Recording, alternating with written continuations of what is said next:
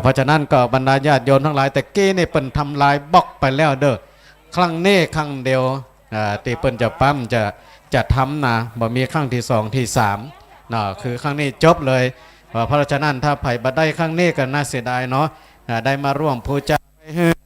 ฮือลูกฮือหลานฮือญาติฮือพี่ฮือน้องก็ได้เนาะ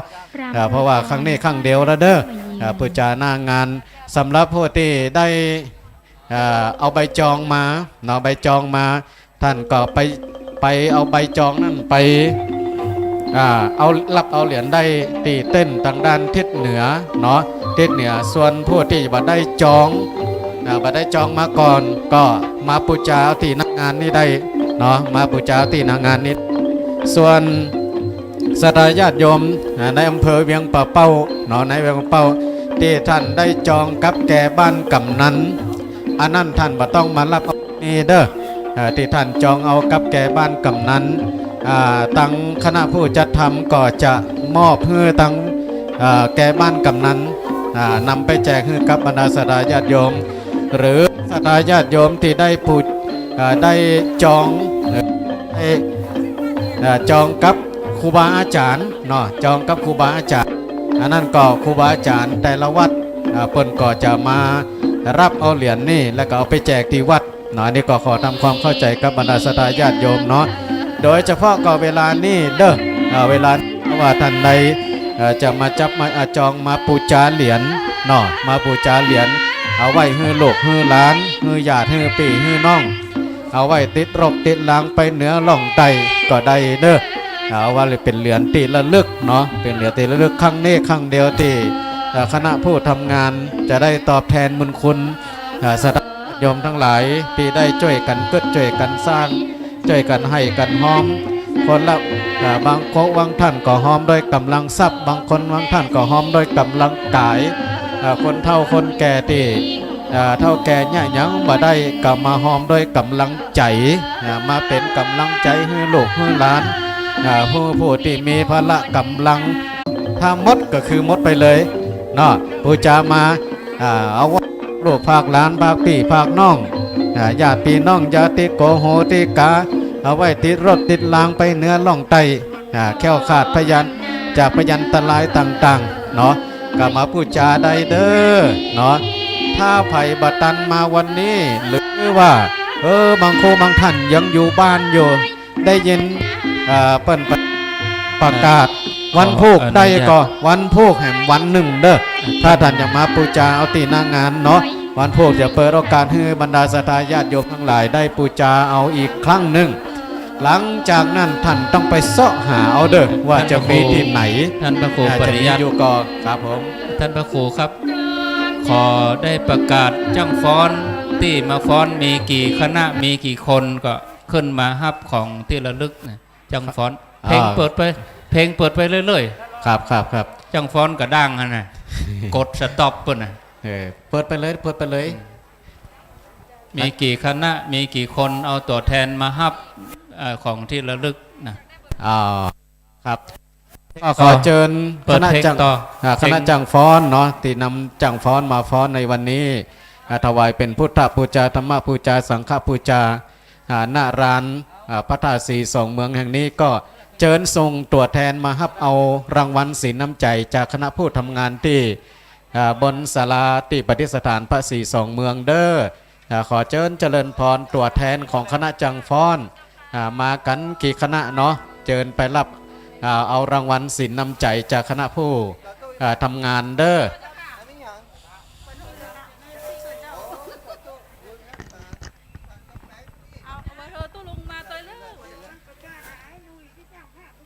ไอ้หนุ่ยช่างภาพ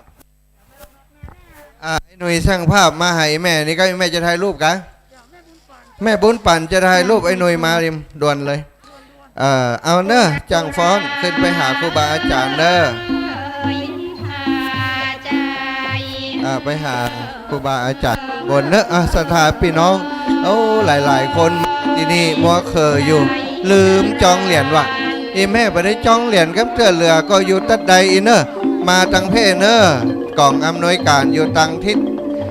ใต้เนาะทิศใต้เนอะตังเพนะที่ตังเจดี ตั้งใจดีหรือว่าพระธาตุดอยสุเทพเนอะตังเจียงใหม่สถานพี่น้องมีเหรียญมีเหรียญพระสี่สองเมืองเหรียญแม่น้องแก้วอีแม่ยังหยังผู้จะเหรียญไปพุ่นออกมาจอมนี่แหกกะหายนะอี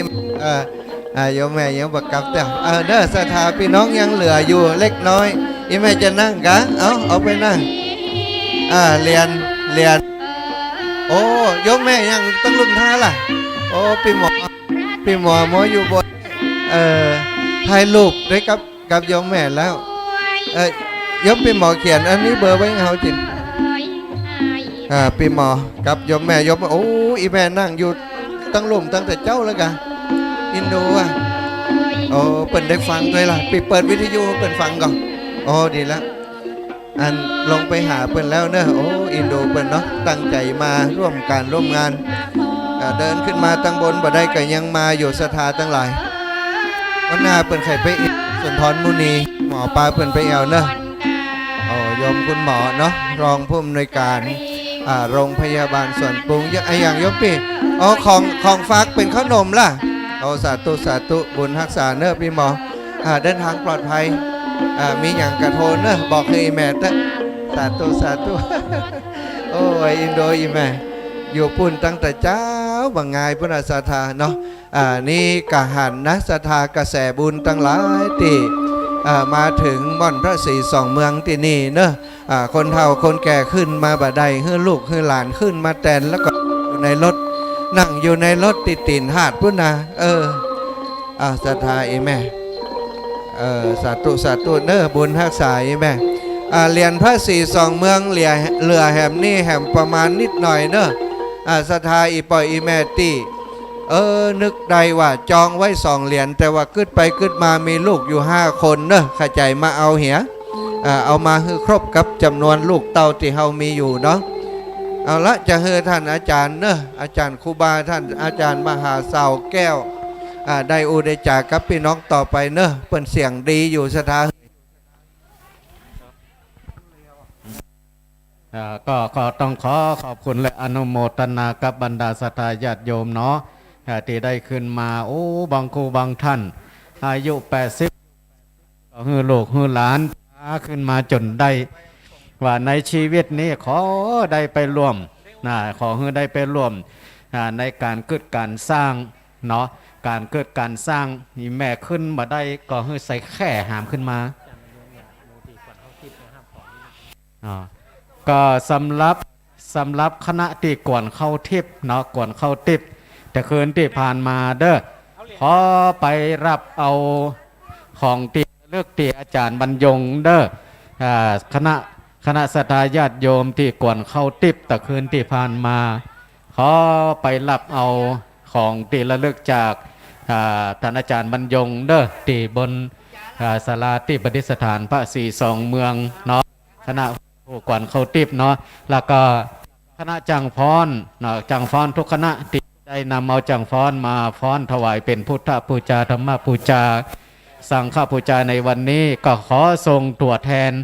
ไปรับเอารางวัลสินน้ำใจจากพระอาจารย์บรรยงเด้อก็สำหรับบรรดาญาติโยมท่านใดที่ยังบ่ได้บูชาเหรียญบ่ได้จองเหรียญมาก่อนเนาะบ่ได้จองเหรียญไว้ก่อนก็จะมาบูชาเอาที่หน้างานนี้เนาะตอนนี้ก็ยังเปิดโอกาสให้กับบรรดาศรัทธาญาติโยมอยู่เด้อท่านจะบูชาเอาไว้เป็นที่ระลึกเอาไว้ให้ลูกให้หลานให้เหลนให้ญาติโกโหติกาติดรถติดลังไปเหนือล่องใต้ก็ได้เนาะเป็นกำลังใจเพราะว่าครั้งนี้ครั้งเดียวที่คณะพระทำงานได้จัดทำเอาไว้เป็นที่ระลึกเป็นการตอบแทนบรรดาศรัทธาญาติโยมที่ได้ช่วยกันเกิดช่วยกันสร้างช่วยกันทำมาตั้งแต่เริ่มครั้งแรกคนหินคนทรายคนปูนคนดิ้นกีเนาะคนดิ้นกีมาเป็นเจ้าภาพนั่นเจ้าภาพนี่บริจาคนั่นบริจาคนี่ช่วยกันเกิดช่วยกันสร้างผู้ที่มีกำลังทรัพย์ก็มาหอมด้วยกำลังทรัพย์ผู้มีกำลังกายก็มาหอมด้วยกำลังกายผู้มีกำลังปัญญาก็มาฮื้อคำชี้แนะบอกกล่าวตักเตือนกันจนวันนี้ถือว่า งานสำเร็จ100%แล้วบรรดาญาติโยมทั้งหลายงานเฮาสำเร็จเรียบร้อย100%แล้ว วันพรุ่งนี้ก็จะนิมนต์หัววัดมารับกินรับทานมาร่วมอนุโมทนากับศรัทธาญาติโยมเฮาทุกคนเด้องานครั้งนี้บ่มีไผคนใดคนหนึ่งเป็นเจ้าภาพเก้าทุกคนมีส่วนเป็นเจ้าภาพกันหมดท่านหอมเด่นกีก้อนก็เป็นเจ้าภาพท่านหอมหินเตี้ยวหินเตี้ยวปูนเตี้ยวทรายมาก็ถือว่าเขาเป็นเจ้าภาพเนาะเป็นเจ้าภาพกันหมดโดยเฉพาะก็คือตั้งเจ้าภาพนี่ที่เปิ้นเป็นประธานได้ประธานได้เริ่มในการเกิดการสร้างในเขาเนี่ยเปิ้นว่าทุกคนขอให้มีส่วนร่วมกันผมมาได้เป็นเจ้าภาพคนเดียวเนาะทุกคนเป็นเจ้าภาพเหมือนกันทุกคนนี่นะนี่แหละกับบรรดาญาติโยมทั้งหลายก็นับว่าโอ้เป็นปีปิติยินดีเป็นอย่างยิ่งวันนี้งานเฮาสำเร็จโดยดีตั้งแต่นี่ไปสถานที่นี่จะเป็นติกราบติไหว้ติสักการะบูชาเป็นติพักผ่อนง่ายย่อนใจไปมาผ่านไปทางนี้จะมาแวะกราบแวะไหว้จะมาเจริญสมาธิภาวนาพักผ่อนก็ตามอัธยาศัยบนที่นี่ก็มีสถานที่พักเนาะมีสถานมีห้องน้ำห้องส้วมบริการให้ท่านตลอดเขาจะมาพักผ่อนหย่อนใจจะมาเจริญสมาธิภาวนาก็ได้นี่ก็ขอเจริญปอนเด้อวันนี้ก็ต้องขอขอบคุณกับทางเจ้าหน้าที่ทุกคนทุกท่านที่ดูแลเกี่ยวกับที่ดูแลเกี่ยวกับรถรางต่างๆเนาะโดยเฉพาะก็อปพลอสมก็มาดูแลเกี่ยวกับการคัดกรองผู้ที่จะขึ้นมาร่วมงานเนาะนี่ก็ต้องขอขอบคุณและอนุโมทนาเจ้าหน้าที่จราจรที่ดูแลเกี่ยวกับความปลอดภัยทั้งรถทั้งรางโดยขอบคุณทั้งแม่บ้านพ่อบ้านที่ได้นำเข้าปลาอาหารมาตั้งโรงทานกันนะอันนี้ก็ต้องขอขอบคุณอนุโมทนาและก็ตลอดถึงผู้มีพละกำลังอย่างทุกท่านเนาะที่ได้มาช่วยกันเป็นกำลังสำคัญเนาะอันนี้ก็ต้องขอขอบคุณและอนุโมทนาเนาะเพราะว่าสถานที่นี้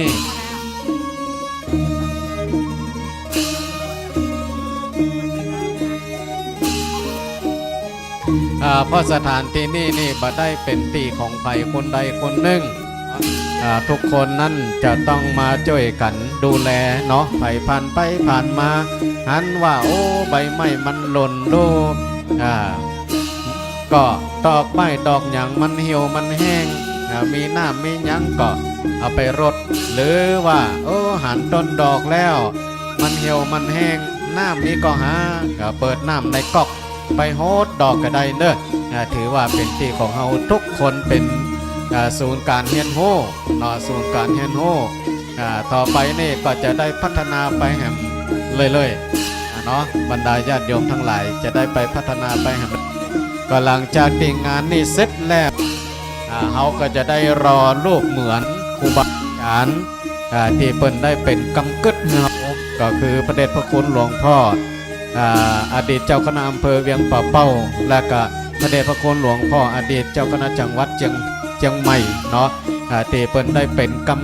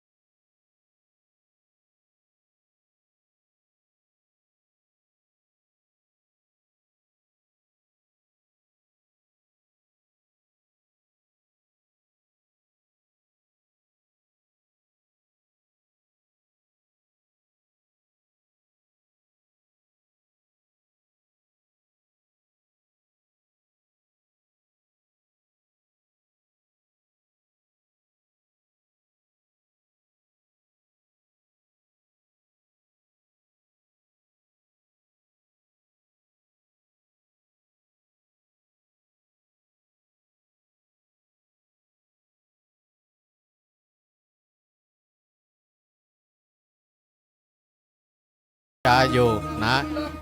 เพราะฉะนั้นบรรดาศรัทธาญาติโยมทั้งหลายเนาะวันพุธก็ยังเปิดโอกาสให้ท่านทั้งหลายได้ปูจาเหรียญหน้างานอีกวันหนึ่งหรือท่านใดที่ได้จองที่หน้างานนี้ถ้าท่านบาดได้มาวันนี้วันพุธท่านก็เอาใบจองมาตัวเด้อเอาจองมาตัวแล้วเอามาแลกเอาเหรียญเนาะต้องมีใบจองแต่ถ้าว่า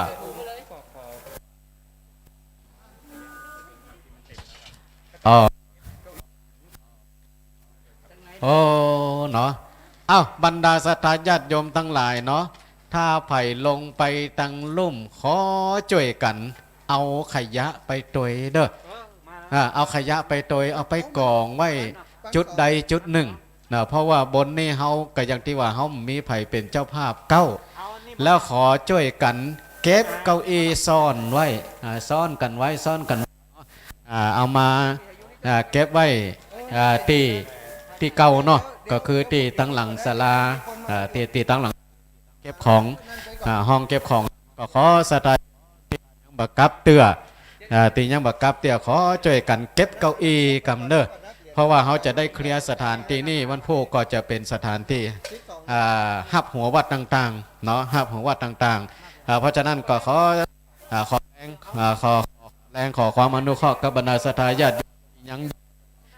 ยังมาได้ลงไปตังใดเตื้อขอมาช่วยกันเก็บขยะเนาะเก็บขยะ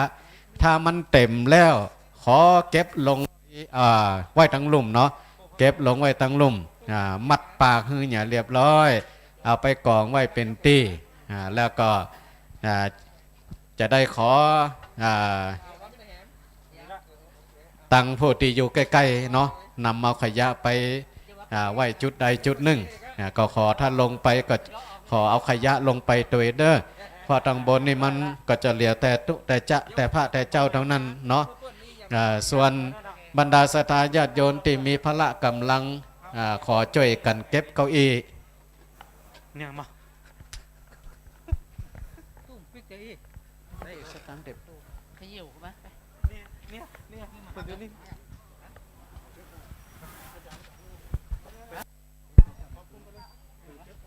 ก็ขออนุโมทนาบุญขอบคุณศรัทธาญาติโยมนักศิลนักบุญทุกท่านที่ได้มาร่วมกินร่วมตานกินร่วมตานแหมกินวันตานต้อมในวันนี้เนาะก็เป็นที่ปลื้มอกปลื้มใจศรัทธาญาติโยมเมาตั้นทั้งหลายที่ได้มาร่วมบุญร่วมกินร่วมตานกันแล้วก็จะไปลืมเนอะญาติโยมที่อยู่ที่นี่นะเดี๋ยวช่วยกันเก็บเก้าอี้ทำความสะอาดแห่กัมเนาะพอวันพุ่งนี่จะเป็นงานปล่อยหลวงปล่อยใหญ่ละเขาจะได้ฉลองพระธาตุเพราะว่าวันนี้เขายกชัดเรียบร้อยละแต่วันนี้เขาก็จะวันพวกนี้จะมีหัววัดเข้าหามละวันค่ำวันพวกนี้มีซอตัวเนอร์เนาะท่านพระโกนเนาะมีซอตัวสองกู้ว่า2คะแนนบ่ฮู้นะวันพวกนี้เนอร์นะเพราะฉะนั้นก็ญาติโยมนะที่อยู่ที่นี่เนาะที่พอมีพระกำลังช่วยกันเก็บเก้าอี้ตัวเนาะนะเก็บเก้าอี้ไปไว้แดงทางด้านหลังเพราะว่าจะต้องได้เคลียร์พื้นที่เหตุกรรมก่อนนะเบิดมันจะมีภัยเยอะกันเนาะนะก่อนที่จะปิกบ้านปิกจองเนาะเขาช่วยกันเคลียร์พื้นที่เหตุกรรมแล้ววันพุธก็มาว่ากันไม่ที่ตัดที่นี่เหตุกรรมมาพุธนี้เขาก็มาปกปากับศรัทธาญาติโยมเหตุกรรมหนึ่ง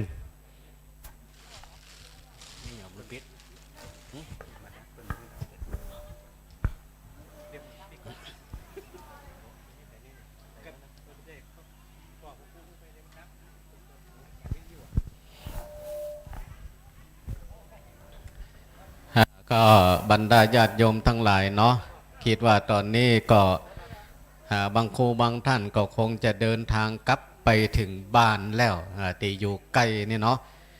ถ้าว่าท่านเดินทางกลับไปแล้วก็ขออนุโมทนาขอความปลอดภัยจงมีแก่บรรดาศรัทธาญาติโยมเนาะที่เดินทางได้มาร่วมกินร่วมทานก็อย่างที่ว่านะสร้างบุญอยู่ที่ใจพาเราไปในทุกที่ทรัพย์อื่นถึงเรามีทิ้งทันทีเมื่อเราตายต้องรักษา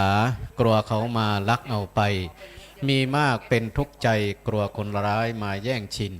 แต่บุญไม่กลัวหายเป็นอยู่ตายก็อยู่จริง ไม่มีการแย่งชิง เพราะความจริงต้องสร้างเองอันนี้ก็ต้องขอบคุณเนาะนายอดุลกันทิยะคณะทำงานซึ่งเป็นตัวแทนของ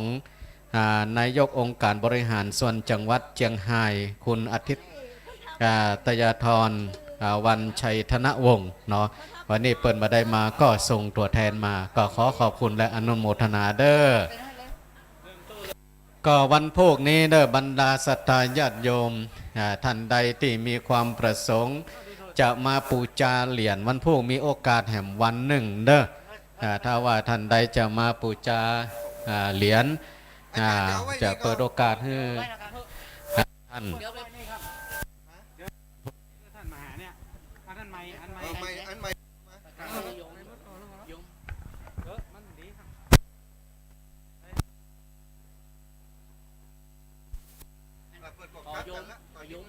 เกณฑ์เขาเนี่ย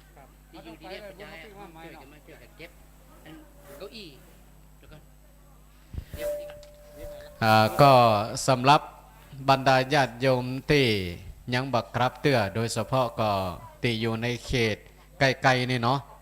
ไกลๆนี่ตำบลแม่เจดีใหม่ก็ดีตำบลแม่เจดีเขต1เขต2ก็ดีหรือศรัทธาญาติโยมที่ยังบักครับเตื้อขอช่วยกันเนาะขยะที่มันมีอยู่ก็ขอช่วยคนเอาไปกองไว้ข้างล่างเนาะกองไว้ข้างล่างสำหรับเก้าอี้นี่ก็เก็บเอาไปซ่อนกันเก็บเอาไปไว้ที่ห้องเก็บของข้างหลังเนาะเพราะว่าเขาจะต้องเคลียร์พื้นที่นี่วันพุธนี่จะมีหัววัดต่างๆที่เขาได้กราบอาราธนานิมนต์มาประมาณ250วัดเปิ่นจะได้มากินมาทานกับศรัทธาญาติโยมอีกครั้งหนึ่งวันพุธนี่เนาะหลังจากนั้นแล้วก็เขาก็จะได้พักกันก่อนพักกันมีอันยังก็จะได้แจ้งข่าวสารให้กับบรรดาศรัทธาญาติโยมอีกครั้งหนึ่งว่าสถานที่นี้ต่อไปจะเนี่ยอันยังจะทำอันยังแต่ที่แจ้งไปแล้วว่าต่อไปนั้นเราจะมีการรอรูปเหมือนพระเดชพระคุณหลวงพ่อท่านเจ้าคุณทั้งสองเนาะที่เปิ่นได้เริ่มเกิดสร้างสถานที่นี้มาก่อนก็จะได้รอรูปเหมือนเป็นตองเนาะตองอันนี้เขาก็จะได้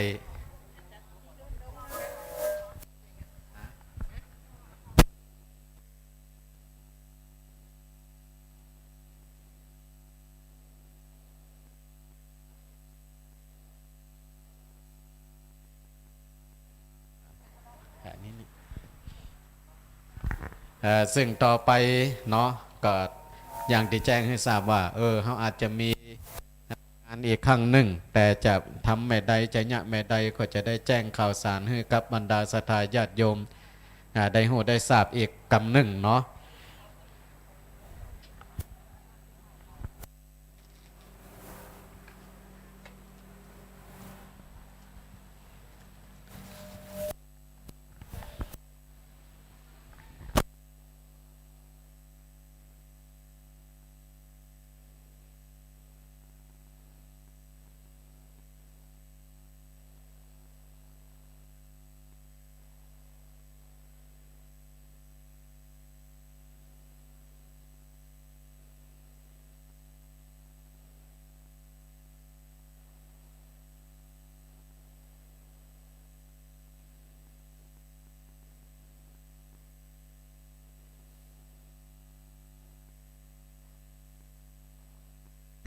หรอ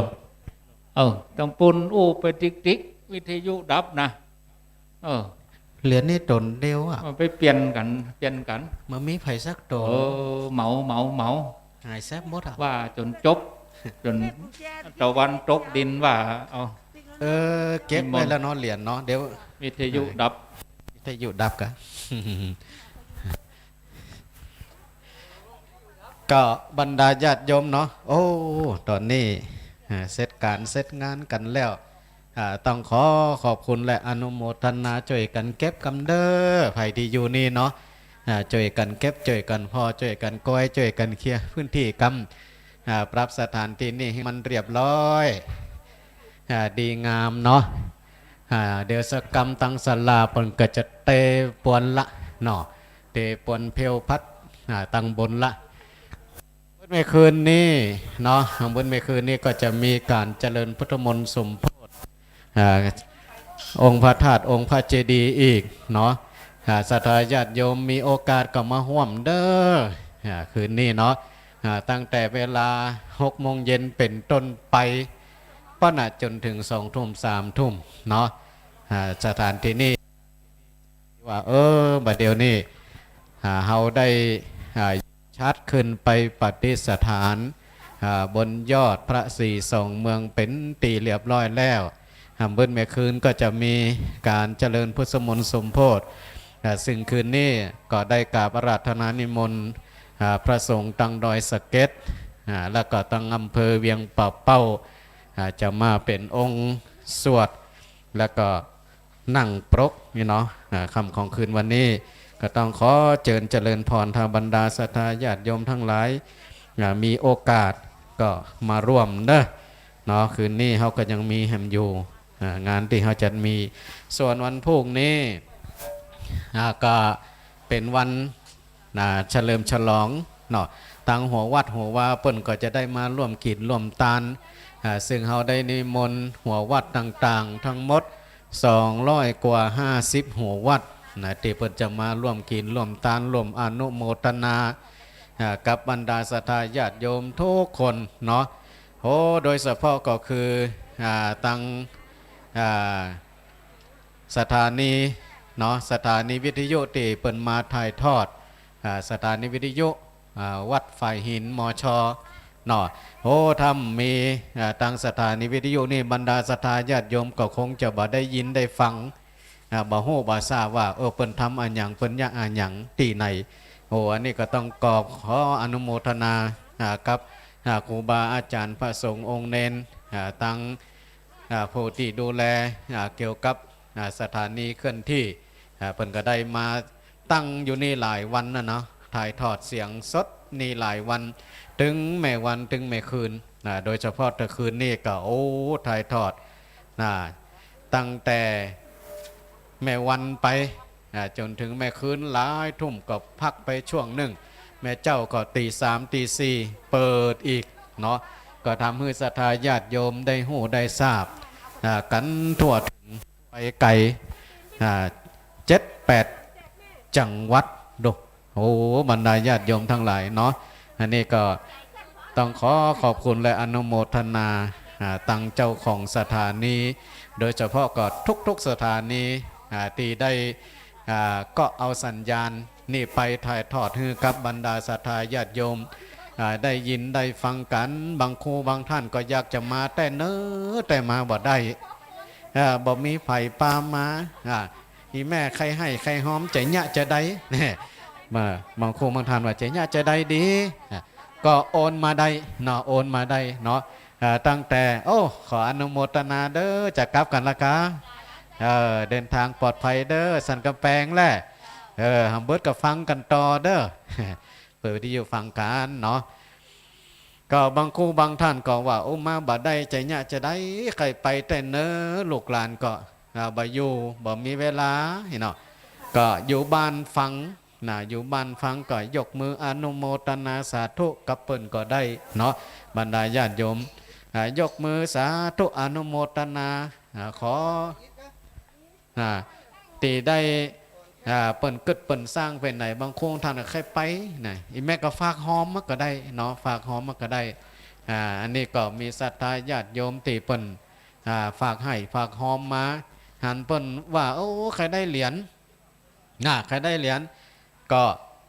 บางโคบางท่านก็โทรมาบอกมาใจเนี่ยจะได้บัดเดียวมันง่ายเนาะมันง่ายจองโทรมาหาตั้งพระนักจัดรายการแล้วเปิ้นก็จะจัดส่งฮือโดยเฉพาะกระสายลำปางพระอาจารย์มหาสมชาตินี่เปิ้นรับผิดชอบก็จะได้ไป มอบไปฮื้อกับบรรดาศรัทธาญาติโยมที่เปิ่นรับจองกันรับจองกันกับพระอาจารย์สมชาติเนาะพระอาจารย์มหาสมชาติเปิ่นก็จะได้นำไปแจกไปจ่ายให้กับบรรดาศรัทธาญาติโยมและโดยเฉพาะก่อตั้งอำเภอฝางชัยปราการแม่อายที่ท่านได้จองเอาไว้มาจองหน้างานก็ดีหรือโทรมาจองก็ดีนี่นะวันที่22พระที่ทำงานเนาะจัดไปร่วมงานทำบุญอายุวัฒนมงคลหลวงพ่องานยกยอดชัดที่เปิ่นได้บูรณะก็จะนำไปแจกพุ่นเนาะนำไปแจกพุ่นนะก็ท่านก็บ่ต้องมาฮับที่นี่ก็ได้ทางคณะผู้ทำงานก็จะได้ไปมอบฮือกับบรรดาศรัทธาญาติโยมทั้งหลายส่วนบรรดาญาติโยมที่อยู่ในอำเภอเวียงป่าเป้าที่ท่านได้ไปจองกับปอแกบ้านกำนันก็ดี หรือท่านไปจองกับครูบาอาจารย์ครูบาอาจารย์ก็ดีอันนี้ก็ทาง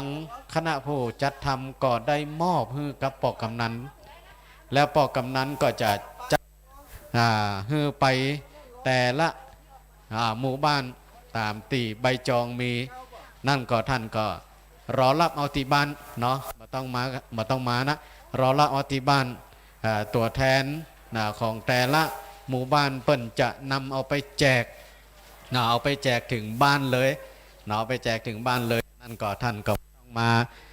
รับเอาที่หน้างานละส่วนผู้ที่ว่าบัดได้จองบัดได้จองแต่หันได้ยินประกาศว่าเปิ้นจะสร้างเหรียญเป็นที่ระลึกก็อยากจะได้มีโอกาสได้ขึ้นมาบนก็มาปูจาเอาตีบนนี่เนาะ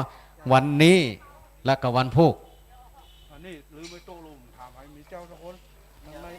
เป็นพระนะเนี่ย โอ้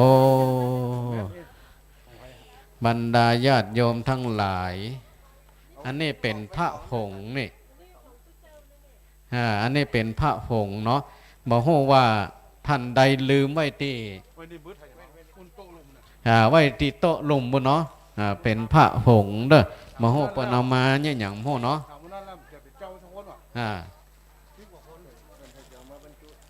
บอกว่าเปิ้นจะเอามาเนี่ยอย่างเปิ้นลืมก็ว่าเปิ้นจะเอามาแจกมาจ่ายกะเนาะอันนี้ก็เก็บไว้นี่เด้อเก็บไว้นี่ถ้าว่าท่านจะมาเอาก็มาได้เนาะบอกว่าเป็นผ้าพงเป็นถุงวะนะเป็นถุงอันนี้ไผ่ลืมเด้อไผ่ลืมก็มารับเอาได้มารับเอาได้เนาะก็สำหรับบรรดาญาติโยมที่เฮาโทรหรือว่าจองกับครูบาอาจารย์พระนักจัดรายการอย่างเช่นว่าท่านจองกับท่านอาจารย์บรรยงเนาะก็ท่านก็ไปรับเอาตีพระอาจารย์พระอาจารย์อันนี้เปิ้นก็จะนำเหรียญไปแจกไปจ่ายให้กับบรรดาญาติโยมที่จองกับครูบาอาจารย์นี่ตัวเนาะที่จองกับครูบาอาจารย์อันนี้เปิ้นก็จะหับไปแล้วก็รอฟังว่าเวลาเปิ้นประกาศบอกให้ไปรับหรือบางทีไปบ่ได้เปิ้นก็จะได้ไปมอบไปแจกไปจ่ายให้กับบรรดาญาติโยมที่อยู่อย่างบ้านยังจองที่บ่ได้มานะเนาะอันนี้มีอย่างละซาวอยู่นี่เนี่ยถ้าแผ่นนักผู้จ่ายที่ผมไม่ส่งแม่มครับครับก็สำหรับตอนนี้ก็เหรียญก็ยังมีนี่อยู่เนาะแต่กี้เขาก็ได้เก็บไว้ผ่องละถ้าว่าท่านจะมาบูชาตอนนี้ก็ยังได้อยู่เนาะเหรียญเจ้าแม่นางแก้วกับเหรียญพระศรีสองเมืองอันนี้ก็มาบูชาเอานี่ได้เด้อก็ยังมีอยู่อันนี้ก็การกึศการสร้างของเฮาตั้งเริ่มต้นมาจนถึงเวลานี้บรรดาญาติโยมทั้งหลายก็บางครูบางท่านติดตามมาตลอดติดตามมาตลอดตั้งแต่เริ่มต้นได้ยินครูบาอาจารย์เปิ้นประกาศว่าวันนั้นวันนี้เขาจะมีงานนั่นทำมีงานนี่ท โอ้บรรดาญาติโยมที่ติดตามรำตัวครูบาอาจารย์ก็ดีได้ยินครูบาอาจารย์เปิ่นประกาศตั้งสถานีก็ดีก็มาช่วยกันเนาะมาช่วยกันโอ้บางครูบางท่านอายุ70-80ก็มาช่วยกันหิ้วปูนอยู่อันนี้ถือว่าเป็นประวัติศาสตร์นะเป็นประวัติศาสตร์เพราะสถานที่นี้บรรดาญาติโยมทั้งหลายบัจจัยว่าจะกึดจะสร้างได้ยังไงง่ายกลัวจะมาถึงจุดนี้เนี่ยคณะผู้ทำงานนี่จะต้องติดตามติดตามอยู่ตลอดตั้งแต่ล่างจนถึงป้นบนป้นเนาะเกี่ยวกับการขอใจสถานที่นี้กลัวจะได้พื้นที่นี้มาเป็นศูนย์การเรียนรู้ใจระยะเวลาหลายเดือนเนาะหลายเดือนกว่าที่เขาจะร่วมมือทำกันเมื่อเขาได้พื้นที่นี้แล้วเขาก็ได้เริ่มเริ่มสร้างกันเริ่มทำกันมาเลยจนถึงเวลานี้บรรดาญาติโยมทั้งหลายก็เป็นที่น่ายินดียิ่งว่างานที่เขาช่วยกันช่วยกันสร้างมันสำเร็จเรียบร้อยแล้ววันนี้ถือว่าสำเร็จเรียบร้อยแล้วนะเนาะบรรดาญาติโยมทั้งหลายตั้งแต่นี่ไปนี่โอ้สถานที่นี่จะเป็นที่กราบที่ไหว้ที่สักการะบูชาสำหรับบรรดาศรัทธาญาติโยมที่เดินทางไปมาเนาะบางครูบางท่านจะไปเชียงไฮ้จะไปเชียงใหม่ก็มาแวะขึ้นมาแวะมาไหว้มาสักการะบูชาได้เด้อหรือว่าโอ้โจรค่ำโจรมืดบัดตันไปตั้งใดจะมาขึ้นพักที่นี่ก็ได้เนาะก็ได้มาพักผ่อนหย่อนใจโดยเฉพาะก็ที่ลานหน้าข้างถนนนี่ก็เขาได้ปรับสถานที่เป็นที่จอดรถโอ้รถที่เปิ่นไก่ไปไก่มาบางโคบางท่านขึ้นมาถึงจุดนี่มันเป็นจุดสูงสุดรถมาเสียมาดับที่นี่ก็เป็นที่จอดรถได้เนาะจอดรถได้หลายกันที่รถขึ้นมาลุมาเสียที่นี่วันบางกี่วันที่ผ่านมานี่ในคณะที่พระสงฆ์องค์เจ้าช่วยกันเตรียมงานก็รถโยมมาเสียกันกลางที่ขึ้นมาตั้งแต่ดอยนางแก้วขึ้นมารถดับบ่สามารถที่จะเดินไปทางหน้าได้โอ้พระสงฆ์องค์เดนหันแล้วก็เลยปากันยู่ขึ้นแล้วก็มาจอดที่ข้างตังที่สถานที่จอดรถนะเนาะก็โทรช่างติดตามช่างนี่แฮมตั้งหากนะมาพอว่ารถมันลุมันเสียจังใดพ้องอันนี้ก็บริการให้เนาะผู้ที่เดินทางโอ้บางทีรถพ่วงก็ดีรถ10 ล้อก็ดีขึ้นมาถึงจุดนี้โอ้เครื่องมันห้อนขอพักเนี่ยสักกำเปิ่นก็มาจอดได้นี่สถานที่แห่งนี้เนาะบรรดาญาติโยมทั้งหลายก็เป็นที่บริการให้กับสังคมเนาะแล้วต่อไปนี่สถานที่นี้จะเป็นศูนย์การเรียนรู้ศึกษาธรรมชาติถ้าว่าเปิ่นมีตั้งอุทยานเปิ่นมีการอบรม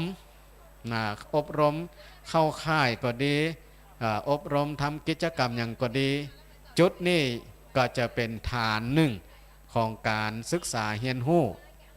ของอุทยานขุนแจเนาะก็จะเป็นอีกศูนย์หนึ่งซึ่งสถานที่นี้บรรดาญาติโยมทั้งหลายที่เขาได้ยินครูบาอาจารย์เปิ้นอู้กันถึงวันนะว่าอันนี้มันเป็นการสืบสารกรรมกึศของครูบาอาจารย์ที่เปิ้นได้กึศไว้คือเฮาเป็นเวลาเมื่อแล้วบรรดาญาติโยมทั้งหลายโดยเฉพาะสถานที่เปิ้นกึศเปิ้นสร้างนี่ก็ตั้งแต่พศ2520แล้วกันเนาะบรรดาญาติโยมทั้งหลายก็เมินมานักแกเหมือนกันทีแรกก็จะสร้าง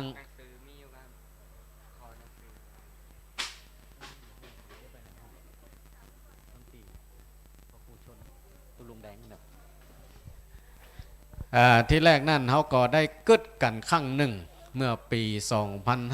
2540 ว่าเขาจะสร้างพระธาตุไว้สักองค์นี่นะ สร้างพระธาตุโอ้ก็ลงลักปักฐานไว้อย่างดีฐานก่ออย่างดีที่เฮามาแปลงศาลาใหญ่บัดเดียวนี่นะฐานทางบนนี่กว้าง7 เมตรยาว7 เมตรนี่นะทีแรกนั่นจะสร้างเจดีย์เนาะก็พอดีช่วงนั้นยังมีปัญหาอยู่เนาะเกี่ยวกับสถานที่ก็เลยยุดไว้หาดไว้บัดได้กึดได้สร้างกันเป็นเวลา20 ปี20 ปีพอมาถึงปี 2564 เนาะ64 ก็เห็นว่ามันมีโอกาสมีช่องที่ว่าพอที่จะทำได้นะแต่สถานที่นี้เปิ่นยังบ่ได้อนุญาตเพียงแต่อนุโลมอนุโลมคือทำได้สร้างได้แต่อย่าสร้างเกินพื้นที่สร้างเกินพื้นที่อันนี้เปิ่นเพียงแต่อนุโลมยังไม่ได้อนุญาตคือใจพื้นที่นี่1 ไร่กับ 1 งานเนาะ1 ไร่กับ 1 งานก็ได้ดำเนินการสร้างกันมาตั้งแต่วันนั้นจนถึงวันนี้ก็ถือว่าบัวละมวนเรียบร้อยแล้วบัวละมวนเรียบร้อยแล้ววันนี้เขาก็ได้ทำพิธียกชัดขึ้นประดิษฐานบนยอดพระเจดีย์ทั้ง3 องค์เป็นตีเรียบร้อยก็ถือว่างานของเราที่ได้กึดได้สร้างมานี่ก็เป็นตีเรียบร้อยแล้ววันพุกนี่ก็ตั้งหัววัดหัววาต่างๆที่เราได้กราบอาราธนานิมนต์มาประมาณ250 กว่าหัววัดก็จะได้มาร่วมกินร่วมทานกับร่วมอนุโมทนากับศรัทธาญาติโยมหน้าหมู่เด้อศรัทธาญาติโยมหน้าหมู่ทั้งสมณะศรัทธาและมูลศรัทธาซึ่งสถานที่นี้ก็ยังที่ว่าเนี่ยบ่ได้เป็นของใครคนใดคนหนึ่งทุกคนนั่นมีส่วนร่วมกันกึดกันสร้างเนาะโดยเฉพาะก็ทุนทรัพย์ในการเกิดการสร้างนี่ก็ใจเยอะพอสมควรถ้ามันมีศรัทธาญาติช่วยกันก็งานนี้ก็คงจะบ่สำเร็จทางนี้ทางนั้นก็เราได้ความอนุเคราะห์ช่วยเหลือกับบรรดาศรัทธาญาติโยมหลายภาคหลายฝ่ายถึงตั้งในและภายนอกมาช่วยกันกึดจนงานเราสำเร็จก็ถือว่าเป็นบุญเป็นกุศลกับบรรดาศรัทธาญาติโยมทั้งหลายเนาะก็อย่างที่ว่าสร้างบุญอยู่ที่ใจสร้างบุญอยู่ที่ใจถ้าใจถึงแล้วมันถึงไปได้ทุกตีทุกตังบ่มีเงินสักบาทก็ถึงไปได้ขอใจมันถึงเพราะศรัทธามันเกิดละศรัทธาคือความเชื่อเจียว่าทำดีต้องได้ดีทำชั่วต้องได้ชั่วศรัทธามันเกิดแล้วเนาะเมื่อศรัทธามันเกิดแล้วก็อย่างที่ว่าเขาจะทำอันอย่างมันก็ทำได้ง่ายแต่ถ้าศรัทธามันบ่เกิดแล้วก็ยังว่าเนาะบางครูบางท่านเปิ่นจวนแต่เนอะถ้าถามไปที่ไหนไปม่อนพระศรี2 เมืองได้เดินขึ้นก็ขึ้นเดียวบ่ไปบ่ไปเพราะศรัทธามันบ่เกิดก็อ้างนั่นอ้างนี่เดินขึ้นเบาไหวเจ็บหัวเข่าพ่องปวดแข้งปวดขาพ่องเดินขึ้นไปอิดพ่องอ่อนพ่องแต่ถามว่าแล้วก็ลองมาเดินขึ้นแล้วก็ไม่ได้ลองก็เหมือนกับจักเมียวออกศาสตร์นั่นแหละจะได้ก็จ่างถ้ามันศรัทธามันบ่เกิดเนาะเปิ่นชวนไปที่ไหนตึงไปบางโคบางท่านเปิ่นชวนไปกินไปทานไปหั่นไปนี่อ้างลูกอ้างหลานอ้างบ่มีเวลาอ้างว่าสังขารบ่อำนวยก็ไปบ่ได้นี่บรรดาญาติโยมทั้งหลายก็ไปบ่ได้เพราะฉะนั้นทุกคนทุกท่านที่มานี่ถือว่ามีศรัทธาแรงกล้าก็ยังที่ว่าบางคนอายุ70-80เปิ้นยังเดินขึ้นดอยได้นะบางคนขึ้นบ่ได้นะหันหลายคนเนาะลูกหลานพากันเอานั่งรถนั่นแหละเนี่ยรถหามกันขึ้นมาพอดใจถึงได้นะบางคนเดินได้ก้อยขึ้นมาก้อยขึ้นมาเนี่ยแหละเพราะว่าบุญมันเกิดขึ้นละศรัทธามันเกิดขึ้นละขอได้มาทำครั้งนี้เป็นครั้งสุดท้ายเนาะ ต่อไปเมื่อมีโอกาสก็ถึงมีโอกาสนั่นแหละบรรดาญาติโยมทั้งหลายที่เฮาเกิดเฮาสร้างเนี่ยป้อน่ะมันจะมีอายุเป็น100 ปีป้อนะป้อน่ะถ้าจะเกิดจะสร้างแห่งกรรมเฮาจะต้องได้มาเกิดแห่งสักครั้งดีกว่าไอ้เนาะจะได้มาช่วยกันเกิดการสร้างกันบูรณะกันนี่นะเพราะฉะนั้นบรรดาญาติโยมทั้งหลายที่เฮามีโอกาสมีจังหวะเนี่ยถ้าเฮารีบทำนะเฮารีบทำตอนนี้บัดเดียวนี่บางครูบางท่านใครมาเกิดใครมาสร้างหมดโอกาสแล้วเพราะเพิ่นแปลงแล้วละเพิ่นแปลงแล้วละหมดโอกาสละแห่งกี่วันเพิ่นก็จะประกาศละขอปิดบัญชีขอปิดบัญชีนี่นะแห่งกี่วันเพิ่นก็จะต้องประกาศละต่อไปนี่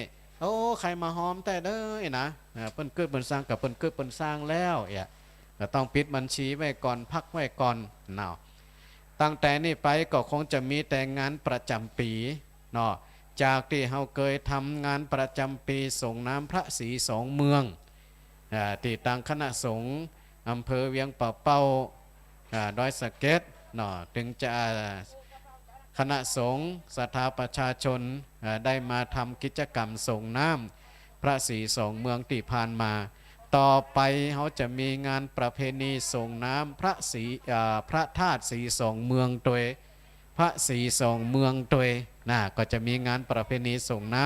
ำซึ่งเขาก็เริ่มกันตั้งแต่อนุโมทนาเด้อวันนี้เปิดมาเป็นจังฟ้อนไหลยกงามเด้ออนุโมทนาเดินทางเด้อเดินทางปลอดภัยกันเด้อก็จะมีงานประเพณีส่งน้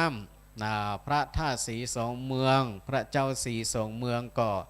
วันแฮมค่ำวันแฮมค่ำเข้าพรรษาหลังจากว่าวันนี้เป็นวันพระวันศีลเข้าพรรษาแล้วแฮมวันหนึ่งก็จะเป็นวันแฮมค่ำก็จะเป็นงานประเพณีส่งน้ำพระธาตุเขาก็จะได้ได้พบกันต่อไปถ้าบ่มีกิจกรรมมันอย่างอื่นก็คงจะปีละ1 ครั้งแต่ถ้ามีกิจกรรมมายังต่อไปเนาะก็อาจจะมีอยู่เนาะอาจจะมีอยู่เพื่อบางให้สถานที่นี่มันง่อมจะเป็นจุดศูนย์กลางละเขาอาจจะมีการมีงานอะไรอย่างหรือบางทีเอาละปีหนึ่งเขาอาจจะมาจัดกิจกรรมธรรมะสัญจรธรรมะสัญจรอาจจะมาจัดที่นี่ก็ได้ในช่วงวันใดวันหนึ่งหรือว่าวันสำคัญในทางพระพุทธศาสนาเขาอาจจะมาจัดกิจกรรมสวดมนต์ไหว้พระเมตตาภาวนาฟังเทศน์ฟังธรรมกันณสถานที่นี้ก็ได้เนาะบรรดาญาติโยมทั้งหลายต่อไปข้างหน้าเนาะอาจจะวันสำคัญวันมาฆวันอาสาฬหะวันวิสาขะยังก็ได้มาจัดกิจกรรมที่นี่เป็นห้องว่ากิจกรรมธรรมสัญจรวันสำคัญในทางพุทธศาสนานี่นะอย่างเช่นว่าช่วงวันเดือนนั้นเขาอาจจะไปจัดที่ลำปางแหมข้างหนึ่งอาจจะมาจัดที่นี่แหมข้างหนึ่งอาจจะไปจัดตั้งปุ้นตั้งฝางนี่เนาะอาจจะเวียนกันไปต่อไปข้างหน้าจุดนี้จะเป็นจุดศูนย์กลางจุดหนึ่งที่เขาจะได้มาทำกิจกรรมกันที่นี่เนาะเพราะฉะนั้นบรรดาญาติโยมทั้งหลายก็ต้องรอฟังข่าวสารจากครูบาอาจารย์ว่าต่อไปจะทำอะไรยังนี่นะทำอะไรยังก็จะได้แจ้งข่าวสารอุ้ยไปตังใดอยู่บ้านไหนบ่อสร้างเนาะอายุต่อใดแล้วบ่เดียวนี่81เหรอ70เดินขึ้นไหวอยู่เนาะจะได้ก็เดินทางโดยปลอดภัยเด้อแม่เด้อเบิดก็ฟังเปิ้นจะสวดมนต์กันอยู่เด้อเบิดนี่จะสวดมนต์เจริญพุทธมนต์สมโพธิกันแหมอยู่เนาะเอาได้เลยแม่เอาได้เลยเอาได้เลยเอาได้เลยพอดีเปิ้นเอามาไว้นิ่มได้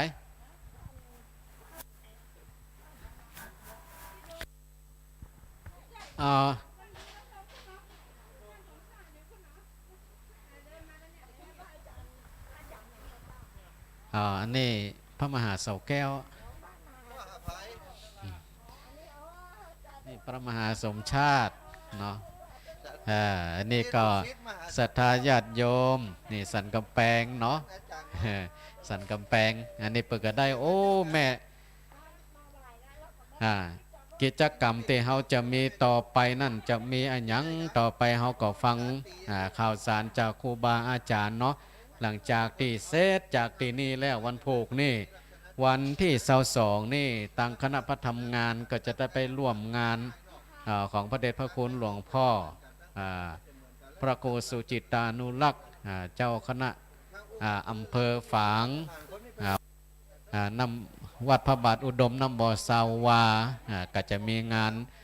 ยกชัดเหมือนกันเนาะแล้วก็มีงานทำบุญอายุวัฒนมงคลหลวงพ่องานทำบุญทักษิณานุปทานในวันที่22นี่อันนี้ก็ขอแจ้งข่าวสารให้กับบรรดาศรัทธาญาติโยมมีโอกาสก็ไปร่วมกันเด้อเนาะวันที่22นะแล้วก็กิจกรรมอันอย่างต่างๆที่ว่าจะมีอันอย่างที่ไหนเนาะที่ไหนต่อไปก็เฮาก็ฟังข่าวสารจากครูบาอาจารย์เพียงว่าชมรมเจ้าพูดของเฮา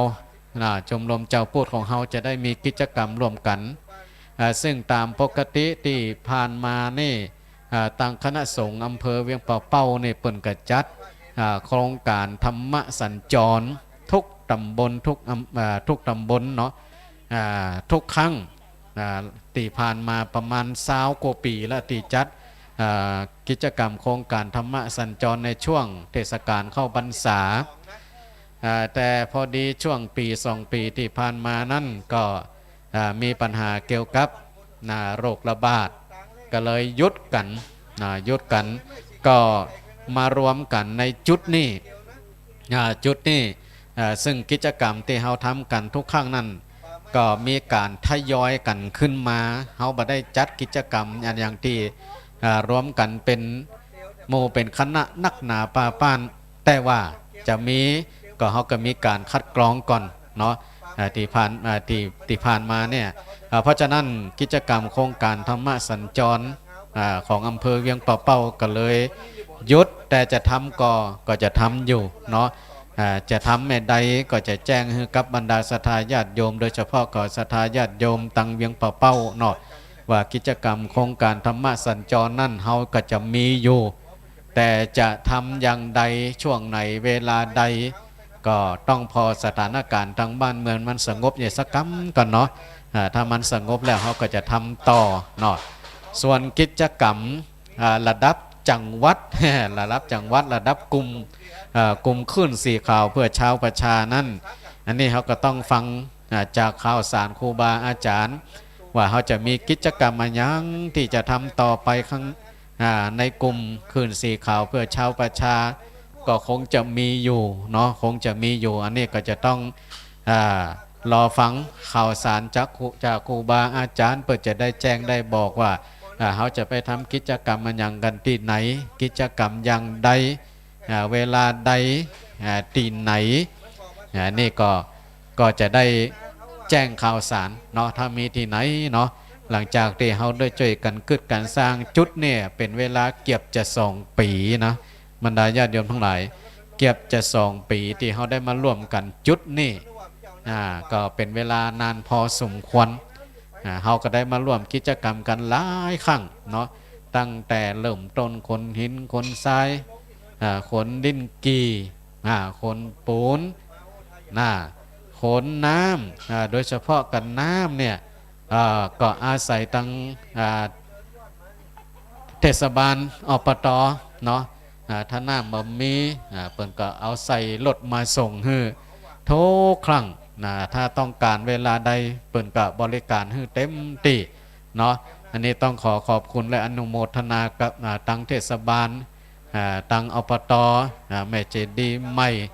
เนาะที่เปิ้นได้บริการเกี่ยวกับเรื่องน้ำกินน้ำใจจนว่าสถานที่นี้ก็ชุ่มชื่นไปด้วยน้ำเนาะปลูกต้นไม้ต้นตอกต้นดอกอันยังก็มีน้ำฮดอันนี้ก็ต้องขอบคุณและอนุโมทนากับตังเทศบาลอบต.เนาะที่ได้บริการจุดนี้ตั้งแต่เริ่มต้นมานะตั้งแต่เริ่มต้นมาโอ้ทำบ่มีตั้งเจ้าหน้าที่เทศบาลเปิ่นดำน้ำมาฮือเนี่ย ก็คงจะอิดเนาะเพราะว่าการกึดการสร้างนี่ต้องใจน้ำต้องใจน้ำเฮามีน้ำกินน้ำใจน้ำกินศรัทธาญาติโยมก็นำมาบริจาคกันเป็นน้ำเป็นแพ็คเป็นแกลลอนเป็นกระติกก็นำมามอบกันน้ำใจที่เฮามาใจในบริเวณนี้ใจในการกึดการสร้างผสมนั่นผสมนี่ห้องน้ำห้องท่าห้องอาบก็อาศัยตั้งเทศบาลอบตเป็นจ้อยกันขนน้ำมาฮื้อเนาะขนน้ำมาฮื้ออันนี้ก็ต้องขอบคุณและอนุโมทนากับตั้งเทศบาลอบตที่ได้อำนวยความสะดวก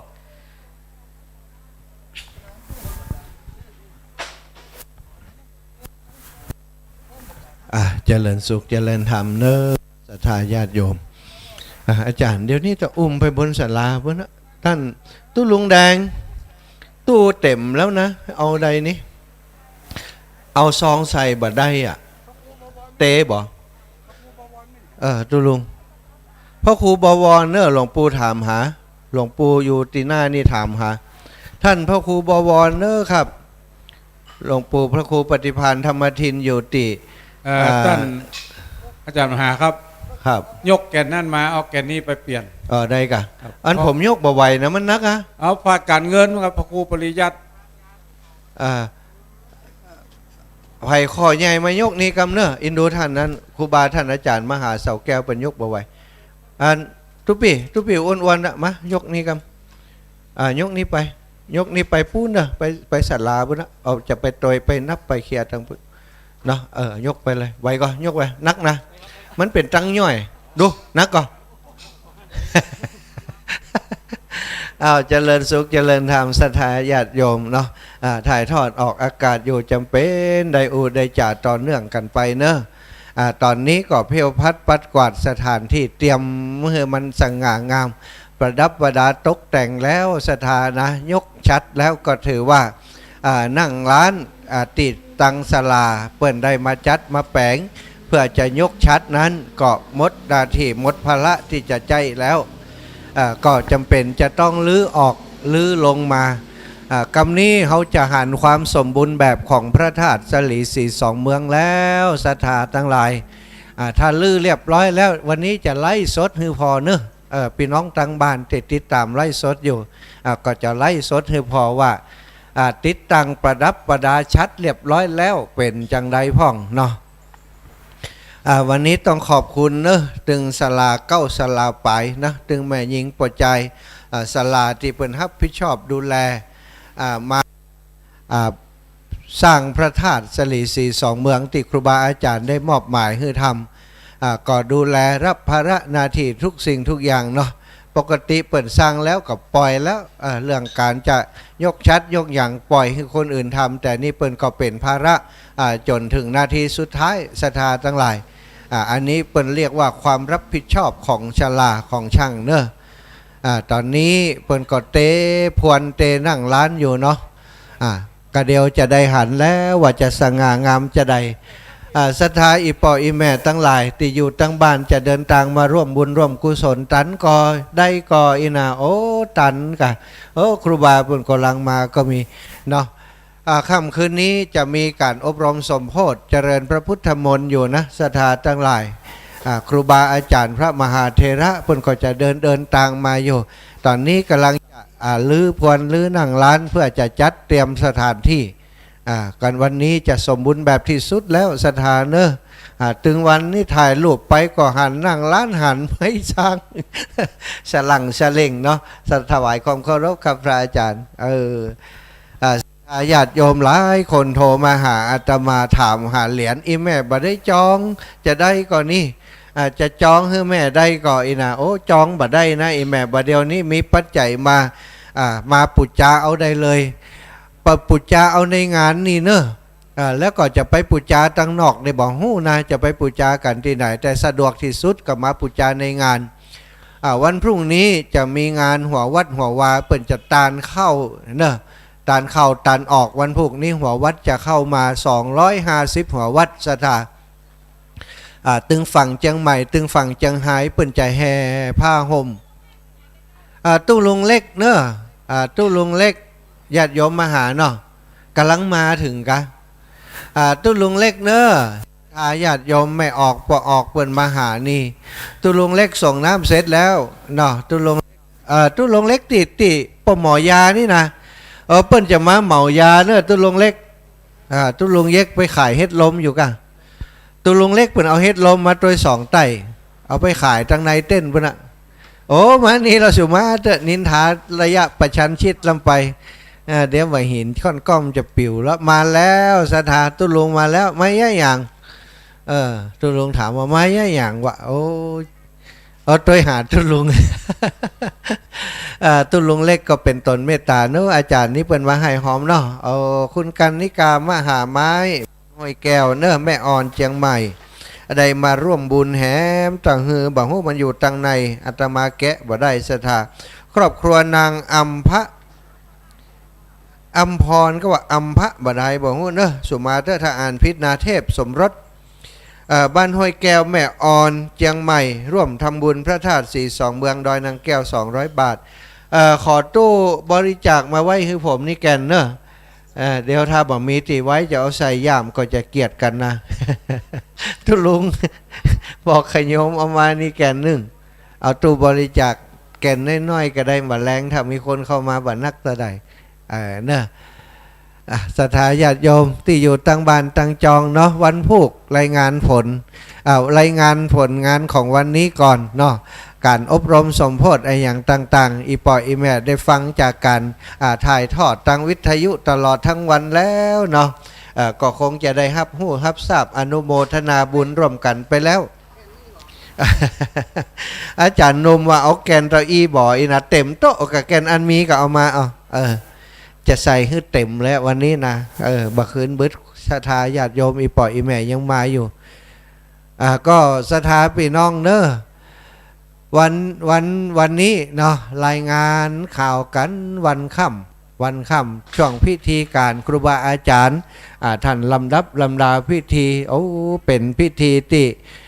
เหมือนกับศรัทธาญาติโยมนั่งฟังแล้วก็จินตนาการไปก็หันภาพทุกฉากทุกตอนก็คงบัดต้องมาย้อนมาทวนเล่าให้ฟังแหมแล้ว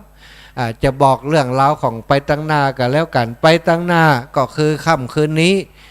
จะมีพระสงฆ์องค์สังฆเจ้าพระเถระมหาเถระครูบาอาจารย์พระสงฆ์องค์สังฆเจ้าที่มาร่วมปฏิบัติธรรมกันนี่ก็จะเจริญพระพุทธมนต์จุดเตียนรอบพระธาตุนี่นะศรัทธาทั้งหลายวันนี้เนาะก็อบรมสมโพธิกันเต็มที่เป็นพิธีทางศาสนาเป็นพิธีทางสงฆ์บ่มีการรื่นเริงอย่างสักอย่างเนอะศรัทธาบ่มีจะมารำวงจะมีดนตรีสมโพธิบ่มีเพราะฉะนั้น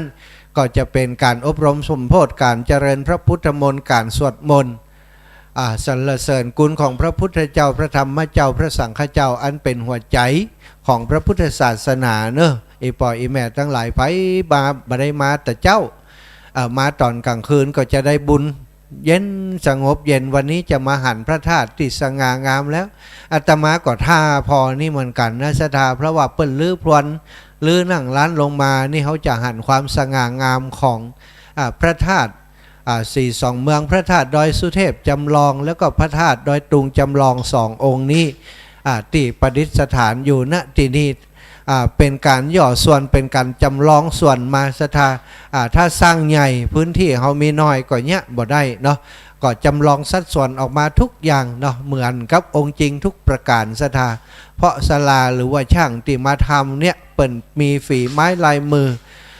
ซึ่งเป็นศาลาตระกูลช่างล้านนาโดยตรงเลยนะเป็นก็ท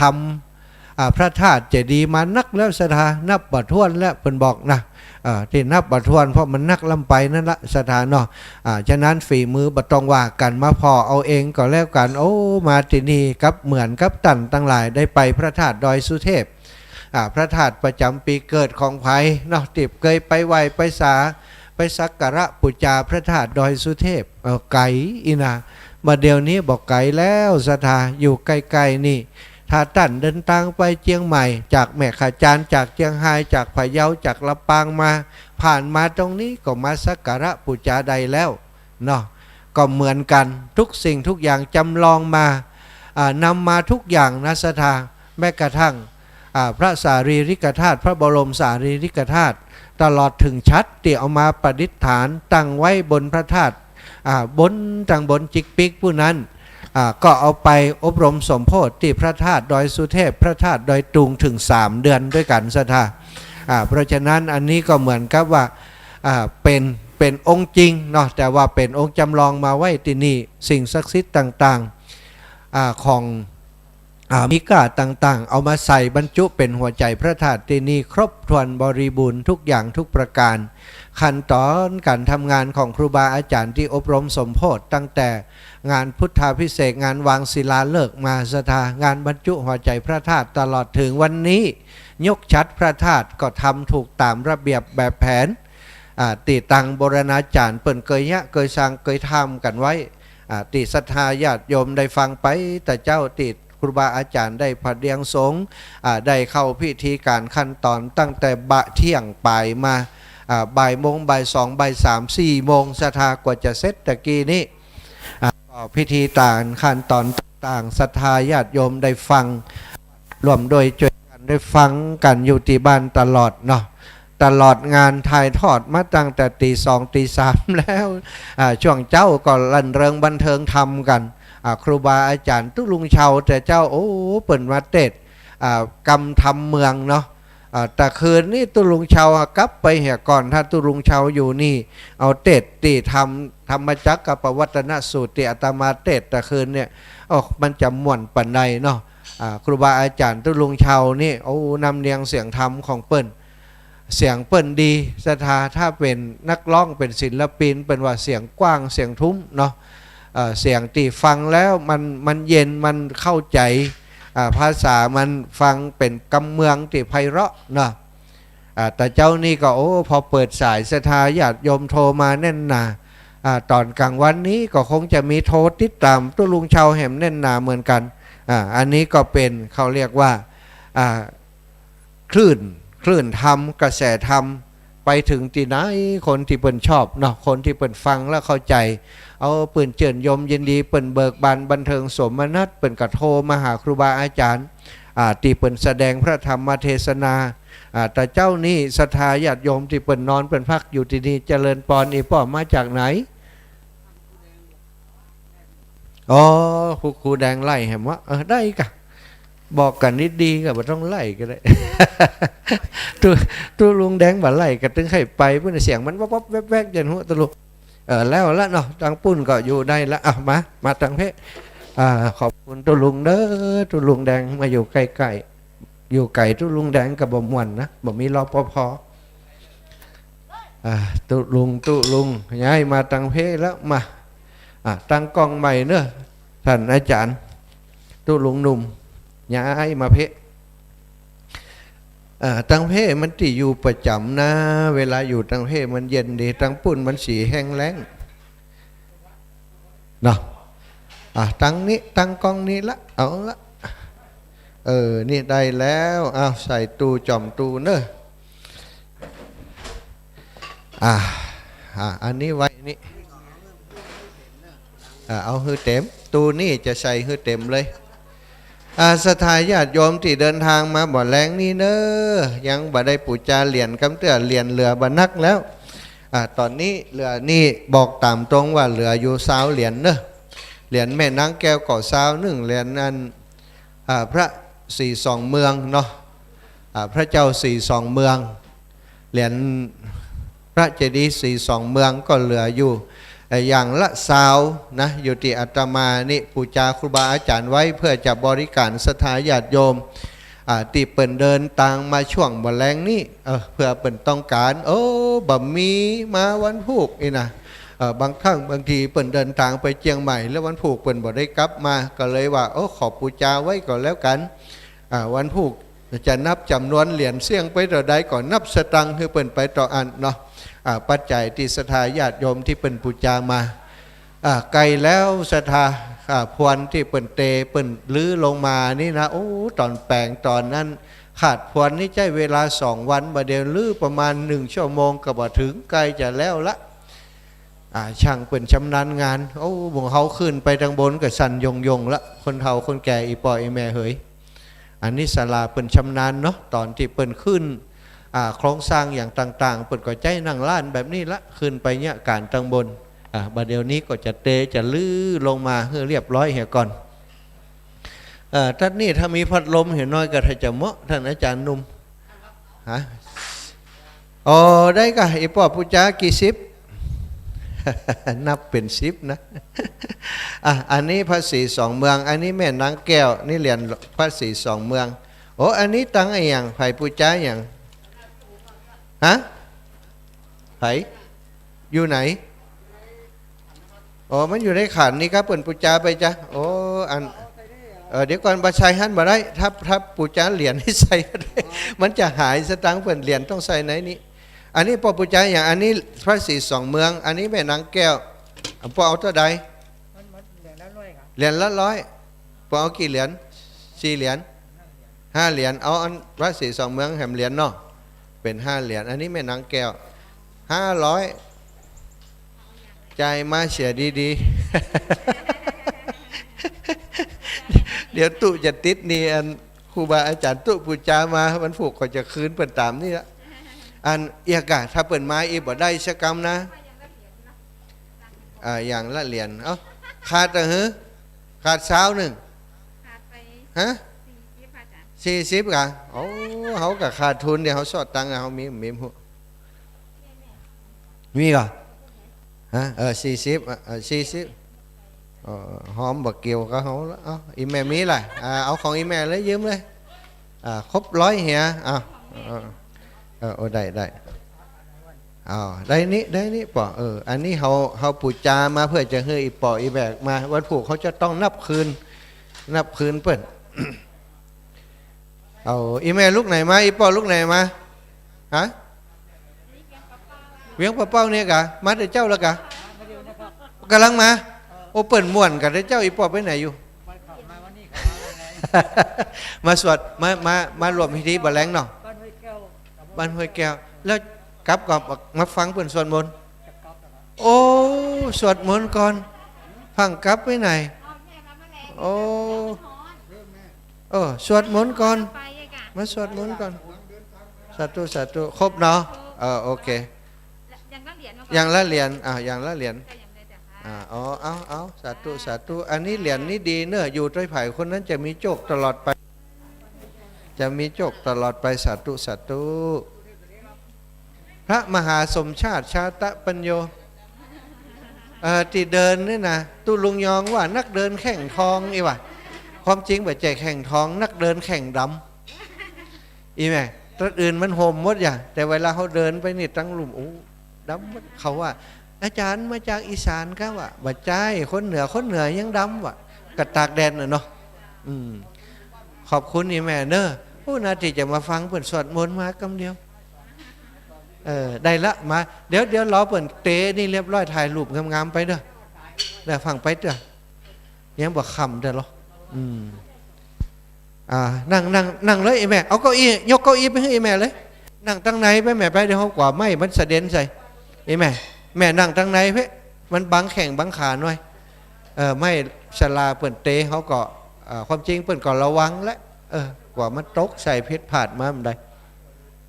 เอาอีแม่มานั่งตั้งไหนฟอเปิ่นก่อนโอ้อีแม่พอละมูติกลับไปก่อนบัดตันหันงามอย่างอีแม่เนอะเนาะมันเกิกไม่นี่นะวันเดียวนี้เขาหันงามแต่แล้วนี่โอ้แม่อุ้ยเปิ่นเล็งมาบัดแรงอากาศเย็นสบายตัวแล้วก็จะได้หันพระธาตุที่สง่างามด้วยศรัทธาบ่มีอย่างบังหูบังตาแล้วเนาะอนุโมทนาบุญกับครอบครัวนางอัมพะเทพสมรสบ้านห้วยแก้วอำเภอแม่ออนเชียงใหม่ร่วมบุญพระธาตุสีสองเมืองตามเจตนาของครูบาอาจารย์200 บาทคุณโยมกันนิกามหาไม้บ้านห้วยแก้วแม่ออนเชียงใหม่ร่วมบุญมาแล้วก็มูลศรัทธาคุณอาทิตาธรวันชัยธนวงศ์นายกองค์การบริหารจวนจังหวัดเชียงรายอันนี้เปิ่นเขียนอันนี้บ่ได้อันนี้บ่ใจเด้อศรัทธาญาติโยมเน้ออีป่ออีแม่ที่เดินทางมาบ่แรงถ้าอยู่มาถึงนี้แล้วเน้อเข้ามาสักการะบูชา พระเจ้าสีสองเมืองตอนนี้พระธาตุของเฮาเนอะประดับชัดเรียบร้อยแล้วสถาอบรมสมโพธิเรียบร้อยแล้ววันนี้ก็จะเจริญพุทธมนต์สวดมนต์ตันตินีแหมเนาะเป็นสิริมงคลกับพระธาตุกับสถานที่กับตนตัวของผู้ที่ปฏิบัติธรรมอยู่ที่นี่ตลอดถึงอีปออีแม่ที่ฟังอยู่ตั้งบ้านเนาะครูบาอาจารย์ก็พยายามจะทำให้อีปออีแม่ได้มีโอกาสร่วมบุญร่วมกุศลกับพี่น้องทั้งหลายที่เป็นอยู่ที่นี่กันที่ครูบาอาจารย์ที่เป็นสวดมนต์ไหว้พระอยู่ที่นี่ก็จะได้บุญด้วยกันศรัทธาญาติโยมอีปออีแม่อยู่ตั้งบ้านก็ฟังเปิ่นสวดไปตัวบางพ่องก็เอาน้ำมนต์ไปตัวนะวิธีการเอาน้ำมนต์ที่วิทยุเนี่ยจะได้หลวงปู่ด้อยบอกว่าเอาได้สายสิญจน์หรือว่าได้สีขาวเนี่ยที่เปิ่นใจผูกคอไม้คอมือเนี่ยมัดติดเสาอากาศท่านว่ามัดติดเสาอากาศแล้วก็มีบาดน้ำมนต์มีสันหลุงก็อย่างการเนี่ยเอาน้ำเข้าใส่เอาส้มปล่อยเข้าใส่แล้วก็เอาได้จุ่มลงไปหันว่ามันก็เหมือนไฟฟ้าเหมือนกันเนาะจุ่มลงไปหันเวลาเปิดสวดมันออกไปทางสายอากาศปุ่นนะเสาอากาศมันก็ลงไปในหม้อน้ำหม้อองค์อันสันหลุงที่เปิ่นเอาอันน้ำเข้าใส่เป็นน้ำมนต์พิเศษวัสถาก็มีคนเฒ่าคนแก่ที่อันพี่น้องตังนาฟานนากวางเล่าให้เขาฟังว่า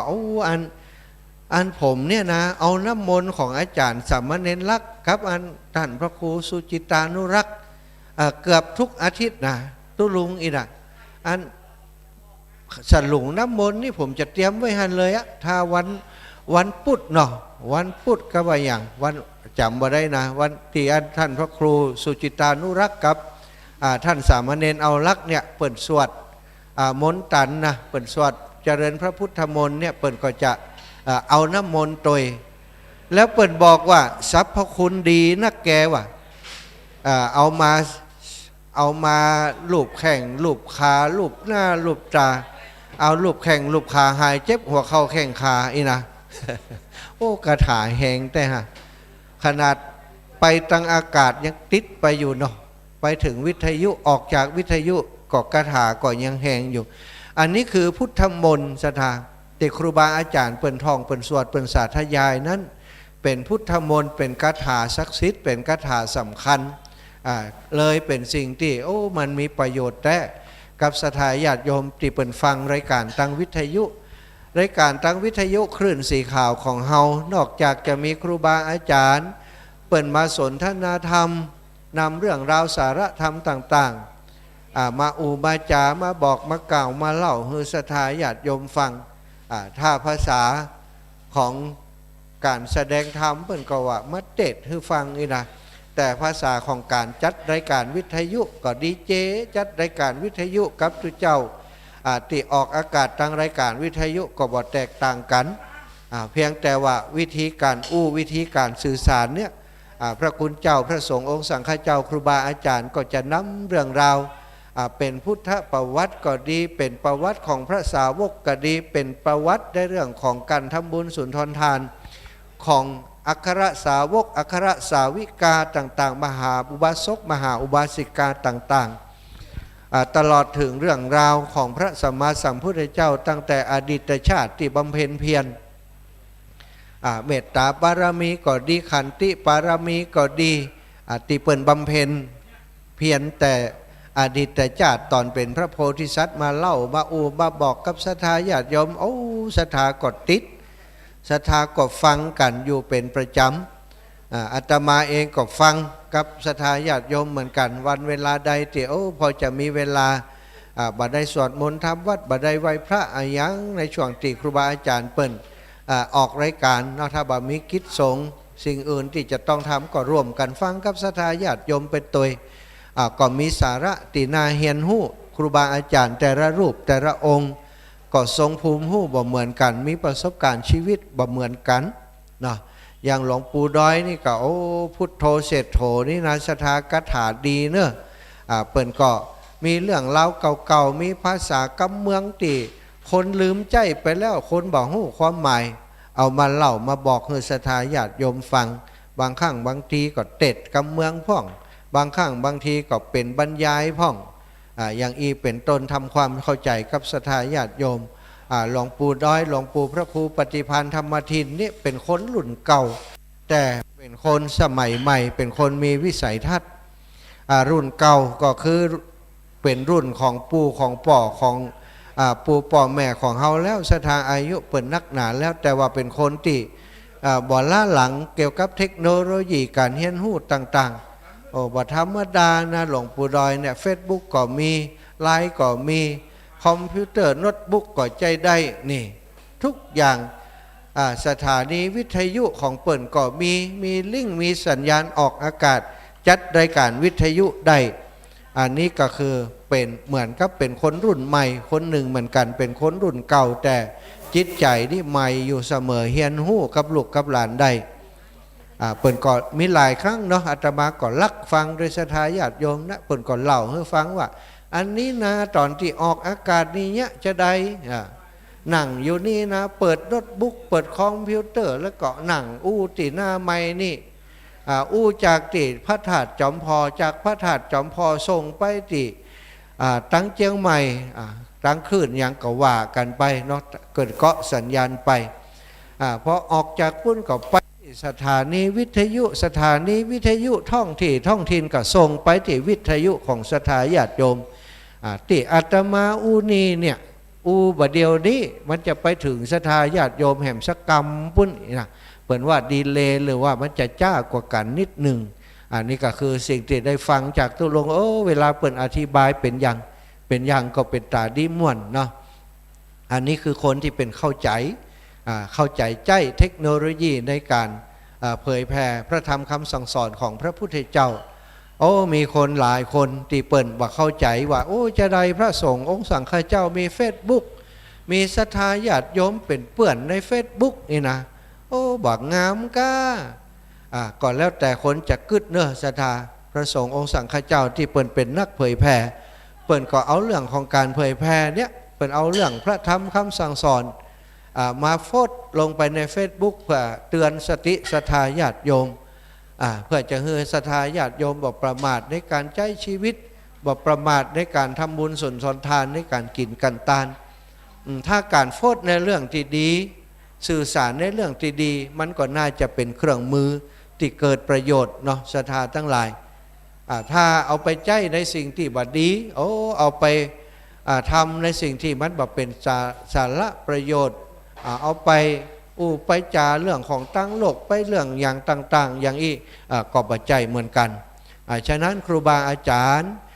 ที่เปิ่นมี Facebook ก็ดีมีไลน์ก็ดีเอาไว้สื่อสารเอาไว้เผยแผ่พระธรรมคำสั่งสอนอย่างอีมันก็ต้องพิจารณาศรัทธาเขาจะไปตีรวมกันหมดว่าบอกควรจะมีบ่ดีบ่งามอีกก็พิจารณาเอาอันใดที่มันเป็นประโยชน์เนาะความจริงพระสงฆ์องค์สังฆเจ้าเปิ่นก็ต้องการเผยแผ่เพราะคนรุ่นใหม่นี่ส่วนใหญ่จะนิมนต์ไปเทศน์เป็นเรื่องเป็นเล่าเนี่ยบอกค่อยมีแต่ถ้าเรามีโอกาสเผยแผ่หรือว่าเผยแผ่พระพุทธศาสนาทางสื่อออนไลน์นี่มันก็จะมีคนกลุ่มหนึ่งสนใจอย่างอาตมาภาพทุกวันนี้ปกติก็จะไล่สดในช่วงของ1 ทุ่มไปถึง2 ทุ่มทำไมไล่สดในช่วงนี้ก็เพราะว่าต้องออกอากาศทางสถานีวิทยุที่จังหวัดลำปางเปิดรับสัญญาณจากไล่สดที่อาตมาไล่ออกไปทาง Facebook เปิดก็เกาะสัญญาณเป็นสัญญาณเสียงออกอากาศทางสถานีวิทยุแล้วมันสะดวกตรงที่ว่าสามารถสื่อสารกับศรัทธาญาติโยมได้โดยตรงเลยศรัทธาญาติโยมโทรมาหาก็ได้เหมือนกับเป็นการจัดรายการสดทุกประการศรัทธาก็เลยได้ไล่ทุกวันสังเกตว่าช่วงแรกมีคนมาพอคน2 คนบัดเดี๋ยวนี้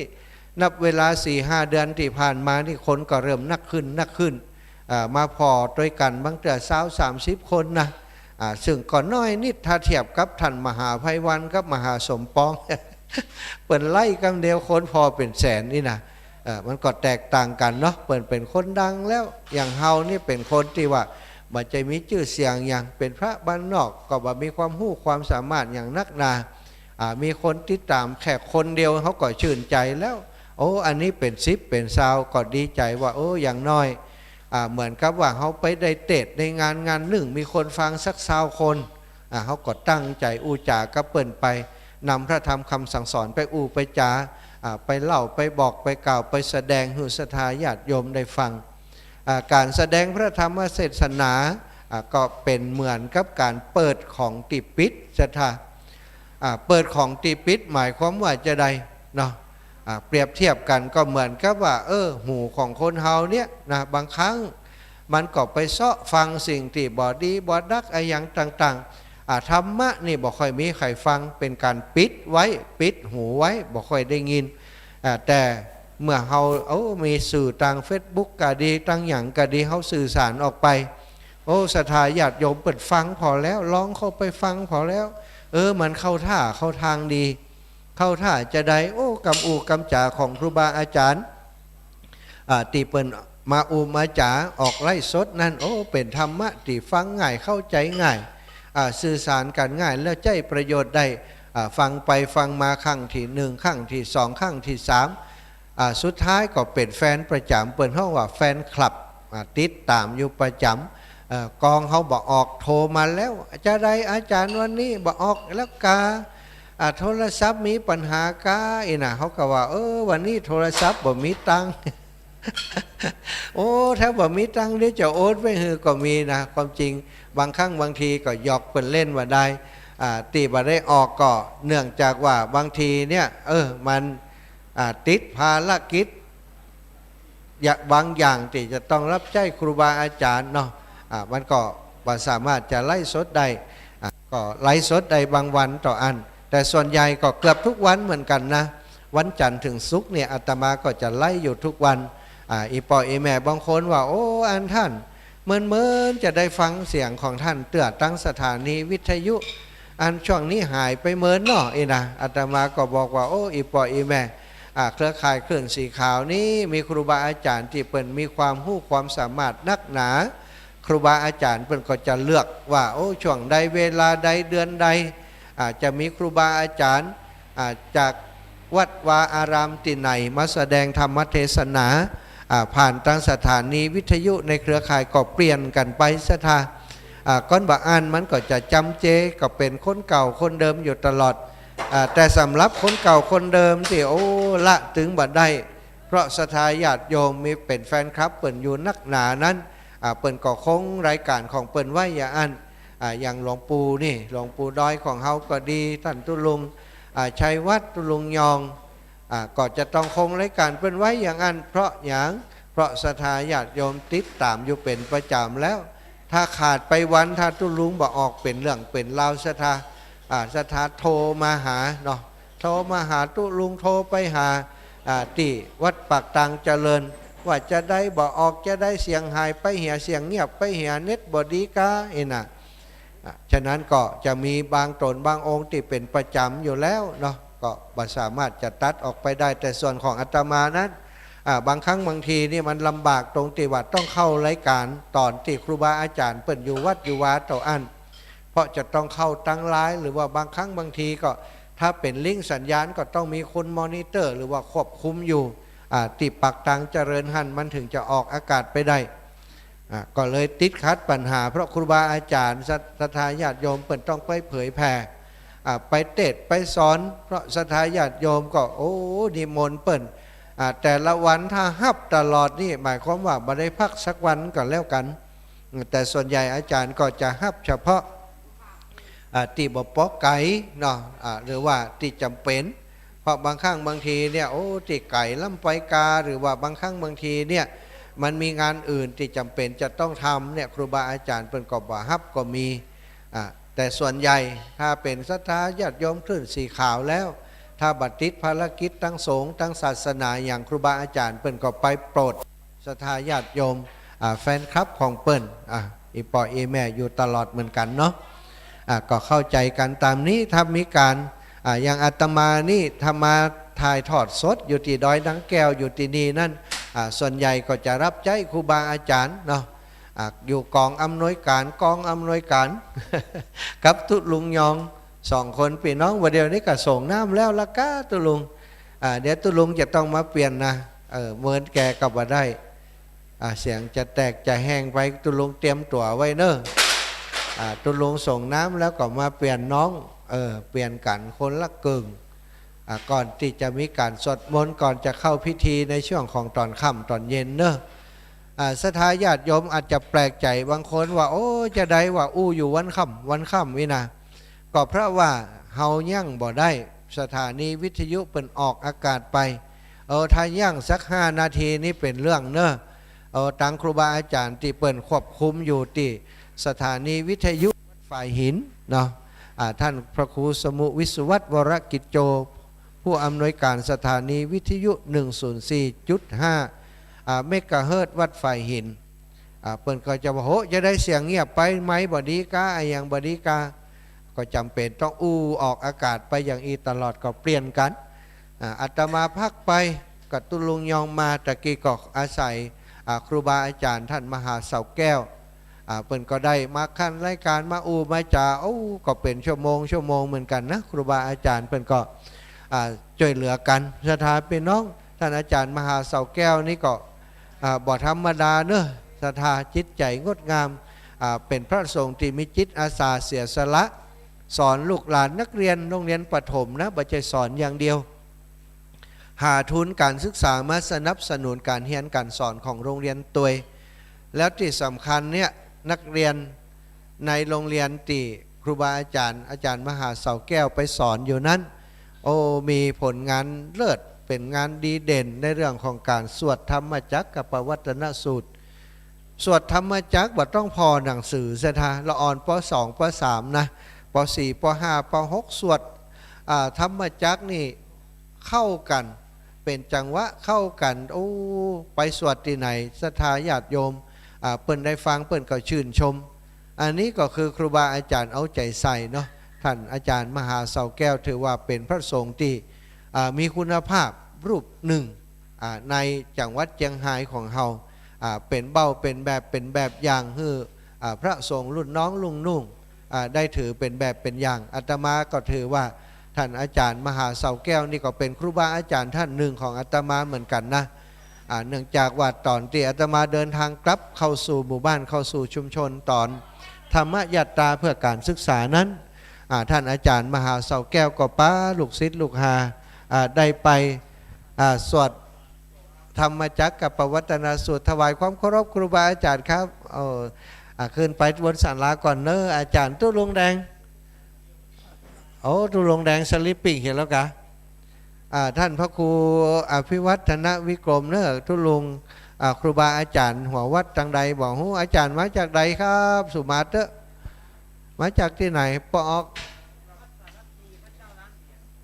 วัดสารพีพระเจ้าล้านเหรียญเนอะครูบาอาจารย์ตุ้ลุงท่านเจ้าอาวาสมาวัดสารพีเดี๋ยวไปถวายที่อาจารย์นะครับตุ้ลุงครับเจ้าหน้าที่เนอะครูบาอาจารย์อันหลวงพ่อหัววัดเข้าเนอะหลวงพ่อนิมนต์เนอะขึ้นไปทางบนศาลาไปกราบไหว้สารูปเป็นป่าพระเจ้าสี่สองเมืองก่อนเนอะกระเดียวครูบาอาจารย์เปิ่นจะขึ้นไปหาเนอะปอเนอะหัววัดเนอะจากวัดสารปีศรัทธาญาติโยมทั้งหลายหลวงพ่อก็ทยอยมาเนาะบางครั้งบางทีเปิ่นติดภารกิจนิมนต์วันพรุ่งนี้มาบ่ได้วันนี้ก็ลวดมาเหียหลวงพ่อมาแล้วเนอะครูบาอาจารย์เมตตามาต้อนรับดูแลหลวงพ่อกำมาฮับอันไทยธรรมเนอะหัวตาลเข้าหัววัดเข้าเนอะหลวงพ่อเปิ้นมาถึงแล้วพร้อมกับอันปออกคนขับรถเปิ้นตัวมัคคณายกของเปิ้นเนอะครูบาอาจารย์ตอนนี้ก่อนอิดกันวันค่ำเหมือนกันนะอาตมาเองก็เหมือนกันบ่ายศยิ่งย่อนก็กันไปสถาแต่คืนนี้ก็เต็ดผูกสุดท้ายพอจะเที่ยงคืนแล้วก็ปิกไปได้เงียบเหี่ยสักหน่อยก็ตื่นมาบ่าเจ้าตีสี่ก็มาเริ่มงานกันยาวมาจนถึงบ่าเดียวนี้เนาะทุกรูปทุกตนทุกรูปทุกองค์บ่ได้พักผ่อนกันโดยเฉพาะทีมจิตอาสา อย่างอาตมานี่บ่ได้มีรายชื่อในคณะทำงานแต่ประการใดนะสถาบ่มีชื่อว่าท่านสมชาติชาตปัญโยเป็นฝ่ายนี้นะบ่มีชื่อเนอะ แต่ว่าเป็นผู้ที่มีจิตอาสามาดูแลครูบาอาจารย์มาช่วยการช่วยงานอันใดขาดตรงไหนก็ช่วยมุดศรัทธาตะกี้ก็ไปแบกองค์น้ำมนต์มาเนาะก็ช่วยครูบาอาจารย์เปิ้นเนอะศรัทธาแล้วก็หลายๆรูปเนาะก็ช่วยกันอยู่มีอย่างอีป่อโอ้ไว้แจกเนาะหลวงพ่อเพิ่นเอามาไอ้อย่างก็บ่นี้สูตรกำจัดความสะอาดมือบ่ใจน้ำเนาะโอ้ดีเหมาะเลยป่อเขาถ่าแล้วโอ้เน็ตนี่โอ้ใจได้เอาศรัทธาญาติโยมหลวงพ่อวัดสารปีเนอะเปิ้นเอาอันเปิ้นห้องว่าติล้างมือเนาะป่อเนาะเป็นแบบติแบบเป็นน้ำใจแบบผ้าในศรัทธาโอ้เรียบร้อยโอ้อันแม่ครูอันนั้นไฟไหม้ก็ไปใจนะควันจุ้ง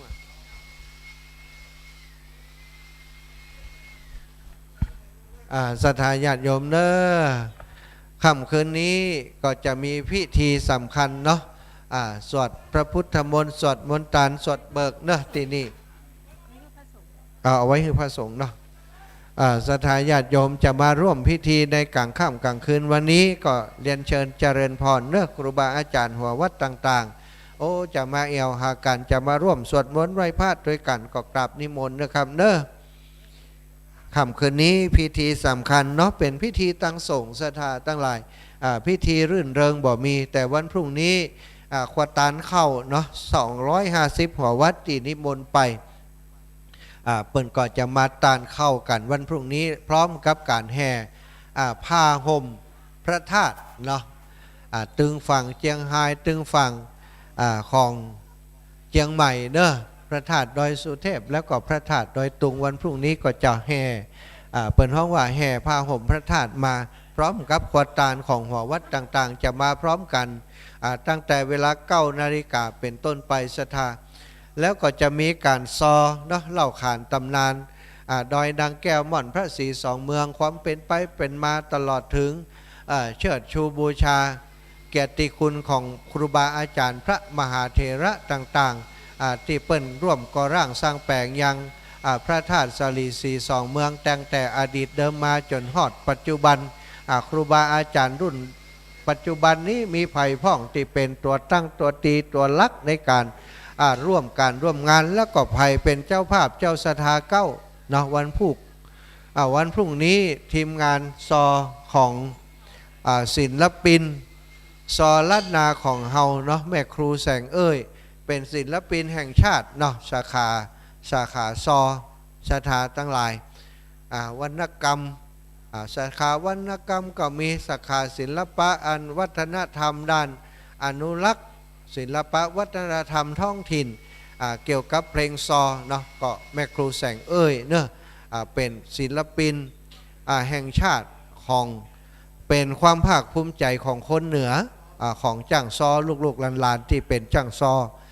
วันพรุ่งนี้โยมแม่เปิ้นก็จะปาลูกศิษย์ลูกหาศิลปินในเครือข่ายในสังกัดเปิ้นมาซอห้ำซอเล่าขานตำนานพระศรีธาตุสีสองเมืองพระเจ้าสีสองเมืองความเป็นไปเป็นมาต่างๆรายละเอียดชัดเจนหมดศรัทธาทั้งหลายวันพุธบางคนก็เตรียมตั๋วกันไว้แล้ววันพุธมาแน่นอนปะกันแน่นอน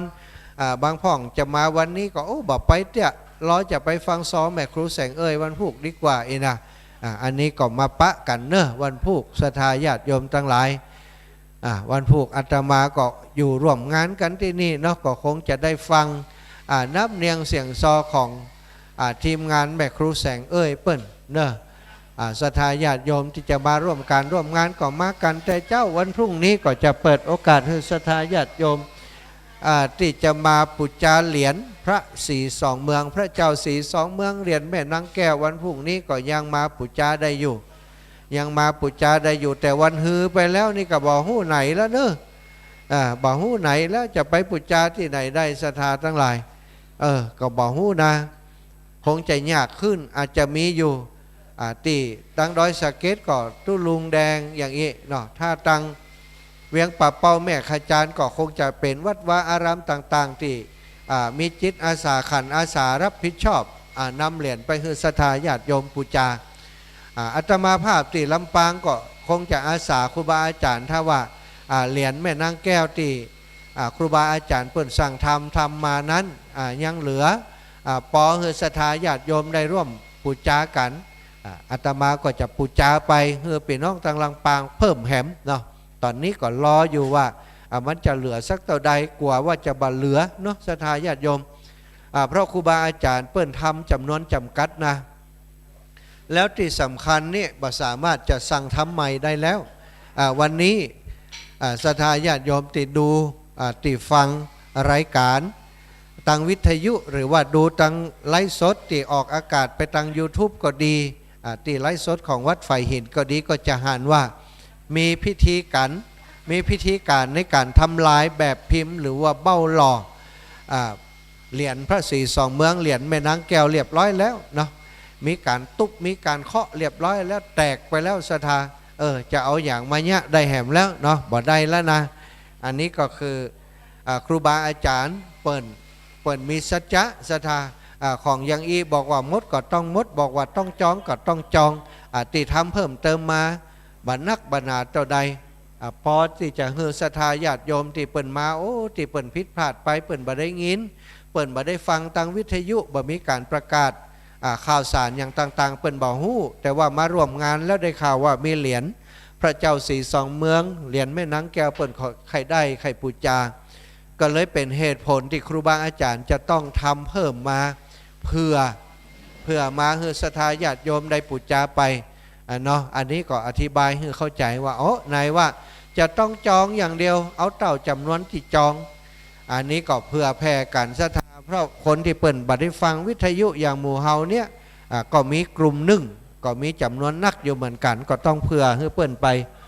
เนาะเพื่อให้เปิ่นไปจะได้ก็ตามศรัทธาญาติโยมก็คงจะเข้าใจเนาะครูบาอาจารย์ที่เปิ่นมาทำก็ร่างสร้างแปลงมานำกึดล่ำตำสร้างมาเนี้ยมาแปลงที่นี่มาสร้างที่นี่ก็ทำเพื่อศรัทธาสาธุชนทั้งหลายจะได้ร่วมบุญร่วมกุศลการสร้างพระธาตุ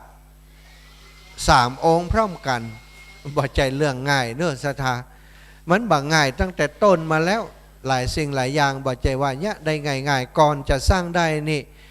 กระบวนการขออนุญาตจากทางการก็เป็นเรื่องละเอียดอ่อนเหมือนกันนะจะต้องขออนุญาตแล้วก็คนอนุญาตเนี่ยจะอนุญาตเป็นลายลักษณ์อักษรอะไรอย่างต่างๆก็ยังมีปัญหาทางเทคนิคอยู่เหมือนกันเฮามาเนี่ยมาสร้างตีนี้ได้ก็อยู่ในกฎกติกาของตังสิ่งแวดล้อมของธรรมชาติของป่าไม้เปิ้นตัวเปิ้นก็บอกว่าอันใดเนี่ยได้อันใดเนี่ยบ่ได้เปิ้นมอบพื้นที่ฮื้อต่อใดก็ต้องสร้างตามแบบที่เปิ้นฮื้อมาอันนี้ก็คือเรื่องที่ยากเบื้องต้นเรื่องหนึ่งเรื่องยากเรื่องที่สองก็คือสถานที่ที่นี้นั้นบ่มีเจ้าภาพบ่ใจวัดวาอารามต่างๆเพราะฉะนั้นไผ่จะมาเป็นตัวตั้งตัวตีไผ่จะมาเป็นหัวหอกไผ่จะมาเป็นผู้นำอันนี้ก็เป็นปัญหาต่อมาคือข้อที่สองข้อที่สองเมื่อมีอย่างอีป๊บปรึกษาหารือแล้วครูบาอาจารย์หลวงปู่หลวงป่อตู้ลุงตู้นาตู้อาตู้อาวต่างๆตึงพระสังฆาธิการชั้นผู้ใหญ่ไล่จากหลวงป่อจังหวัดหลวงป่ออำเภอมามอบหมายกันดูแลกันแบบเข้าใจซึ่งกันและกันบางครั้งบางทีงานนี้บ่มีการแต่งตั้งบ่มีการที่จะบังคับฮือไผ่ว่าจะต้องมาเนี่ยมาทำอาศัยว่าจิตอาสามาช่วยเหลือกันแม้กระทั่งหลวงพ่อเจ้าคณะอำเภอเวียงป่าเป้าหลวงพ่อเจ้าคณะอำเภอดอยสะเก็ดก็บ่มีใครสามารถออกคำสั่งเปิ่นได้ว่าจะต้องมาเป็นผู้นำที่นี่นะจะต้องมาเนี่ยมาสร้างจะต้องมาบริหารดูแลนะอันนี้ก็บ่ได้มีคำสั่งจากที่ไหนศรัทธาแต่ว่ามันมีคำสั่งจากจิตจากใจของแต่ละรูปแต่ละองค์ว่าสิ่งนี้มันเหมาะมันควรจะช่วยกันเปิ่นก็มาช่วยโดยคำว่าจิตอาสาเหมือนกันตลอดถึงทีมงานครูบาอาจารย์เนาะในเคลื่อนสีขาวของเฮาอย่างเช่นท่านพระครูอภิวัฒนวิกรมนี่ก็เช่นเดียวกันครูบาอาจารย์ก็บอกเสมอว่าเปิ่นบัจจัยผู้นำเปิ่นบัจจัยคนที่มากึดคนเดียว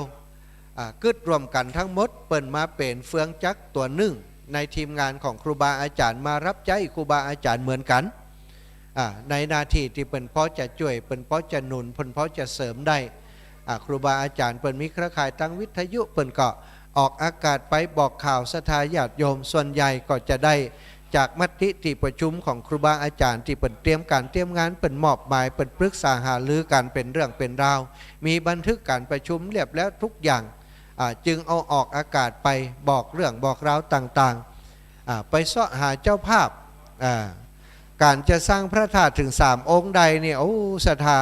ลำพังที่เขาจะมาเลี่ยไล่การตามวัดวาอารามต่างๆไปขอความช่วยเหลือจากวัดวาอารามต่างๆบีบบังคับเปิ่นเนี่ยพระป่ามามันก็เป็นเรื่องนักหนากับวัดวาอารามต่างๆเนื่องจากว่าสถานการณ์ตอนนี้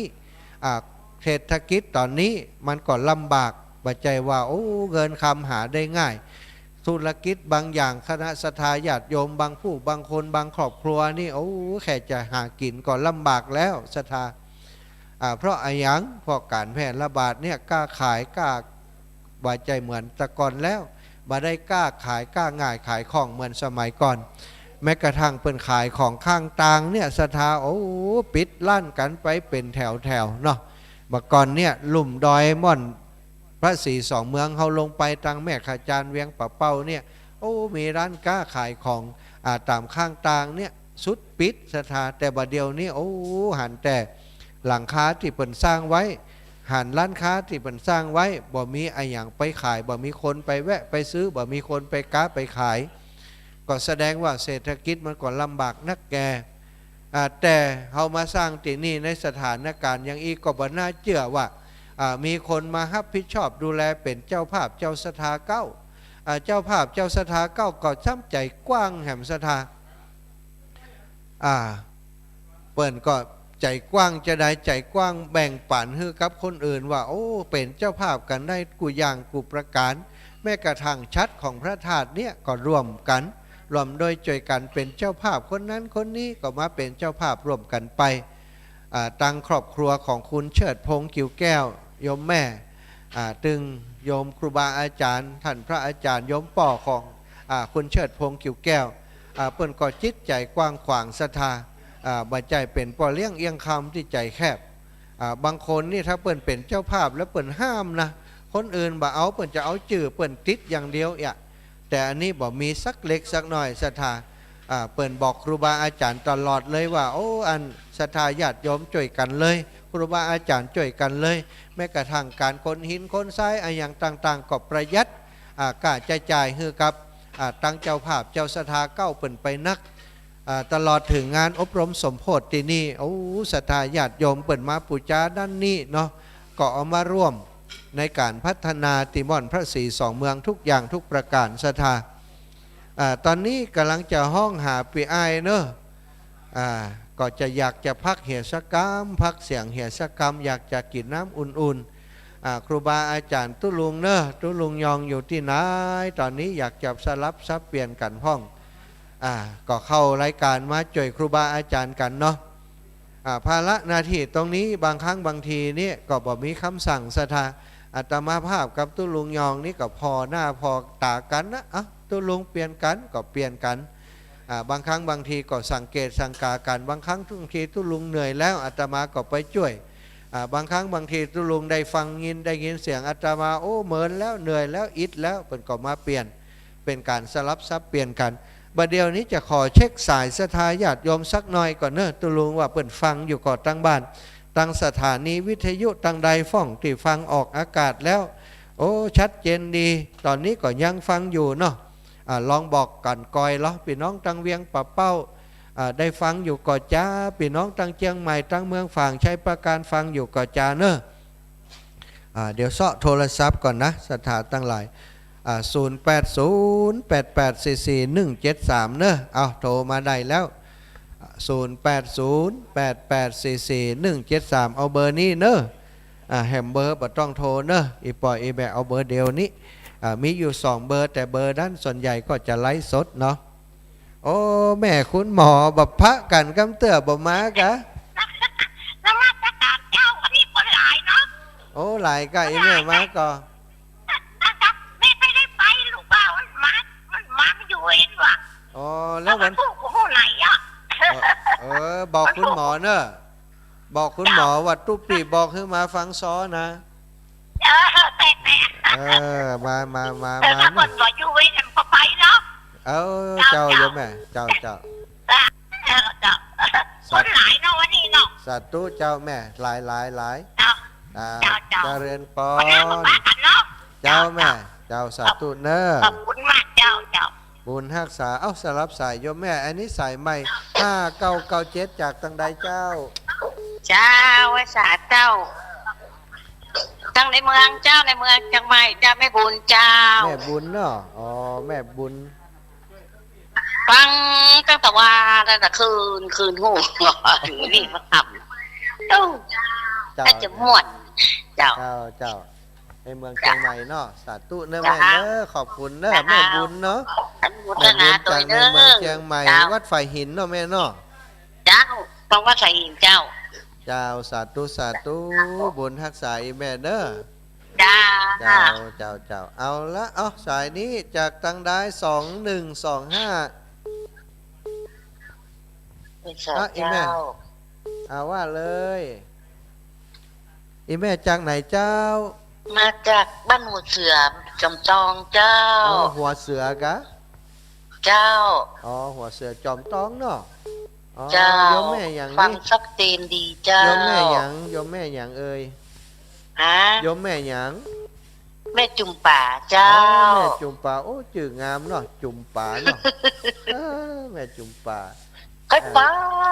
ไปตามน้องหมีไปตาไปเจ้า น่ากะลำบากนะคนเฒ่าคนแก่มันมีไฟปลาเนาะแม่เนาะ เจ้า บอกเป็นหยังโอกาสตั้งหนาคงได้มาเนาะแม่เนาะ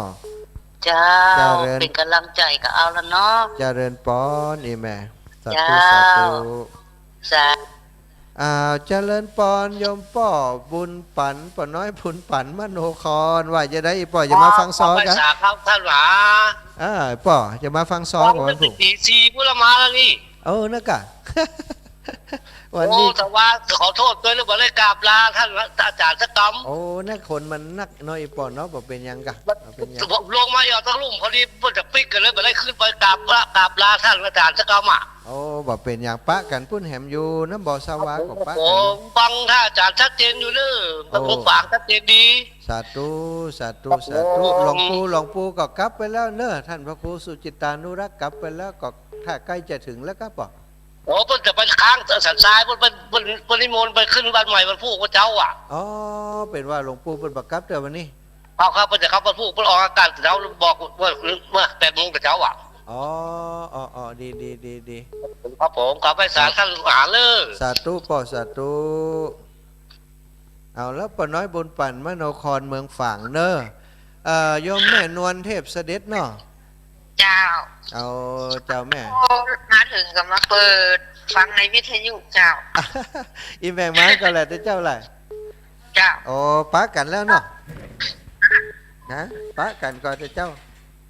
เจ้าเอากัน เนาะคนมันหลายบ่ได้อู้กันดีแม่เฮ้ย เจ้าเป็นยังอันหลวงพ่อมันหักของพุ่นละเนาะ เจ้าแม่ ฮะ แม่ว่าให้ไหม อันหลวงพ่อมันเอาของของมันไปแล้วเนาะ ได้แล้วเขาเอาฝากเปิดแล้วเอาฮือกับมือเลยแม่ไม่ต้องห่วงเอาฮือแล้วเนอะ เปิดฝากกาแฟเดี๋ยวเอาไปเลี้ยงในงานวันเกิดวันเนี่ยที่เช้าบ่ายเนี่ย ดีกะเขาเอาฮือเปิดกับมือเลยเพราะว่าเขาเป็นห่วงเนาะพ่อเป็นแม่อู้กับเปิดแล้วสาธุเนอะแม่เนอะบุญรักษาหลวงพ่อได้ครับแล้วเนอะ เจ้าขอบคุณนักๆเนอะ เจริญปอนนี่แม่ เจ้า เอาแล้วสลับสายเนอะโยมแม่กรกมลดอยน้อย แม่ถึงบ้านแล้วท่านมหา ถึงแล้วเนาะดีใจ จ้า แน่เนอะ อาบน้ำแล้วเรียบร้อยแล้ว ดีแล้ว รัก ดี ษา แล้ว สุขภาพเนอะเสียเงินไม่ค่อยมีแล้วท่าน นักกาบเดี๋ยวนี้ห้องหาตุลุงยองปีอ้ายไปไหนบ่หัวถ้าจะรับเห็นแล้วก็ ไปรับไปอาบน้ำอยู่ เดี๋ยวก็คงมาแล้วจ้ะ เจ้าเดี๋ยวก็คงมาละ จ้าดูแลสุขภาพด้วยนะคะ สาธุโยมแม่เจริญปอนจ้า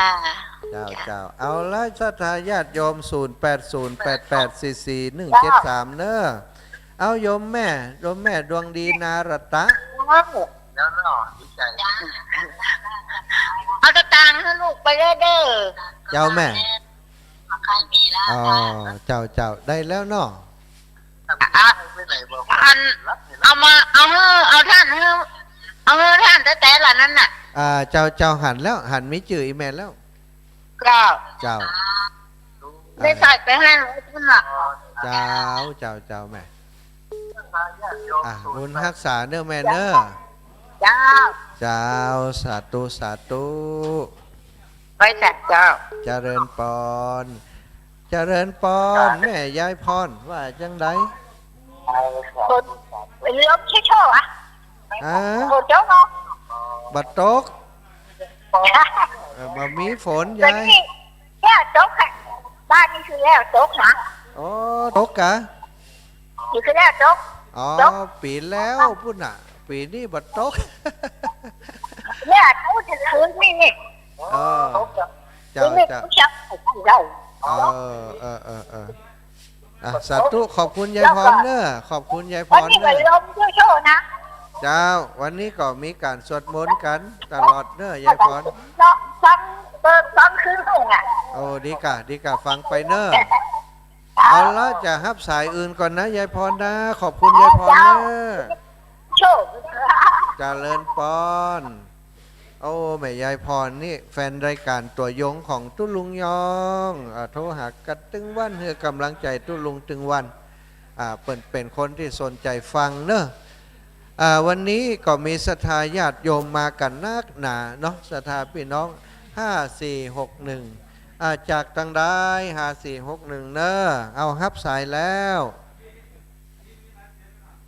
เจริญปอนอีแม่5461จากทางได้ ธรรมสการอยู่ไม่ห้องคาย เจ้าแม่จากไหนก็ จากไม่ห้องคาย ห้อยห้องไข่เนาะ เจ้า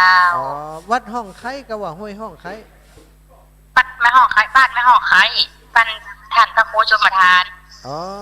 วัดของท่านพระครูชนทานเนาะวัดห้อยห้องไข่ยกแม่มาก็แต่เจ้า ป้ากะไปกะมาเด็ดลงมา2 โมงเพราะว่าบ้านนี้มันมีคนตายเลยลงมาก่อนเนี่ยกะหมายพ่อเป็นยกยอดจัดสกรรมบัดตำสกรรมอ่ะผูกไปใหม่เนาะวันผูกมาใหม่เนาะ เจ้า สาธุวันผูกบักไก่ก็มาเนื้อแม่เนื้อไอแม่อย่างนี้เขาบ่ได้จดชื่อคำแต่นี่ เจ้า แม่ชื่อหยัง ไปต้องจดมันเนาะ ได้บ่เป็นหยัง เจ้า เจ้าส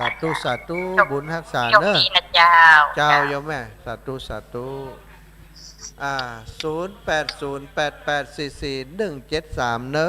ะศรัทธาญาติโยมเบอร์โทรอาตมาง่าย0808844173บางครั้งบางทีบอกเร็วเนาะศรัทธาญาติโยมคนเฒ่าคนแก่เปิ่นโจทย์บัดตันโอ้อีแม่ได้เบอร์ท่านแล้วอีนะกูเตือนได้5 ตัววันนี้ได้แหม5 ตัวครบพอดีวะท่านบอกเร็วลำไปอีแม่ฟังบัดตันเนี่ย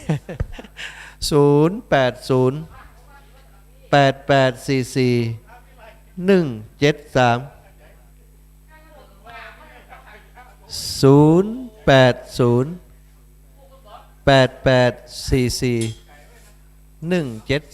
ะศรัทธาญาติโยมทั้งหลายโทรมาได้เนาะวันนี้ก็ขอบคุณเนอะสำหรับลูกหลานที่เปิ้นปาโยมแม่มาส่งวันนี้มีปีหมอท่านหนึ่งปาอีแม่มาอีแม่ปราณีเปิ้นขึ้นมาบ่ได้แต่มานั่งอยู่ตั้งลุ่มพุ่นนะก็มาตัวเปิ้นอยู่เจริญปอนโยมแม่นวลตาเจ้าอีแม่ ไปกับเปิดเลย บ่เป็นหยังอีแม่เฮ้ยบ่เป็นหยังเนาะฟังจากตั้งบ้านก็เหมือนได้มาเนอะกะไปก็ได้แหละ เจ้ามาบ่ได้ยังเปิดงานมันมีหลายนักขนาดแค่หนักคุณอ่ะ เจ้าคนมานักมาหลายอีแม่วันนี้นะเต็มหมดพอดีไปหนังสวดด้วยเปิ้นนะเปิ้นนิมนต์ขึ้นสวดด้วยเปิ้นก็บ่ได้ดูแลศรัทธาญาติโยมนักต่อใดตอนพิธีเริ่มเนาะ ขอบคุณอีแม่เนอร์เป็นกำลังใจกันเขาจะไปน้ำบ่อสวาวันที่21อีแม่เจ้าสาธุสาธุบุญฮักษาอีแม่เนอร์เจริญปอนโอ้วันนี้เสียงอ่อยๆอีแม่เนี่ยเจริญปอนโยมแม่น้อม เจ้าสาธุเจ้าฝนตก เจ้าแม่ ฝนจะตกกะ โอ้บัดตกอีแม่บัดตกเพศตกบ่ได้ครูบาอาจารย์เป็นบ่ฮื้อตกตกก็ยุ่งไงแม่จัดรู้เขาบ่มีเต้นมีอย่างกลางคือป่ะนะ โอ้วันพุธก็เจอกันเนาะ เจ้ามาเนอวันผูกมาเนอ เจ้า เอาละสทาญาติโยมนะก็เดี๋ยวต่อติดตุลุงยองเนอ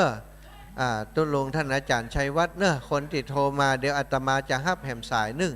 แล้วที่เหลือก็อู้กับครูบาอาจารย์เนาะตุลุงชัยวัฒน์จะเข้ารายการต่อเนอเจริญปอ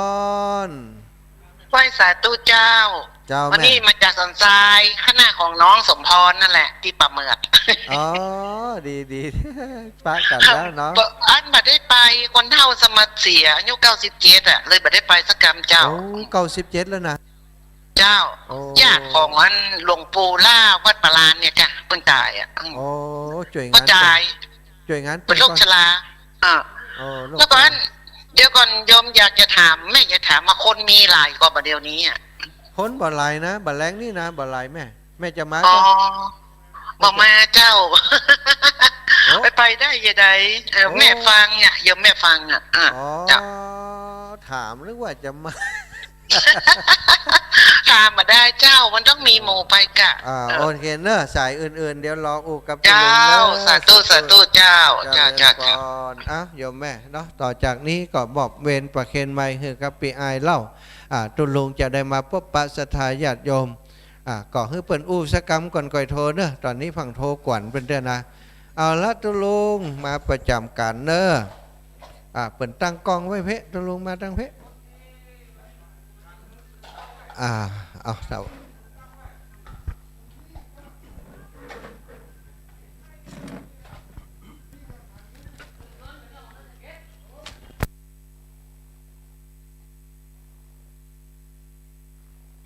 ขอโอกาสกับครูบาอาจารย์เจ้าทุกตนทุกองค์ด้วยความเคารพแล้วก็ธรรมสวัสดีกับลูกเนนที่กำลังช่วยการช่วยงานขโยมตัวตอนนี้เวลาก็แรงมาเต็มทีเย็นมาแล้วเดี๋ยวก็ตะวันก็จะรับเหลี่ยมดอยไปเพราะนั้นวันนี้ที่บริเวณดอยนางแก้วที่นี่ตะกี้คนซ้อนตีนป้อมได้สุมาอีแม่คนนักคนหลายตะกี้กับเดี๋ยวนี้พิษกันเป็นหน้ามือเหมือนหลังมือ ตะกี้คนนักคนหลาย แต่ว่าตอนนี้คนก็ปิกบ้านปิกจองกันไปแล้วก็มีลูกพระหลานเนนช่วยกันเก็บกวาดนะตะกี้ท่านมหาสมชาติก็ได้อู้ได้เอิญไปแต่ก็ท่านอาจารย์ท่านพระมหาเสาแก้วเพิ่นก็บอกว่าพอจะลงไปลงดอยก็เอาอันขยะไปตัวถง แล้วก็เก้าอี้นี่มันเป็นอย่างเนาะเก้าอี้นี้ก็ยังจะมีวันพุธแต่วันนึงอยู่ตุลุงก็ไปส่งน้ำส่งท่าไปกลางเต็นท์แถมใหม่กลางที่เก่าฮะเนาะ เพราะว่าตอนเจ้าได้เปิ้นขอตี้เป็นที่เลี้ยงเพลถวายเพลก็เลยได้เก็บเต็นท์ตั้งแต่ตอนเจ้าอย่างตะคืนแล้วนี้ว่าเปิ้นก็มีเสกซ่อมยอมยศได้เต็ดน้ำเต็ดธรรมสวดโยโกห้องสวดมนต์ตันเพราะว่าเปิ่นก่อนนิมนต์ท่านครูบา40,000เต็ดน้ำเต็ดธรรมแล้วก็ตุลุงผูกหนึ่งท่านมหาผูกหนึ่งแต่ตุลุงบ่ได้เต็ดสักกรรม มันได้เรียบเพราะว่าตุลุงอ่านหนังสือจ้าก็เลยท่านอาจารย์สังฆลักษณ์ตุปีสุเมธ เต็ดแดนไปก็ไว้สาโรงเรียนฮะไว้สาตอนนี้ก็เก็บกวาดกันไปตะกี้ก็ที่บนถาดก็มีไม้ปวนไม้แบบ แต่ประเดี๋ยวนี้มีแล้วเพิ่นเก็บหมดแล้วสลาเพิ่นเก็บหมดขึ้นไปไหว้ได้ในลานเนอะขึ้นไปเลยขึ้นไปกราบได้นะ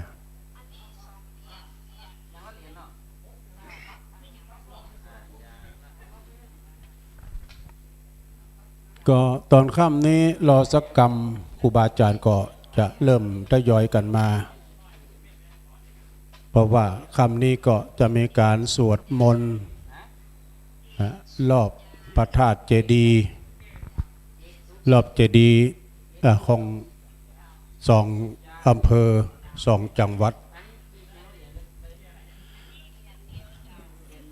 วันนี้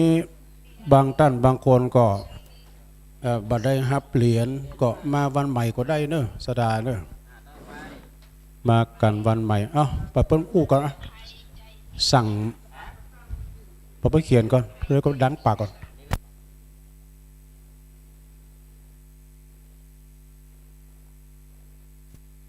กันดักก็วิทยุดักแหมะ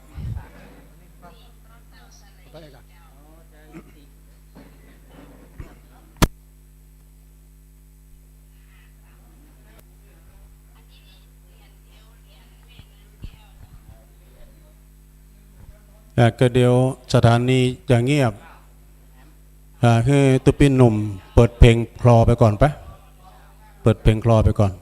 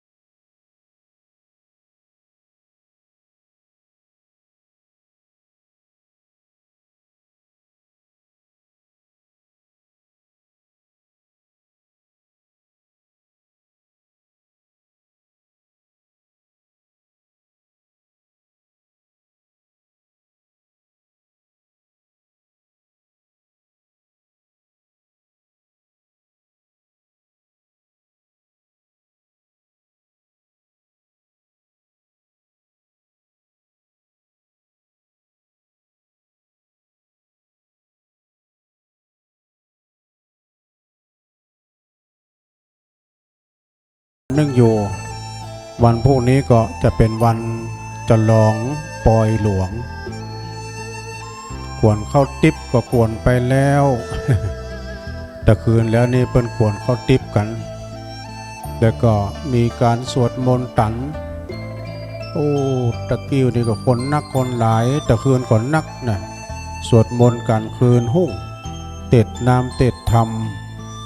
ตามจารีตฮีดหอยแบบเบาโบราณเมืองเหนือล้านนาของเฮาหลังจากที่ครูบาอาจารย์ได้สละสลงส่งน้ำกันเดี๋ยวก็จะได้ตกปาดราษฎร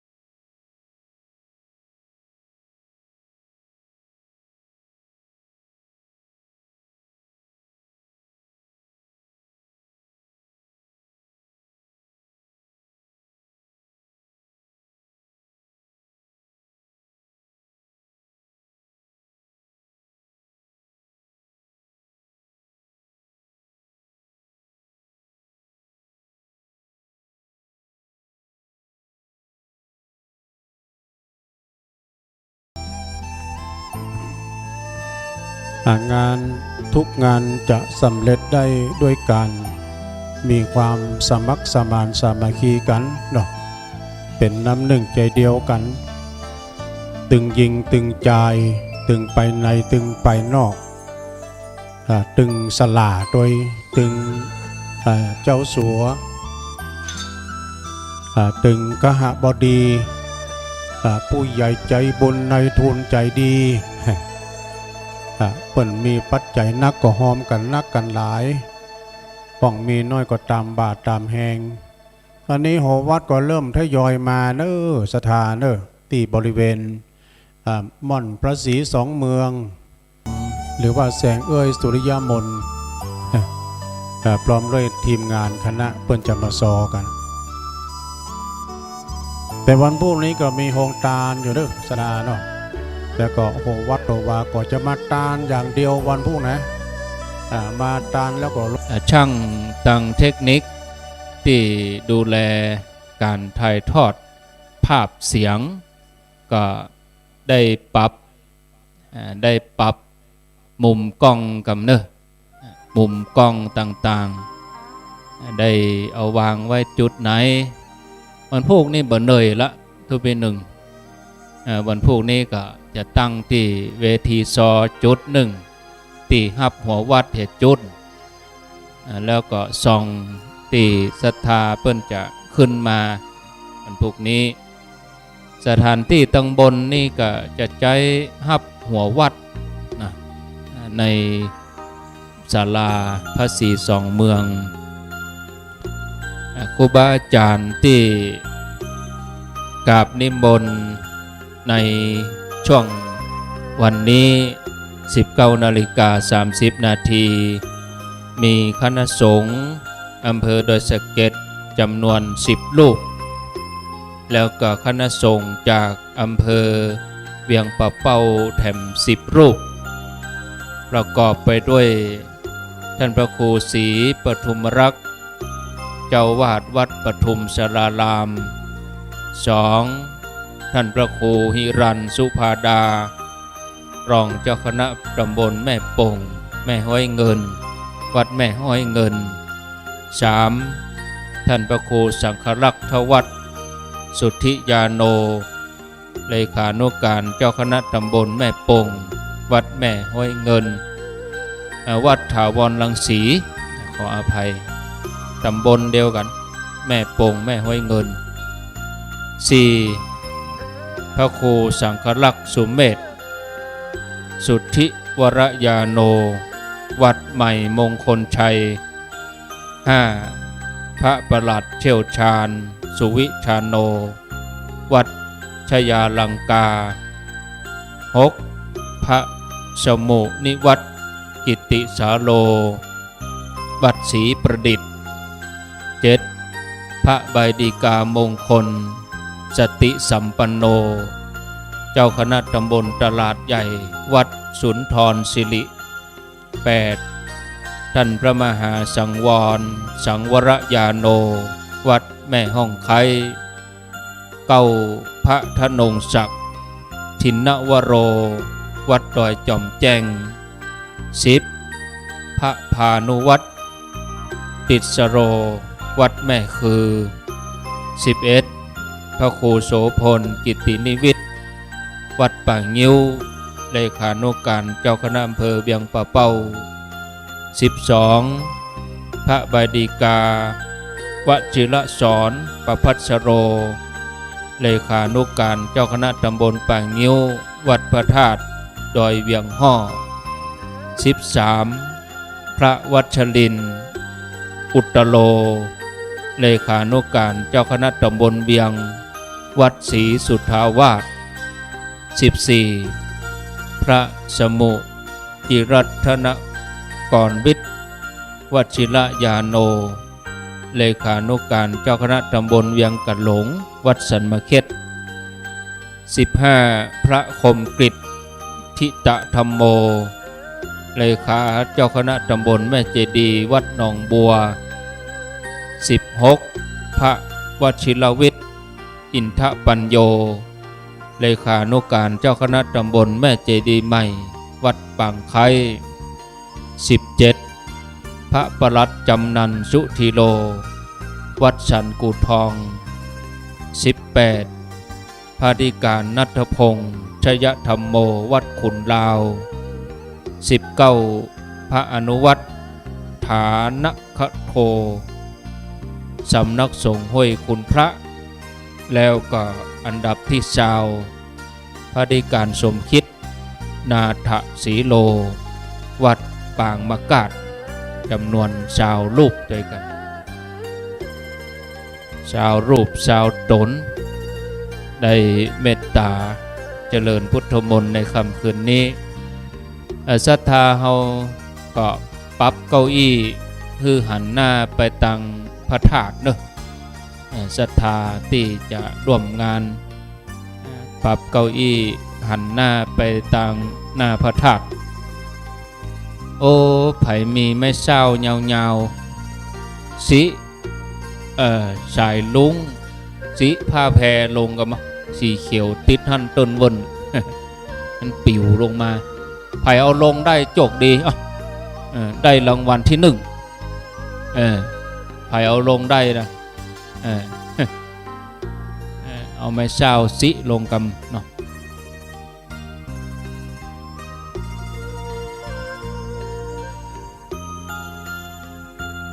พิธีก็จะมีการจุดธูปเทียนบูชาพระรัตนตรัยไหว้พระสมทานศีลญาติโยมจุดเทียนรอบเจดีย์ขอพระคุณเจ้าช่วยไปเช็คดูกรรมเนาะท่านมหาท่านสมชาติถ้าว่างนิมนต์ตุปิเลินตัวนิปินตุปิเลินแม่อายท่านสมชาติโอ้ศรัทธาปางน้ำพุมาแล้วเนาะหันปางน้ำพุมาได้ใจดีเหมือนจะได้กินข้าวหัววัดด้วยกันนี่ โอ้ย่ำแห่มาแห่ขวดตานมาเลยหัววัดมาแล้วเนอะหัววัดปางน้ำทุมาแล้วเนอะนี่ตอมดีเนาะตุ๊พี่เลินกับท่านมหาช่วยไปเช็คเตียนรอบเจดีย์กันนะครับเล่มไหนก้นเล่มไหนกูดเล่มไหนตั้งบัดตั้งก็ปกให้ตั้งกำเนาะเดี๋ยวจะจุดเตียนรอบเจดีย์108 เล่มในคืนนี้ตัวครับเตรียมเตียนชนวนไปตัวได้ช่วยกันจุดศรัทธาหมู่เฮาเนี่ยทำปิกง่ายนะเมื่อง่ายอะตัวลุงปิกกับได้ปิกตัวลุงบนจะนอนนี่โอ้จัดรายการวันม่วนแล้วเนิ่มเดี๋ยวนี้นะก็ได้จัดม่วนนะครับโทรศัพท์วันค่ำนะเนาะเราอ่อนน้อยลูกหลานเดียวเอาอันนี้ไปทา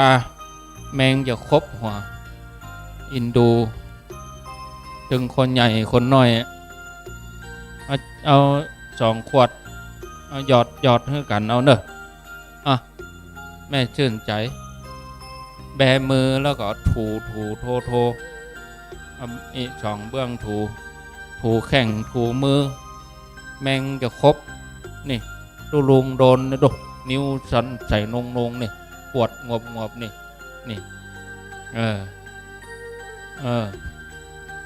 ก็ว่ามันเคยกินไปละมันหัวแล้วเนาะนี่ถ้ากินใหม่กันเนาะโอ้นิ้วยังบลอดเนาะใส่โยงยังบลอดวันนั้นจี้ไหนไปจี้ที่ไปคบที่เสาเรดาร์เขาเนี่ยดูคบที่จานดาวเทียมเนี่ยปดทดแดงปดลึงคบเบื้องเดียวยังดีคบ2 เบื้องนะเพราะว่าจันมันโยงโคตรไผ่ไปใจใหญ่แมงคุ้นจี้หูเขาอย่างหูแดงปดลึงเรียบร้อยแล้วเนาะมาประเคนเลยเอาหัววัดเนอเกียมครับหัววัดเนอท่านประหลัดหัววัดมานะนี่นะเตรียมซองเตรียมสั่งหัววัดปางน้ำทุ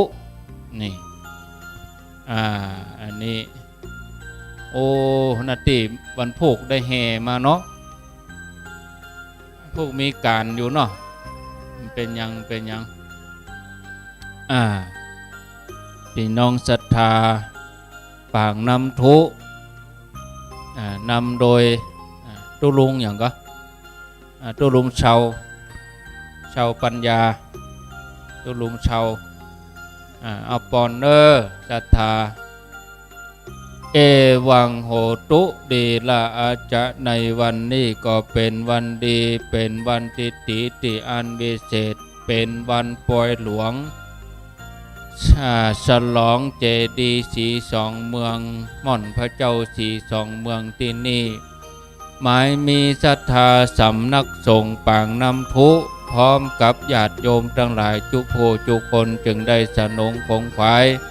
ตกแต่งแปลงน้อมพร้อมมายังตูพระบุภาราชาดวงดอกขอดอกไม้พร้อมด้วยกีฬณปัจจัยมาถวายทานไว้ในพุทธศาสนาปูชาพระธาตุเจ้าสี 2 เมืองและพระเจ้าสี 2 เมืองกำมักกำผาธนาของเจ้าสมณศรัทธาและมูลศรัทธามีด้วยประการฉันใดขอฮือสมดังกำมักกำผาธนานั่นจงจักมีเตียงแต่ดีหลีสมดังกมะภาษาบาลีสัพปิติโยวิวัจจันตุสัพพะโลโกวินัสสันตุมาเตภวัตวันตะลาโยสุขีติกาโยโกภวะอภิวาทนาสิริสะนิจังพุทธาปัจจายโนจัตตาโลธรรมาวาทันติอายุวันโนสุขังปะลังนิมนต์ครับหัววัดกันนะปันปอนหัววัดเกณฑ์ปันปอนเลยปันปอนเพื่อมาตุลุง อันนี้ศรัทธาปางน้ำทุเนาะหัววัดหัววากินมะขามคั่วก็นี่แจ่มาเรียบร้อยเหมาะสำหรับคนเคี้ยวบดี ลุงเขาก็หัวอกเดียวกัน แจ่มาแล้วนะผ่านมา1 คืนหนุดหนิดเอา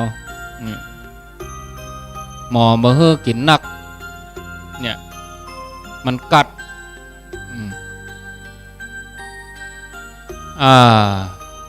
ถ้าเมื่อเจ้าก็อยู่ก่อนเนอะได้จุดเตียนจุดหยังด้วยกันเอวหรอถ่ายหูปถ่ายหยังหรอเจริญพรได้เอวได้หยังตามอัธยาศัยเนาะอันนี้ศรัทธาปางน้ำทุหมดกะอ๋อมีอันนี้มา1 ใน 5กะดีแล้วกะฮะมีกี่หลัง30 หลังคา32โอ้ดีกะเปิ้นสามัคคีกันว่างจะไปเอวเนาะว่างจะไปเอวหาตุลุงที่ปางน้ำทุนะมาขยับมาอันนี้มนต์ตุลุงยองทั้งลุ่มเลยนิมนต์เลย ครับ ถึง ผม ถึง1 ทุ่มนิมนต์เลย เจริญปอนพี่น้องปางน้ำทุ โหวัดโหวาตุลุงนำศรัทธามาจัดหลายเด้อวันนี้เนาะอย่างท่านพระครูว่านะการคืนว่าพี่น้องปางน้ำทุมาเนี่ยสีจะฮ้อนร้องว่าก็โดยเหตุว่าพี่น้องปางน้ำทุศรัทธาเปิ้นมาซาเข้าจังหัน คุณโยมชื่นใจไพวันพร้อมคณะ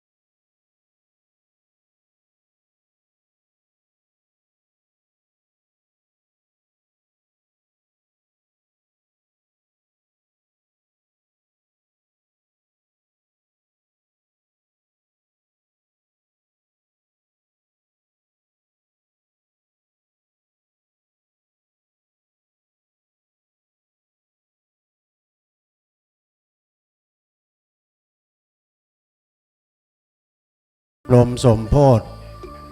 ต่างพระธาตุเจ้าเจดีย์และก็เสนาสนะต่างๆตัวอันนี้เมตตาบารมีธรรมหลวงปู่ห้อก็ย่ำลงดอยนะเนอะตุลุงดอย ก็ยังเป็นเก้าเป็นกันที่นี่อยู่ครูบาแดงท่านมหาเสาแก้วท่านครูบา40,000โอ้อยู่ครบทีมนะฮะ อยู่กันครบทีมเพราะนั้นก็ขอเป็นเก้าเป็นกันนะวันนี้ประมาณ4 ทุ่มคงจะเสร็จเรียบร้อยเนาะอย่างตะคืนแล้วนี่เตี้ยงป่ายหิม2 เตี้ยง ญาติโยมจะห่มปัจจัยหอมก็เจิญได้นะโยมเนาะหอมกันวันค่ำแล้วตุลุง ก็ว่าก็ได้ของดีก็เมานะสมุดฉีกก็มีอยู่เนอะโยมเนอะถ้าว่าครูบาอาจารย์จะถวายทานโหวัดก็นิมนต์ทางบนศาลานะครับเนอะบนศาลานะครับโอ้เมื่อคืนนี้ซ้ำงามได้ไหมเด้อเมื่อคืนนี้ดูธาตุซ้ำงามใส่ยงเหรอไฟสปอตไลท์ส่อง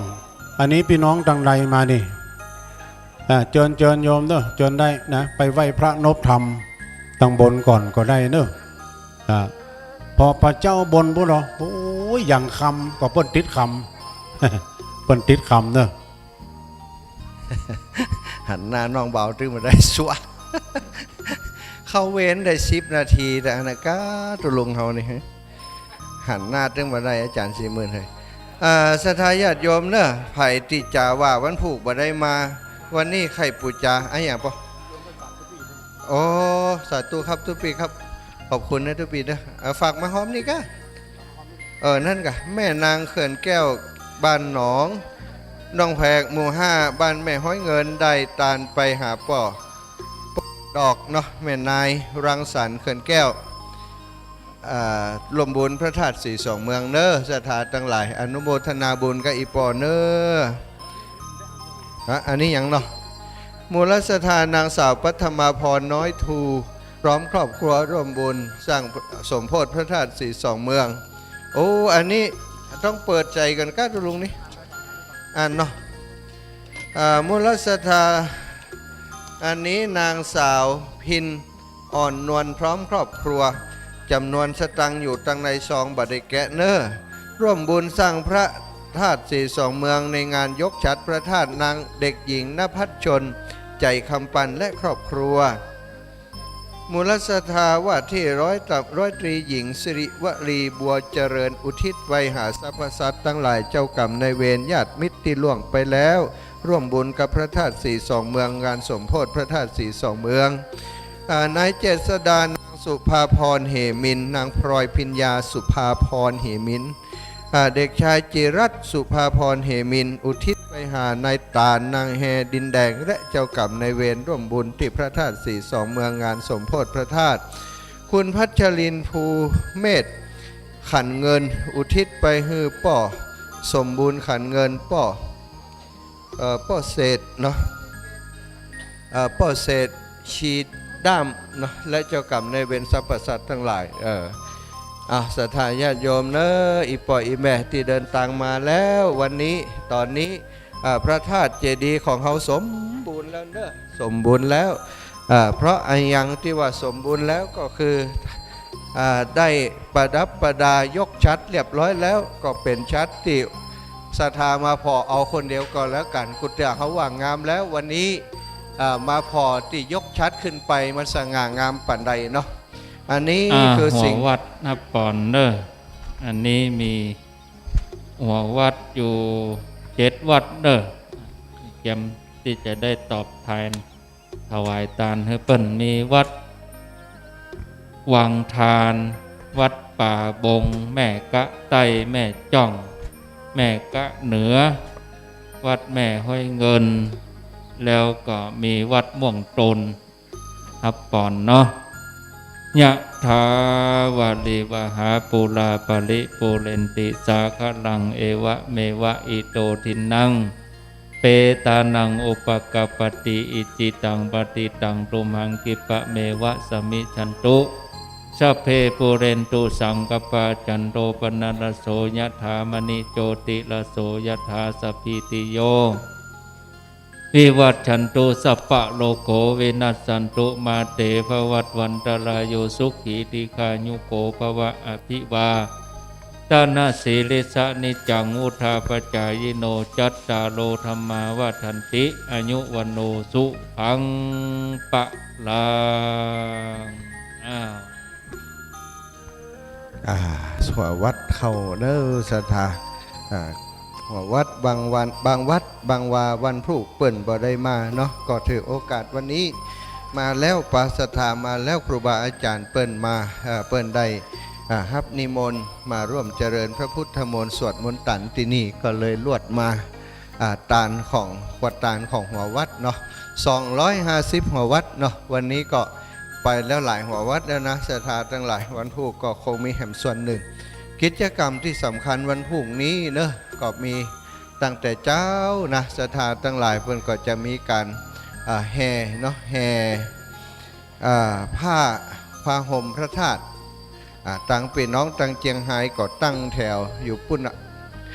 ตั้งหลุ่มดอยปุ่นนะแล้วก็เดินขึ้นมาเอาแถวเงาต่อได้ก็ว่ากันเนาะแล้วก็ตั้งเป็นน้องตั้งเจียงใหม่พี่น้องฝั่งน้ำทุนี่อยู่เชียงใหม่ก็เนาะอยู่ทางฝั่งเชียงใหม่ก็ตั้งแถวด้วยกันมาแถวไผ่จะนักกว่ากันวันนี้นะเหมือนพรุ่งนี้แล้วก็จริงสำคัญวันพรุ่งนี้ก็คือหัววัดหัววาเปิ่นจะเข้ามาพร้อมกับติมาตานผ้าห่มพระธาตุโดยบัดเต่าแต่นั้นกิจกรรมที่ศรัทธาญาติโยมตั้งตารอคอยเนาะวัฒนธรรมประเพณีที่ดีงามเวลามีการสมโภชเฉลิมฉลองอะไรอย่างคนเหนือของเขาก่อนนิยมที่จะเอาการคับซอเนาะมาฟังซอกันซอนี่มีประโยชน์มากมายศรัทธามีเปิดห้องว่ามีการซอมีการเล่าเรื่องราวต่างๆวันพรุ่งก็จะเป็นการเล่าเรื่องราวความเป็นไปเป็นมาเนาะของการดอยนางแก้วเป็นจังใดตีมาที่อดีตเดิมทีเป็นจะใดแล้วก็หม่อนพระศรีสองเมืองมีติมาติไปจะได้ถึงกายมาเป็นจากดอยนางแก้วกายมาเป็นหม่อนพระศรีสองเมืองดอยนางแก้วอยู่ตังใดหม่อนพระศรีสองเมืองอยู่ตังใดมีความเป็นมาจะใดศรัทธาญาติโยมที่อยู่ตังบ้านก็จะได้ฟังด้วยกันที่นี่เนาะแล้วก็เวลาเปิดซอไปแล้วนี่มันสามารถมีน่าจะเปิดเพี้ยวหลายรอบเนาะถ้าจะไปอยู่แล้วปะของบะเพี้ยวปอมัดไว้แล้วรู้เนาะอันซอห้ำเรื่องราวของการสร้างพระธาตุสลีสีสองเมืองที่นี่มีความเป็นมาจะได้เริ่มต้นสร้างกันได้บัดได้เมื่อปีพศยังเนาะคนที่เป็นผู้เริ่มเดิมตีกึดลำกำสร้างกันมาเนาะคือไผ่จะได้นะศรัทธาญาติโยมเขาก็จะได้ฟังไปด้วยกันฟังพร้อมๆกันไปฟังพร้อมๆกันไปใช่ค่ะมีสีซองตุลุงเนาะก็นี่ของตุลุงจะมีการซ้อห้ำเนาะวันพรุ่งนี้เรื่องราวต่างๆก็มีหลายศิลปินหลายคนนะสถานที่สำคัญก็คือแม่ครูแสงเอ้ยเนาะซึ่งถือว่าเป็นศิลปินที่โด่งดังของจังหวัดทางภาคเหนือของเฮาคนล้านนาที่มีบทบาทสำคัญในการอนุรักษ์วัฒนธรรมซอเป็นแม่ครูที่ไปสอนที่มหาวิทยาลัยเชียงใหม่เนาะเปิ้นถือว่าเป็นผู้มีผลงานในการสืบสานอนุรักษ์วัฒนธรรมการจ้อยการซอลูกทางใดมาบ้านปังน้ำทุนะก้าอีแม่มาจากไหนมาที่เดียวกันนะพี่น้องปังน้ำทุเนาะตะกี้นั่นนะเนาะศรัทธาญาติโยมทั้งหลายวันผู้ใครอยากจะมาดูบรรยากาศสดๆที่นี่มาพอเปิ่นแห่ควาตานหัววัดเข้าเนาะแล้วก็มาฟังซอแม่ครูแสงเอ้ยพร้อมกับทีมงานของเปิ่นวันพรุ่งนี้ได้ฟังแน่นอนเนาะเจ้าเปิ่นก็มาถึงแล้วศรัทธาอยากจะหานตัวเป็นของศิลปินแม่ครูเนาะก็จะได้พบได้ปะได้หานเปิ่นแน่นอนเลยเนาะศรัทธาทั้งหลายอาตมาภาพเองก็อยากจะหานเหมือนกันนะแม่ครูแสงเอ้ยแล้วก็อยากจะฟัง น้ำเนียงเสียงซอของเปิ่นที่เปิ่นจะมาซอห่ำนี่เปิ่นจะเป็นจะใดแล้วก็คงจะเข้าไปติดตามใน YouTube โดยเพราะมีการถ่ายทอดสดบันทึกไว้เนาะบันทึกไว้เป็นหลักฐานบันทึกไว้เป็นประวัติศาสตร์ของการสร้างที่นี่เนาะเริ่มตั้งแต่ต้นเดิมทีมาเป็นจะใดแล้วก็มาถึงปัจจุบันนี้เป็นจะใดพ่องมีการสร้างอายังไปถึงไหนแล้วเสร็จแล้วเป็นจะใดครูบาอาจารย์รูปใดมีบทบาทเนาะก็จะออกในข่าวในซอหันมดศรัทธาครูบาอาจารย์มาแล้วเนอะศรัทธาพี่น้องทั้งหลายสองเป่ายาวติดตุ้ลุงหลวงปู่ไปแล้วเอาไปละหลวงปู่ดอยเอาไปละสองเป่ายาวนะครูบาอาจารย์โอ้รู้สึกว่าจะเป็นลมเฮาเฮ้ยวันนี้นะโอ้เทวดาเอาลมมาปล่อยกันเสร็จแล้วหลวงปู่ลมเนอะศรัทธาตั้งบนเพื่อก็มีลมนิดหน่อยของบ่นักหนาเท่าใดนะวันนี้ว่ามีลมจอยสบายเนอะวันนี้หนังร้านก็ลื่นแล้วเนอะมีวันนี้ไผ่อยากจะหันพระธาตุติงดงามสง่างามก็จะได้หันเต็มตาแล้วกุเตือจะมาเกิกมาสินั่งร้านจะมาเกิกสายตาของเฮาเนาะวันนี้นั่งร้านบ่มีแล้วเนอะตอนนี้นะนั่งร้านเป็นเอาออกหมดแล้วจะหันความงดงามของพระธาตุสีสองเมืองซึ่งจำลองมาจากพระธาตุดอยสุเทพองค์หนึ่งจำลองมาจากพระธาตุดอยตุงสององค์อีแม่จะเอาอย่างกระดาษเขียนกะเอานี่เอาเลยเขียนเลยเนาะก็จะได้หันเต็มเลยนะศรัทธาบัดเดี๋ยวนี้เปิดสปอตไลท์ส่องเข้าไปเดี๋ยวถ้าฉากตั้งหลังมืดแหมน้อยจะงามกว่านี้เนาะตอนนี้ฉากตั้งหลังยังแจ้งอยู่ก็เดี๋ยวถ้ามืดแหมน้อยเนี่ยศรัทธาอาตมาอยู่กุฏินี่อยู่รูปเดียวที่นี่นะเปิดสปอตไลท์ส่องไปบ่คืนขนาดมันเกิกอันนั่งร้านยังงามนะวันนี้บ่เกิกอย่างสักอย่างแล้วยอดชัดของพระธาตุนะงามขอแรงเก็บเต้นด้านเชียงใหม่เนาะที่กับเก้าอี้เนาะด้านตั้งพุ่นละขอเก็บกันเนาะมันจะปิวเอาว่าจะใดเนาะครูบาอาจารย์ตุลุงเก็บเนาะตุลุงแดงเต้นตั้งเชียงใหม่กว่ามันปิวเก็บก่อนบ่อันเต้นตั้งลุ่มเปิดขวบลงได้ยังจ๊ะเต้นน้อยนี่เนาะเต้นน้อยนี่อันครูบาอาจารย์ฮะไรเอาอย่างเต่งไว้บ่เอาอย่างเต่งตีนไว้ดีกว่ากะเต้นอย่างอีนะกะเอาพอมันก่อน เอาละแม่ครูเปิ่นบอกแล้วโอเคมันเป็นอย่างกะมันก็ข้างเต็มเนี่ยมันจะอิดมันจะบ่มีไผ่แม่ครูเฮ้ยแล้วมันจะต้องกางแหมไม่แหมเนอะศรัทธาญาติโยมที่เดินทางมาถึงแล้วครูบาอาจารย์ก็เดินทางมาถึงแล้วหลายหัววัดเนาะบางหัววัดวันนี้เปิ่นก็ลวดตานเข้าไปเหี่ยเพราะว่าวันผูกนี้กว่าว่าสถาต่างบ้านต่างจองวัดวาอารามต่างๆ250หัววัดนี่จะนักหนาครูบาอาจารย์ที่จะปั่นปอนแล้วก็จะจัดการเรื่องสำรับไตรตานหัววัดจะลำบากจะบัดตรวจบวดตันกันวันนี้ครูบาอาจารย์ก็เลยลวดมาตานเข้าตันออกเหี่ยวันนี้ตานหัววัดเนอะ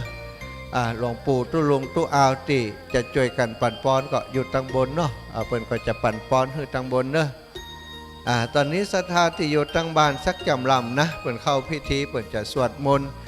อย่างต่างๆหลายอย่างอยู่เนอะที่บนม่อนพระศรีสองเมืองก็ติดตามตอนนี้ก็กินข้าวน้ำจำข้าวแรงรอฟังเสียงอยู่ที่บ้านเนาะจะถ่ายทอดตลอดไปถึงเวลาปกติที่เราออกอากาศกันวันนี้ถ่ายทอดถึงประมาณ 4-5 ทุ่มเนาะตุลุงเนาะเอาจนเสร็จกิจกรรมว่านะเอาแล้วว่าเนอะซึ่งก็จะเป็นการสวดมนต์นะเป็นการสวดมนต์เจริญพระมนต์พุทธมนต์สวดมนต์ตันวันนี้ได้กราบนิมนต์พระคุณเจ้าครูบาอาจารย์จากตังเชียงใหม่10 รูปจากตังเวียงป่าเป้าแม่ขจารย์ของเฮา10 รูปนี่ส่วนครูบาอาจารย์ที่ติดตามหัววัดต่างๆติมาด้วยกันนี่ก็หลายรูปหลายองค์ก็จะนั่งสวดมนต์อยู่ด้วยกันเนี่ยศรัทธากุฏิครูบาอาจารย์เพิ่นจะสวดกันบนศาลานะวันนี้เปลี่ยนบรรยากาศพระธาตุเฮาเสร็จสมบูรณ์แล้วจะเอาพระสงฆ์องค์สังฆเจ้าท่านเจ้ามาสวดที่หน้าพระธาตุ42เมืองที่นี่แล้วก็จะได้บันทึกภาพประวัติศาสตร์นี้ไว้วันนี้ช่างภาพนิ้วทองเนาะ ช่างภาพใหญ่นิ้วทองเป็นอดีตเดิมเคยเป็นช่างภาพที่ประกวดมีผลงานการถ่ายภาพที่คนทั้งหลายหู้จักวันนี้มาดูแลคอยถ่ายรูปบันทึกภาพกิจกรรมไว้เป็นประวัติศาสตร์ของการเฉลิมฉลองสมโภชพระธาตุสีสองเมืองตลอดถึงการฉลองสมโภชสิ่งต่างๆที่ได้ก่อร่างสร้างแปลงสร้างขึ้นมาโดยคณะศรัทธาญาติโยมพร้อมกับครูบาอาจารย์พระเถระพระมหาเถระนะพระเถรานุเถระครูบาอาจารย์ร่วมโดยช่วยกันนำศรัทธาสาธุชนคนเฒ่าคนแก่อีป่ออีแม่ตั้งหลายถึงฝั่งเชียงใหม่ถึงฝั่งทุกจังหวัดในภาคเหนือของเฮาที่เปิ่นเตียวไปเตียวมาผ่านไปผ่านมาหรือว่าที่เปิ่นฟังรายการทางวิทยุในเครือข่ายคลื่นสีขาวได้มาร่วมกันร่วมปัจจัยกันก็มีร่วมแห่งกันก็มีในเรื่องของการร่วมแห่งร่วมโดยช่วยกันวังพ่องบ่ได้ร่วมถวายปัจจัยก็มาร่วมขนทรายขนหินบางพ่องเปิ่นก็ร่วมถึงถวายปัจจัยตัวเนาะเป็นเจ้าภาพนั่นนี่นะที่นี่ที่เขาสร้างกันพี่น้องตั้งหลายมีหลายอย่างเนอะนอกจากพระเจ้าสีสองเมืองพระพุทธรูปสีสองเมืองสารูปเป็นปาพระสัมมาสัมพุทธเจ้าที่มีชื่อว่าพระสีสองเมืองอันนี้ก็ได้ย้ายจากศาลาเก่าศาลาเดิมมาแล้วเนอะคนงามจังฟ้อนวันนี้จะเป็นคนมาสวดมนต์หรอกิจกรรมวันนี้ศรัทธาญาติโยมทั้งหลายก็คงจะได้หันเนาะได้บันทึกภาพประวัติศาสตร์ไว้ที่ลูกหลานได้มาฟ้อนรำประกอบเพลงดอยนางแก้ววันนี้ก็หันกันเนาะโอ้ศรัทธาญาติโยมคนทั้งหลายได้ชื่นชมที่มาชมอยู่ที่นี่ก็ชื่นชมว่าเป็นการได้รำประกอบเพลงที่อ่อนช้อยงดงามน่าดูน่าชมอันนี้เป็นฝีมือของลูกหลานของครอบครัวคลื่นสีขาวของเฮาเนาะลูกๆหลานๆแล้วก็ศิลปินที่ร้องเพลงก็มาโดยศรัทธามาช่วยการช่วยงานครูบาอาจารย์ที่นี่นะซึ่งบ่มีการบังคับบ่มีการขอร้องบ่มีการเชื้อเชิญแต่ประการใดมาโดยจิตโดยใจพร้อมกับเอาลูกเอาหลานมาแสดงศิลปะการร่ายรำลูกหลานที่มาแสดงก็บ่ใจว่าโอ้ฝึกกันเอาเองนะฝึกจากมหาวิทยาลัยสถาวิทยาลัยนาฏศิลป์ของจังหวัดเชียงใหม่ของเฮาอนุรักษ์รักษาศิลปะการฟ้อนการรำได้ห่ำได้เฮียนรำตั้งรำแบบไทยเนาะตั้งภาคกลางโดยรำของฟ้อนรำอย่างภาคเหนือเป็นจะใดนี่เป็นก็อนุรักษ์รักษากันไว้วิทยาลัยนาฏศิลป์เพื่อนสอนหลายอย่างเนอะสถาบันใจสอนกับฟ้อนอย่างเดียวนะการขับร้องเนาะการขับประโคมมีถึงสะล้อซ้อซึ่งสปะสปันที่เป็นศิลปะของตั้งเหนือตั้งล้านนาของเฮาได้อนุรักษ์กันไว้อันนี้วันนี้ก็ได้หันและวันก่อนก็มีลูกหลานนาฏศิลป์วิทยาลัยนาฏศิลป์ที่เชียงใหม่เนาะเปิ่นมาแห่ประโคมในงานสมโภชพระธาตุสีสองเมืองที่นี่วันที่18วันค่ำเนอะศรัทธาทั้งหลายแล้วก็วันที่19นี้บ่มีการประโคมแห่แต่ว่ามีลูกหลานจากวิทยาลัยนาฏศิลป์เจริญปอนโอ้คนเฒ่าฝากมาเนาะเปิ้นฝากมาเนอะแม่อุ้ยปอคิดอ่าน68บ้านร้องหมู่2แม่เจดีย์ใหม่ร่วมบุญพระธาตุสีสองเมืองแล้วก็แม่อุ้ยปอคิดอ่านอันนี้ก็ฝากมาแหมซองหนึ่งบ่ได้ระบุว่าเนี่ยอย่างแต่เอาไว้ที่พระธาตุสีสองเมืองบูรณะปฏิสังขรณ์นิมนต์เนอะศรัทธาทั้งหลายเนาะบ่ได้บอกมาก็คงจะเป็นบางเตื้อเปิ้นก็มาร่วมสร้างบันไดร่วมปูจายอดชัดก็มีเนาะก็แล้วแต่เนอะครูบาอาจารย์เปิ้นเอามารวมกันนี่หมดแล้วศรัทธาเพราะสิ่งต่างๆที่ว่าสร้างกันมานั้นส่วนใหญ่ก็จะมีศรัทธาสาธุชนเป็นเจ้าภาพกันเสร็จสิ้นไปเรียบร้อยแล้วแต่เราจะอนุโมทนาแบบไหนได้หมดเนอะมีจิตเจตนาจะห่วมเปิ่นสร้างบันไดก็ได้จะมาห่วมเป็นเจ้าภาพชัดก็ได้จะมาห่วมสร้างสิ่งต่างๆที่เปิ่นก่อร่างสร้างแปลงที่นี่ทุกอย่างทุกประการหรือว่าที่ทั่วไปเปิ่นบอกว่าหอมทั่วไปอีนะก็ได้แม้กระทั่งว่าบำรุงกับน้ำกับไฟที่ม่อนพระศรีสองเมืองที่นี่ก็จะมีรายการของเปิ่นอยู่เนาะ ปัจจัยที่ศรัทธาญาติโยมได้มาร่วมถวายครูบาอาจารย์ในนามของกองทุนพระศรีสองเมือง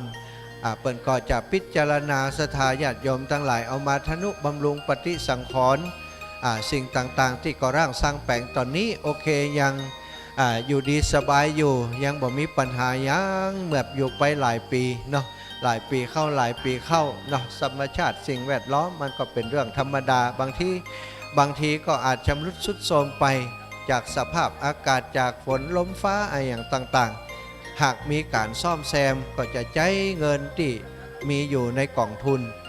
พระศรีสองเมืองนั้นมาซ่อมบูรณะปฏิสังขรณ์หรือว่าแม้กระทั่งมีงานฉลองสมโภชเนี่ยอย่างต่างๆที่จะเนี่ยต่อไปกันตั้งหน้าบางครั้งบางทีมีสิ่งที่อาจจะทำเพิ่มเติมมาเนาะก็จะใช้ทุนที่มีอยู่ในกองทุนพระศรีสองเมืองนั้นทุนนี้มาจากไหนก็มาจากที่ศรัทธาญาติโยมอีปออีแม่ได้มาให้หอมกันตลอดงานที่ผ่านมา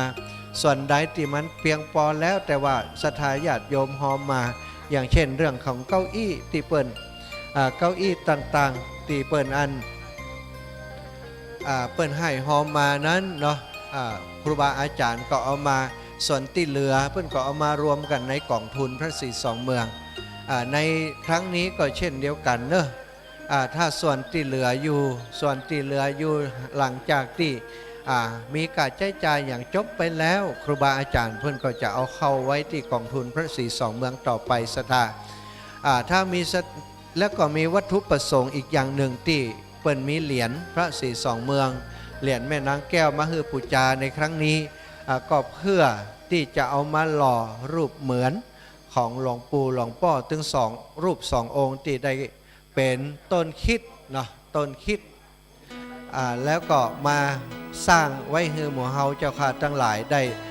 สืบสานเจตนาสืบกำกึดของเปิ้นนี่อันนี้ก็คือสิ่งที่ครูบาอาจารย์เนาะครูบาอาจารย์ได้กึดร่ำตำสร้างขึ้นมาเพื่อจะให้ศรัทธาญาติโยมทั้งหลายได้ชื่นอกชื่นใจได้โมทนาบุญร่วมกัน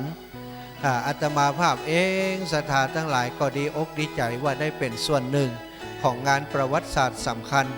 ในการฉลองเฉลิมสมโภชพระธาตุศรีสองเมืองที่นี่ได้มีส่วนร่วมเปิ่นตั้งแต่ลื้อศาลาเตศาลาเนาะลื้อศาลาเตศาลามาแล้วก็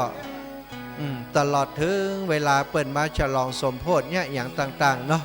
เปิ่นมาตานนั้นตานนี้ก็ได้มาช่วยครูบาอาจารย์เปิ่นตลอดมาจะได้ก็ดีเนาะศรัทธาทั้งหลายการที่สร้างบุญสร้างกุศลนี้เป็นว่าคนบางคนเกิดมาจากบ่มีโอกาสได้ร่วมบุญสร้างพระธาตุเลยก็มีแต่ศรัทธาพี่น้องของเฮา2จังหวัดนี้ตลอดถึงพี่น้องทั้งหลายๆจังหวัดที่ได้ฟังจากเครือข่ายคลื่นสีขาวเปิดออกอากาศไปเปิดเหล่าให้ฟังว่ามีการสร้างอย่างที่พระธาตุศรีสองเมือง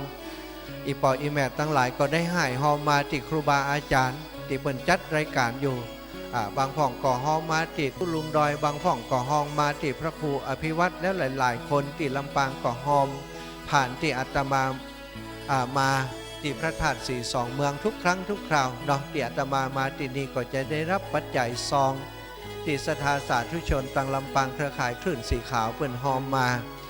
ก็มาคือครูบาอาจารย์มาถวายกับครูบาอาจารย์รวมกับปัจจัยที่ตั้งพี่น้องตั้งเจียงใหม่เจียงไฮ้เปิ่นร่วมบุญด้วยกันมาเพราะฉะนั้นศรัทธาญาติโยมทั้งหลายที่ฟังอยู่บอกว่าท่านจะอยู่ที่ไหนเนอะก็ถือว่าหมู่เฮาเจ้าข้าทั้งหลายมีส่วนร่วมกันเฮาเป็นครอบครัวเดียวกันเฮาเป็นครอบครัวคลื่นสีขาวที่ได้มากึดร่ำตามสร้างสืบกำกึดยึดเจตนาตามครูบาอาจารย์ได้ทำบุญทำกุศลครั้งนี้โอกาสในการสร้างบุญสร้างกุศลมีบ่อยนักศรัทธาทั้งหลายครั้งนี้บัจจัยเรื่องง่ายๆที่เขาจะสร้างพระธาตุศรีสองเมืองร่วมกับครูบาอาจารย์เปิ้ลเพราะว่าผ่านวิกฤตหลายอย่างกว่าจะมาถึงวันนี้กว่าจะได้ฉลองสมโภชประชุมกันบัจจัยแค่ครั้ง2 ครั้งศรัทธาเป็น100-200 ครั้งเนอะที่ครูบาอาจารย์เตียวจากเชียงใหม่มาท่านพระครูอภิวัฒนวิกรมช่วงก่อนๆนั้นกระเดียวก็มาเวียงป่าเปามาแม่ขจารมาติดดอยนางแก้วนี่แหมเมาะเดี๋ยวก็มาแหมเมาะเนาะพอบ่ได้จัดรายการดีก็เพื่อที่จะให้งานทุกอย่างดำเนินไปโดยความเรียบร้อย มาประสานงานกับครูบาอาจารย์พระผู้รักผู้ใหญ่ตังเพเนาะตุ้ลุงไปหนีไก่เนอะ จะได้เปลี่ยนกันนะตอนนี้ครูบาอาจารย์พระเถระพระเถรานุเถระที่ได้รับนิมนต์มาร่วมพิธีในการสวดมนต์ตันในค่ำคืนนี้วันนี้นะศรัทธาจะเป็นการบันทึกไว้ในประวัติศาสตร์ของพี่น้องหมู่เฮาต่างหลายถึง2จังหวัดถึงพระสงฆ์องค์สังฆเจ้าและก็ศรัทธาสาธุชนถึง2จังหวัดจะได้เป็นสักขีพยานร่วมกันว่าเฮาได้ทำที่สิ่งที่ดีที่งามถวายไว้ในพระพุทธศาสนาการสวดมนต์ทำวัดปฏิบัติธรรมวันนี้จะเป็นการสวดมนต์ทำวัดปฏิบัติธรรมเพื่อถวายสักการะเป็นพุทธบูชาต่อพระสารูปเป็นป่าพระเจ้าสีสองเมืองแล้วก็พระธาตุสีสองเมืองที่เด่นสง่าอยู่บนม่อนพระสีสองเมืองที่นี่สถาพี่น้องอีปอยอีแม่ที่อยู่ตังบ้านตังจองก็โจกดีเนอะตังคณะถ่ายทอดสดของวัดฝ่ายหินนอกจากจะถ่ายทอดเสียงไปแล้วเปิ่นก็มีการถ่ายทอดตังโทรทัศน์อีนะตังวิดีโอนะบางพ่องคนเฒ่าคนแก่ว่าอีแม่พอโทรทัศน์นะท่านอีนะความจริงบ่ใจเนอะเปิ่นออกอากาศตัง Facebook เป็นถ่ายทอดออกไปก็เหมือนกับโทรทัศน์เนี่ยสถาทาไปเปิดในโทรทัศน์มันก็เหมือนกันอันนี้เป็นถ่ายทอดออกไปทาง YouTube หรือว่าทาง Facebook ทางเครือข่ายอินเทอร์เน็ตก็ทำให้อีปอยอีแม่ที่อยู่ตั้งบ้านได้หันภาพบรรยากาศเหมือนกับได้มาอยู่ที่นี่เหมือนกันนะเนาะศรัทธาตั้งหลายนะศรัทธาตั้งหลายที่อยู่ตั้งบ้านผู้ที่ลูกหลานเนาะลูกหลานของอีปอยอีแม่ทั้งหลายก็ช่วยบริการเนอะเปิดส่องเจ้าหน้าที่ได้ปิดเสียงบรรเลงดนตรีจะได้เริ่มพิธีอ่านรายชื่อรายนามพระเดียงสงฆ์ในค่ำคืนนี้ได้รับความเมตตาจากคณะสงฆ์อำเภอเวียงป่าเป้าและคณะสงฆ์อำเภอดอยสะเก็ดจำนวน20 รูปดังต่อไปนี้เริ่มพิธีเวลา 19:30 นาทีครูบาอาจารย์เจ้าที่เดินทางมาถึงบริเวณม่อนพระศรีสองเมืองแล้วก็ขอกราบนิมนต์ได้ประจำที่นั่งครับตามอัธยาศัยทุกรูปนะครับกราบนิมนต์ทั้งหมดครับจำนวน20 รูปท่านพระครูศรีปทุมรักษ์เจ้าวาดวัดปทุมสารารามท่านพระครูหิรันสุภธาดาวัดแม่ห้อยเงินพระครูสังฆรักษ์ทวัฒน์สุทธิยาโนวัดถาวรรังสีพระครูสังฆรักษ์สุเมธสิทธิวรยาโนวัดใหม่มงคลชัยพระปลัดเชี่ยวชาญสุวิชชาโนวัดชยาลังการพระสมุนิวัดกิตติสาโลวัดศรีประดิษฐ์พระใบดีกามงคลสติสัมปันโนวัดสุนทรสิริพระมหาสังวรสังวรยาโนวัดแม่ห้องไคพระธนงศักดิ์ทินวโรวัดดอยจอมแจ้งพระพานุวัตรติสโรวัดแม่คือพระครูโสพลกิตตินิวิทย์วัดป่างิ้วพระบดีกาวชิรสอนประภัสโรวัดพระธาตุเวียงห่อพระวัชรินทร์อุตโลวัดศรีสุทธาวาสพระสมุจิรัตนกรวิทย์วชิรยาโนวัดสันมะเข็ดพระคมกฤษทิตะธรรมโมวัดหนองบัวพระวชิรวิทย์อินทปัญโยวัดปังไคพระประหลัดจำนันสุธีโลวัดสันกูดทองพ พระธิการณัฐพงษ์ชยธรรมโมวัดขุนลาว พระอนุวัตฐานะโคสำนักสงฆ์ห้วยคุณพระพระธิการสมคิดนาถสีโรวัดปางมะกาดทั้งหมดจำนวน20 รูปขอกราบนิมนต์นะครับสำหรับลำดับพิธีนั้นเบื้องต้นก็จะได้กราบนิมนต์หลวงพ่อพระครูปฏิภาณธรรมทินถ้าหากว่าหลวงพ่อพระครูนิวิทย์ศีลสังวรเจ้าคณะอำเภอเวียงป่าเป้ามาตันแห่มประมาณสัก5 นาทีถ้าหลวงพ่อบัตันก็ก้อยนิมนต์หลวงพ่อได้ร่วมแผ่เมตตาจะได้กราบนิมนต์หลวงพ่อพระครูปฏิภาณธรรมทินได้จุดธูปเทียนบูชาพระรัตนตรัยที่หน้าองค์เจดีย์ลำดับต่อไปถ้าว่าโยมเชิดพงษ์กิ่วแก้วเดินทางมาถึงก็จะได้เจริญพรเชิญโยมได้ประเคนขันศีลและจุดเทียนสัตพันธ์เทียนบาทน้ำมนต์ตามลำดับส่วนเทียนสัตพันธ์จำนวน7 เล่มนั้นจะได้กราบนิมนต์พระสงฆ์จำนวน7 รูปที่จะได้จุดเทียนที่สัตพันธ์จำนวน7 เล่มเล่มที่1ท่านพระครูชลทานพิทักษ์วัดแม่ห้องไค2ท่านพระครูปริยัติพระครูปริยัติรัตนโชติวัดห้องกูเล่มที่2เล่มที่3ท่านพระชัยวัฒนาคเสโนวัดพระธาตุดอยน้อยเล่มที่4พระใบดีกาประเสริฐประสันโนวัดพระธาตุดอยสุเทพเล่มที่5พระสมชาติชาตะปัญโยอุทยานธรรมพระสุนทรมุนีเล่มที่6หลวงพ่อเล็กตำหาต้มยามเมืองให้มานิมนต์มาจุดเตียนเล่มที่6แล้วก็เล่มที่7นิมนต์หลวงพ่อเชาปางน้ำทุได้จุดเตียนเล่มที่7นี่ได้เตรียมตัวไว้ก่อนปนันโตก็จะได้นำไว้พระอาราธนาศีลอาราธนาพระปริตรพระสงฆ์ทั้งนั้นจำนวน20 รูปก็จะได้เจริญพุทธมนต์ตามลำดับไปเป็นการสมโภชองค์เจดีย์เนื่องจากว่าวันนี้ได้ประกอบพิธียกยอดชัด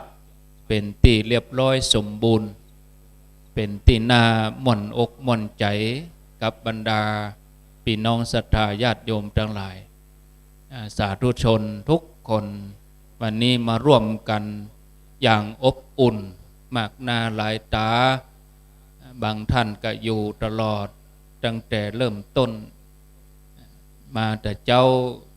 บางท่านว่าโอ้ปิกไปแล้วบ่รู้สึกจะเน็ดเหนื่อยมันปลื้มมันปีติในบุญ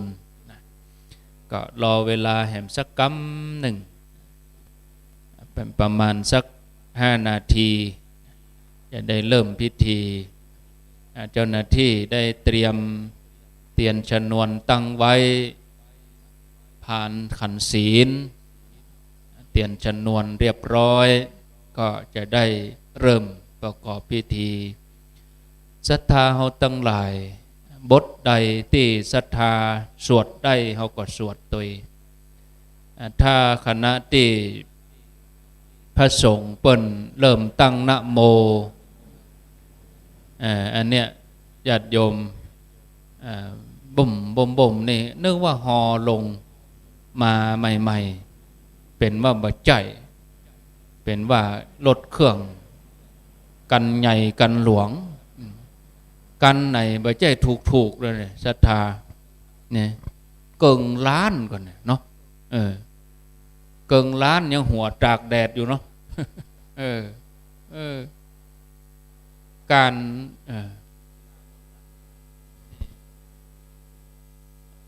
หนังสือสวดมนต์มีก็เดี๋ยวนิมนต์นะครับนิมนต์นั่งก่อนเนาะเดี๋ยวเอาไปวางไว้ฮื้อนะครับหนังสือที่ท่านพระครูชลทานพิทักษ์ท่านจะถวายตั้งแต่วันแรกวันที่2จนฮอดตอนนี้ท่านพระครูเพิ่นได้นำเอามาถวายทุกรูปตัวตอนนี้ก็คงจะถึงตรงเวลาขอกราบนิมนต์หลวงพ่อพระครูปฏิภาณธรรมทินเจ้าวาดวัดพระธาตุม่อนจอมพ่อนิมนต์หลวงพ่อได้เมตตาจุดธูปเทียนปูชาพระรัตนตรัยตรงหน้าสัตพันธ์กราบนิมนต์หลวงพ่อครับเจิญ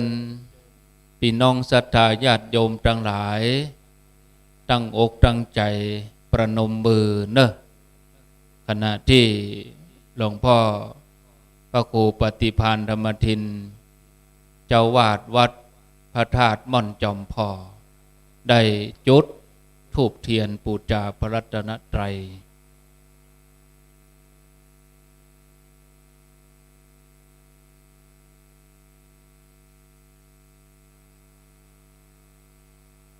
ก็นานโตลวดประเคนขันศีลเป็นตีเรียบร้อยไปเลยที่ประธานสงฆ์ลวดเช็คไม้เรียบร้อยญาติโยมที่อยู่ตั้งบ้านตัวได้รับชมรับฟังการถ่ายทอดเสียงและภาพจากสถานี FM 104.50 วัดฝ่ายหินมหาวิทยาลัยเชียงใหม่ได้มาร่วมการเฉพาะกิจถ่ายทอดเสียงเพื่อญาติโยมที่อยู่ทางบ้านได้รับฟังอนุโมทนาบุญตัวแต่คืนนี้ก็อยู่ด้วยกันคืนหุ่งเต้าแจ้งเนาะได้งีบเหี่ยหน่อยบิ๊กไบค์มาก็ตื่นนะ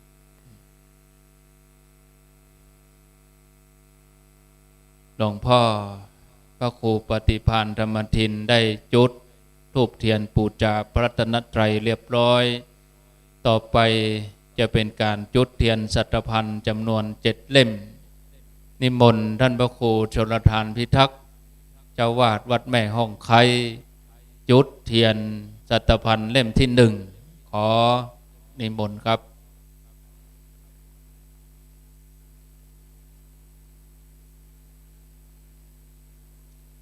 เล่มที่2นิมนต์ท่านพระครูปริยัติรัตนโชติวัดห้องกู่ครับนิมนต์ครับ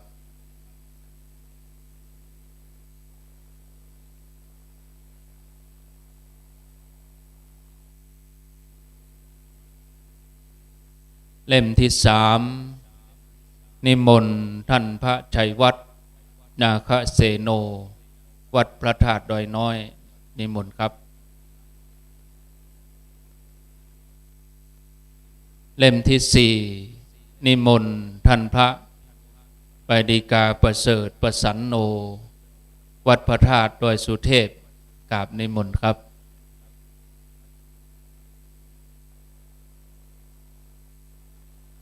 เล่มที่5นิมนต์หลวงพ่อเล็กเจ้าตำรับตำรายาเมืองนิมนต์หลวงพ่อเล็กด้วยครับเล่มที่6นิมนต์ท่านมหาสมชาติชาตปัญโยอุทยานธรรมพระสุนทรมุนีอำเภอเมืองจังหวัดลำปางและเล่มสุดท้ายบักไก่อยู่ใกล้นี่นิมนต์หลวงพ่อเชาวัดปางน้ำทุได้จุดเตียนเล่มสุดท้ายดับมันเป็นยังครับจุดติดแล้วดับมันเป็นยังบ่ต้องกังวลเนาะ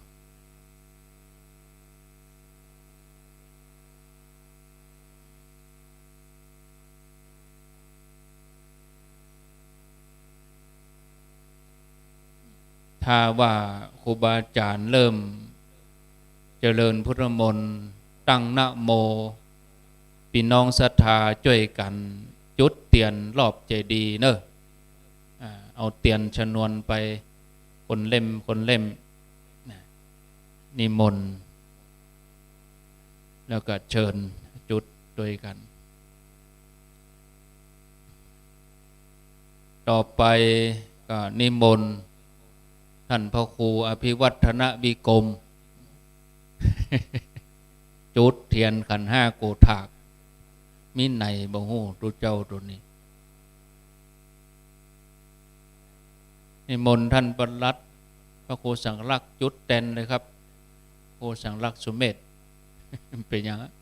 เป็นวิกรมเพื่อกรรมนิมนต์เลยครับ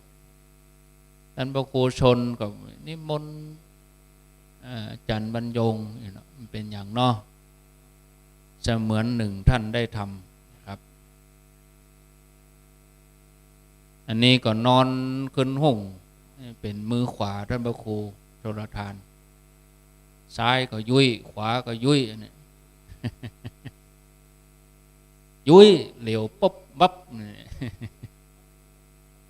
ทหารต้องมีแม่ทัพต้องมีทหารคู่ใจธรรมดาทำศึกก็ชนะ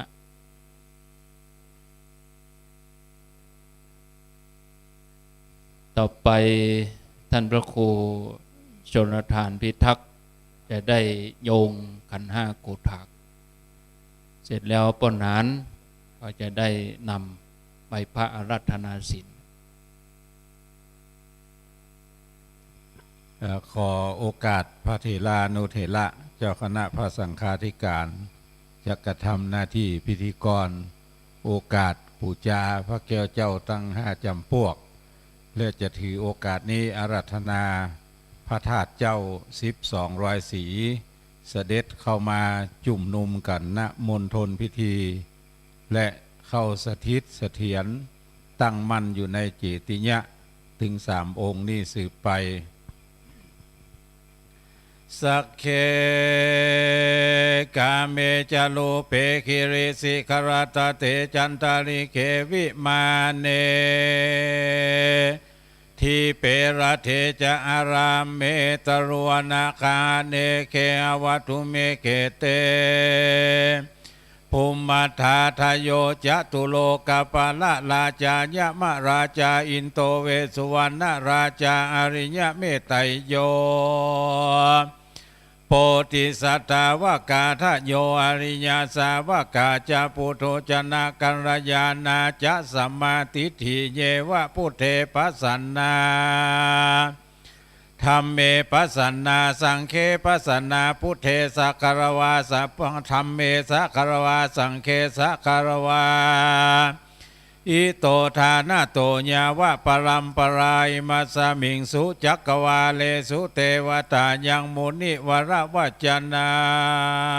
งสาทะโวโนสุนันตุ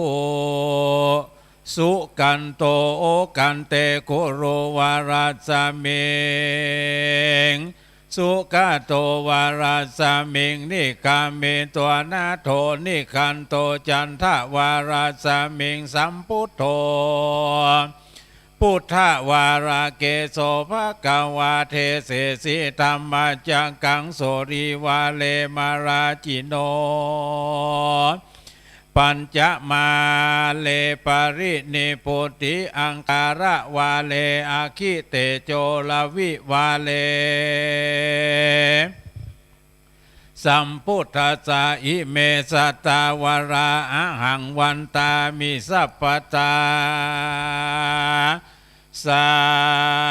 ธุโอกาสะคาเดพระบรมศาสดาติโลกาจารย์อันปรินิพพาน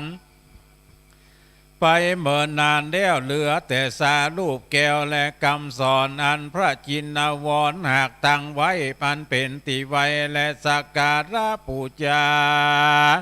พระก็มีมหากรุณาต่อสัตว์โลกอันยังจมอยู่ในโอกวัฏสงสาร จิ้งประดิษฐานไว้ยังถาดอันพิลาศเลิศมงคลไว้ต่างโตนพระเงาไทยหากตั้งไว้ในโลกโลกาตาว่าติงสานากาพิภพผู้คาขอน้อมนบกราบยอกุลสาธุโอกาสะคาแด่พระจินนาธาตุเจ้าตั้งมวลจุแห่งจุติมีคุณอนันตามากนานามหันตาอันยิ่งโยดมีวันณะโสดใสสว่างเป็นดังคำแดงจ้าเป็นแข่งใดปอหาผู้ข้าขอกราบไว้สาปูจามัชชิมาตันดุลาเต้าเม็ดข้าวสารหักเกิงวันณะเติงดังแก้วจื้อประภาเบงจะกาหักย้อยได้เต้ามาเสมอกันมีเต้าพันพักกาดวันณะสะอาดลังสี6 นาลีผู้ข้าพระนมก่อนย่อมือขึ้นนบน้อมไว้ข้าปูจาอาสัมพิทากาธาตุยังบ่อนย่อยอันยังก้อยอยู่เป็นปกติดีอัฐิอุนหิสังกระดูกบากเบืองขวาแห่งศีรษะขะเวอักขาดูกดำมีดยังบรีดอยู่สันดีจตุโลตันตาเขี้ยวฝางมีปอสีผู้คาไว้ที่ศรัทธาโสรสะแห่งนาลีน้ำหนักพระจินนาธาตุมีบ่น้อยมี22,800หลายบ่น้อยวันละองค์สังขญาว่าใด12ตือพระสังเกตไว้โพธสัตตามาถึงในตีคากาละบัดนี้ใส่ผู้คาขอขับไว้ปูจาตังปนามามิทาตุโยอาหังวันตามิศิลาสาบัดนี้ผู้คาจักขออาราธนายังองค์พระมหาจินาธาตุเจ้าอันโบราณอาจารย์เก้าเงาหากกฎหมายว่ามหาธาตุเจ้าตั้งหลาย12แห่งอันงามปิ่มแป้งและศักดิ์สิทธิ์อันสถิตตั้งอยู่ในสักกาละจุมปูตีบและโขงเขตสวรรค์เป็นพระธาตุอันประจำปีเกิดเป็นพระธาตุเจ้าดวงพระเสริฐประจำนักขัดตะลึกเจ้าตั้ง12ราศีอะหังนะมามิติโลกะโมลีติโลกัสสะภะกวาโตทักขินะโมลิงปฏิทิตังภะกวาโตอธิฐานะภะเลนัตถิตังโลหะกุเตพุทธานิอังคารถากิติมันตังมโนหะลังโลกานังสัพพะโลเกหิปูชิตัง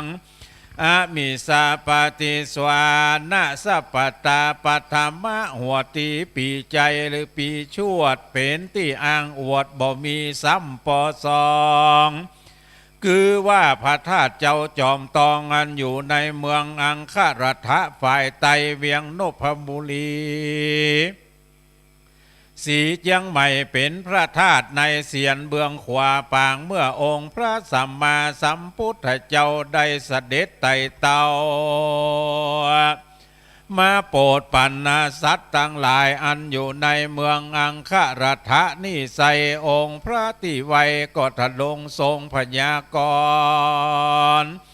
ไหว้หลายประการผู้คาก็ขออาราธนาอัญจุลีนบน้อมเก่าอาราธนาองค์พระธาตุเจ้าจอมตองจุ้งเสด็จมายาปาตุภูตาอตุลานุภาวาจิลังปฏิทาสัมภะกัปปะพุเลเทเวนะคุตาอุตลาพิไทยานะมามิหันตังวราชินาธาตุงทะเปติมหาธาเนเจติยังปูชิตานะเทเวหะอะหังวันตา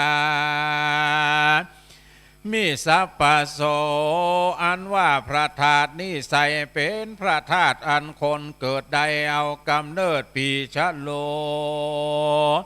นำวัวเจ้าสุพลาดนาโกนาผู้คาขอไว้สาอภิวาทเจ้ามหาธาตุอาราธนาพระบรมธาตุเจ้าลำปางหลวงจุ่งเสด็จมาโกไสยะทัชชาคาปภาเตสัตตะมโนรัมเมพุทธเกสาธาตุปฏิทิตาอาหังวันตามีสัพปตาผู้คาขออาราธนาพระธาตุเจ้าจ้อแห่นามนักแก่บทเศร้าอาจารย์เจ้าหากฎหมายเป็นธาตุประจำปีเกิดคนยิงใจร่วมไตคนละลุ่มไตคนใดเกิดปีขานนะหรือปียีนั่นใจหากใดนามพยัคฆาผู้ข้าขออาราธนายังพระธาตุเจ้าจ้อแห่จุ่งมาจุ่มนุมนายเจติยะเจ้าตั้งสามหลังนี้แด่เตออาชาตาอาชาปลานิโคตและราชายตานะพร้อมสะมุนจลินไม่จิกดังอันจริงใดเป็นสัตตมหาประธานนั่นที่ควรนบน้อมกับไว้ปูจาอันเป็นสัตว์นา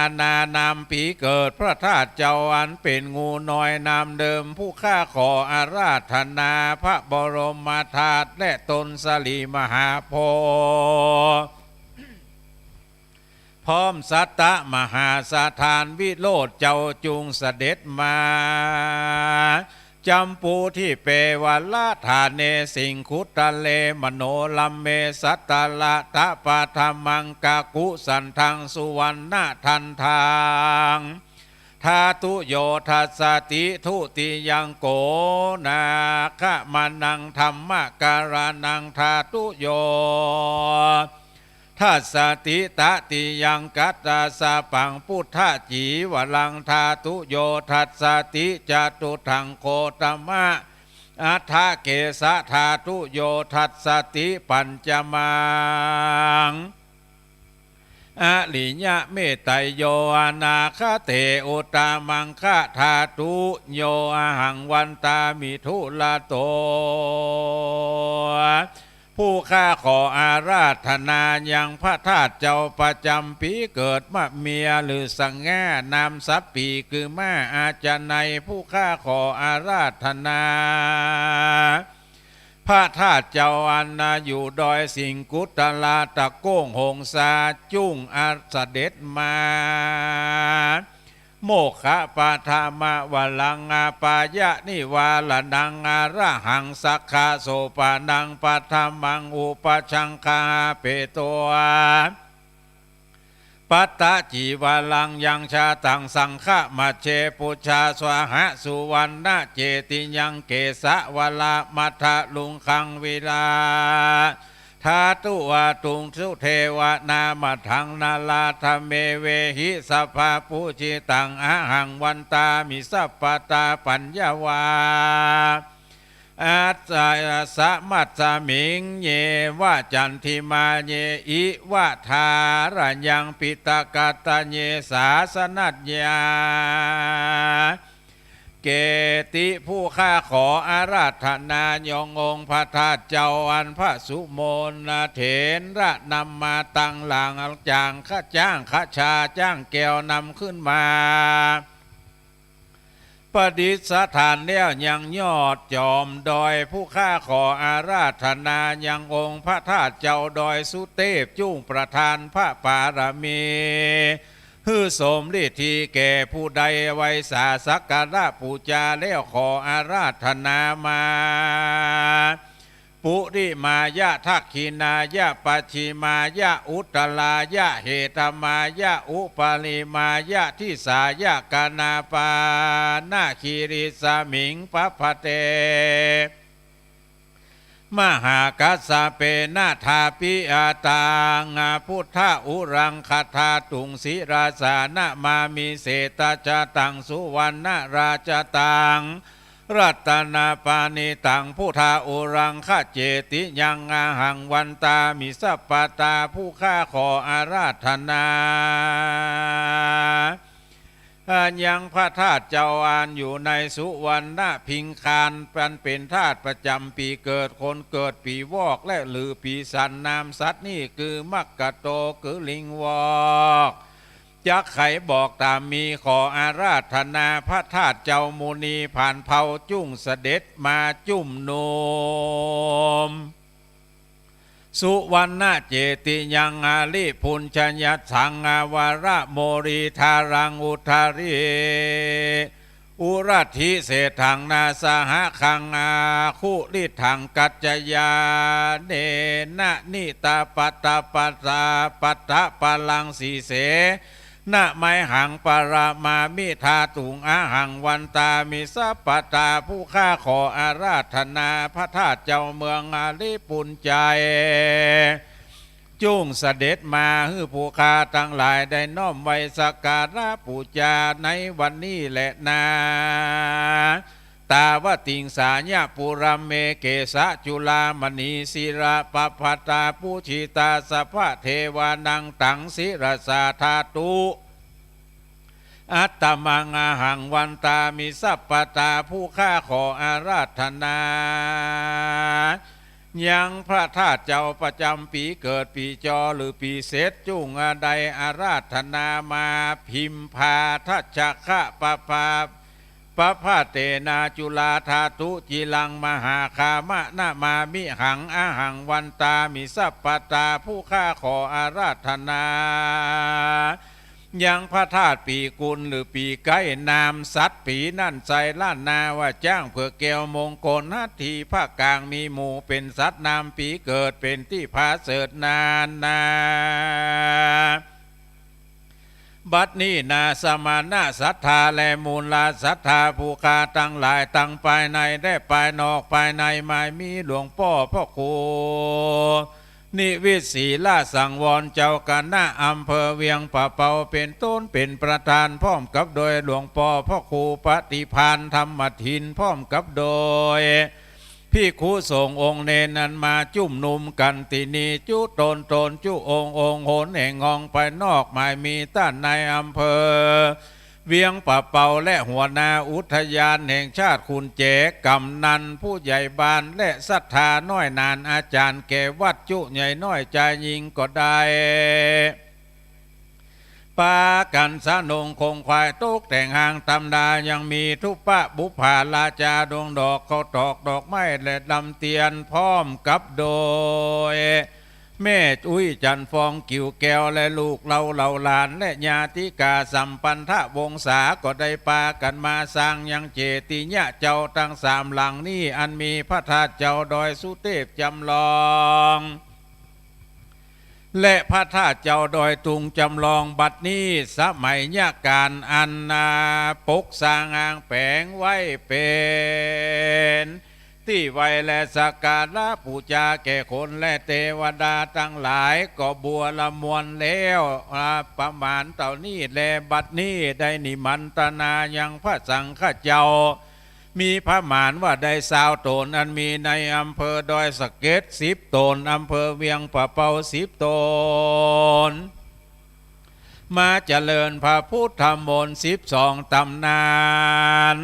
ที่นี่ขอหือสมดังกรรมมักกรรมภาธนาแห่งกูคาทั้งหลายขออาราธนายังมหาจินาทานเจ้าทั้งหลายเสด็จเข้ามาสู่เจติยะเจ้าทั้งสามหลังนี้หือศรัทธาผู้คาทั้งหลายได้กราบไว้สักการะปูจาขอเทพไทยเทวาจุงปากันมาสั่งพิทักษ์ปกปักรักษาอยู่เฝ้าตลอด5,000 พระวสานั่นจุงจักมีเตียงเต้ดีดีนะมามิพุทธังคู่หน้าสากาลันตังนะมามิธรรมังมุนิลาจะเทสิตังนามามิสังฆังมุนิลาจะสาวกังนามามิกัมมฐานังนิปปานาทิขามุปายังนามามิกัมมฐานาตายากาจริญญาสังฆาเทสุปัญจสุรัตนัตตเยสุอติเตวาป ปัจจุปันเนวาอวิวายะทิวาลาโหวากาเยนวาวาจาญวามนัสสวาปะมาทางอากาศิมหาทิสวายะธาธรรมังปฏิกโรมาเตสโนพันเตพุทธาติรัตนาปัญจกังอนุกัมปังอุปาทายะอัจจยังอัจจยโตปฏิคันนาทุขมังอายาติงสังวิสามะนะปุเนวังปฏิการิสามะพุทธปูจามหาเตจาธรรมะปูจามหาปัญญาสังฆปูจามหาลาภาปูจาลาเอปูจาญาโตนิอากุโตปะเยนะสังฆาตุงอิเมตามาปิเกนะจิอิมินาอากิทุปะบุภาลาจาปูจากาลวะกัมเมนาเมตโยเตวปูจิโตสังสรันโตปิหปะเยนะขมามิหังนิปานาปัจจโยโหนตุโนนิจจัง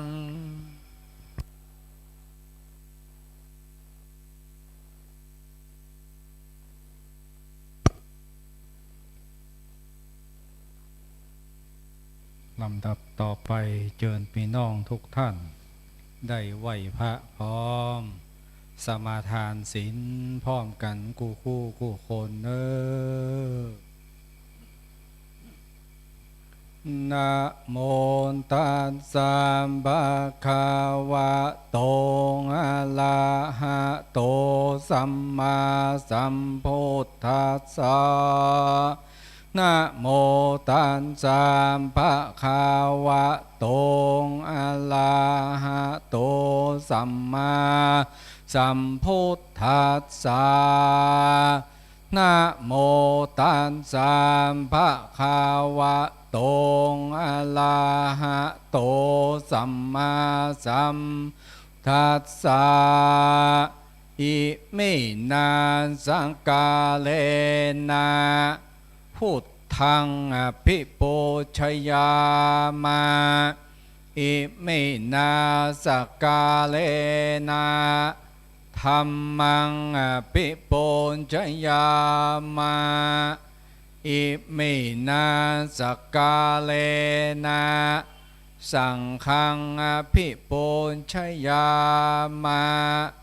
อะระหังสัมมาสัมพุทโธภควา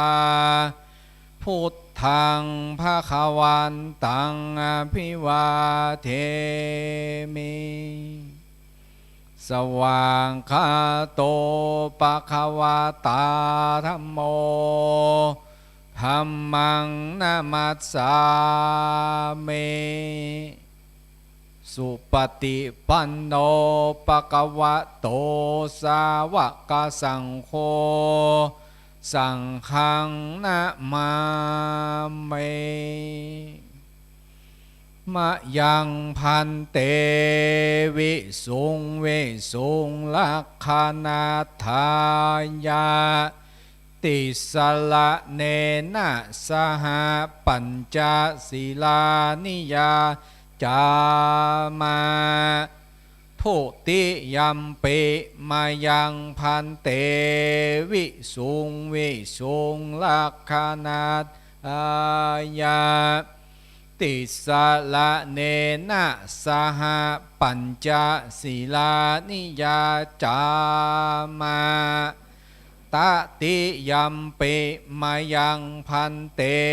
วิสุงวิสุงลักขณาทายาติสละเนนะสหปัญจศีลานิยาจามา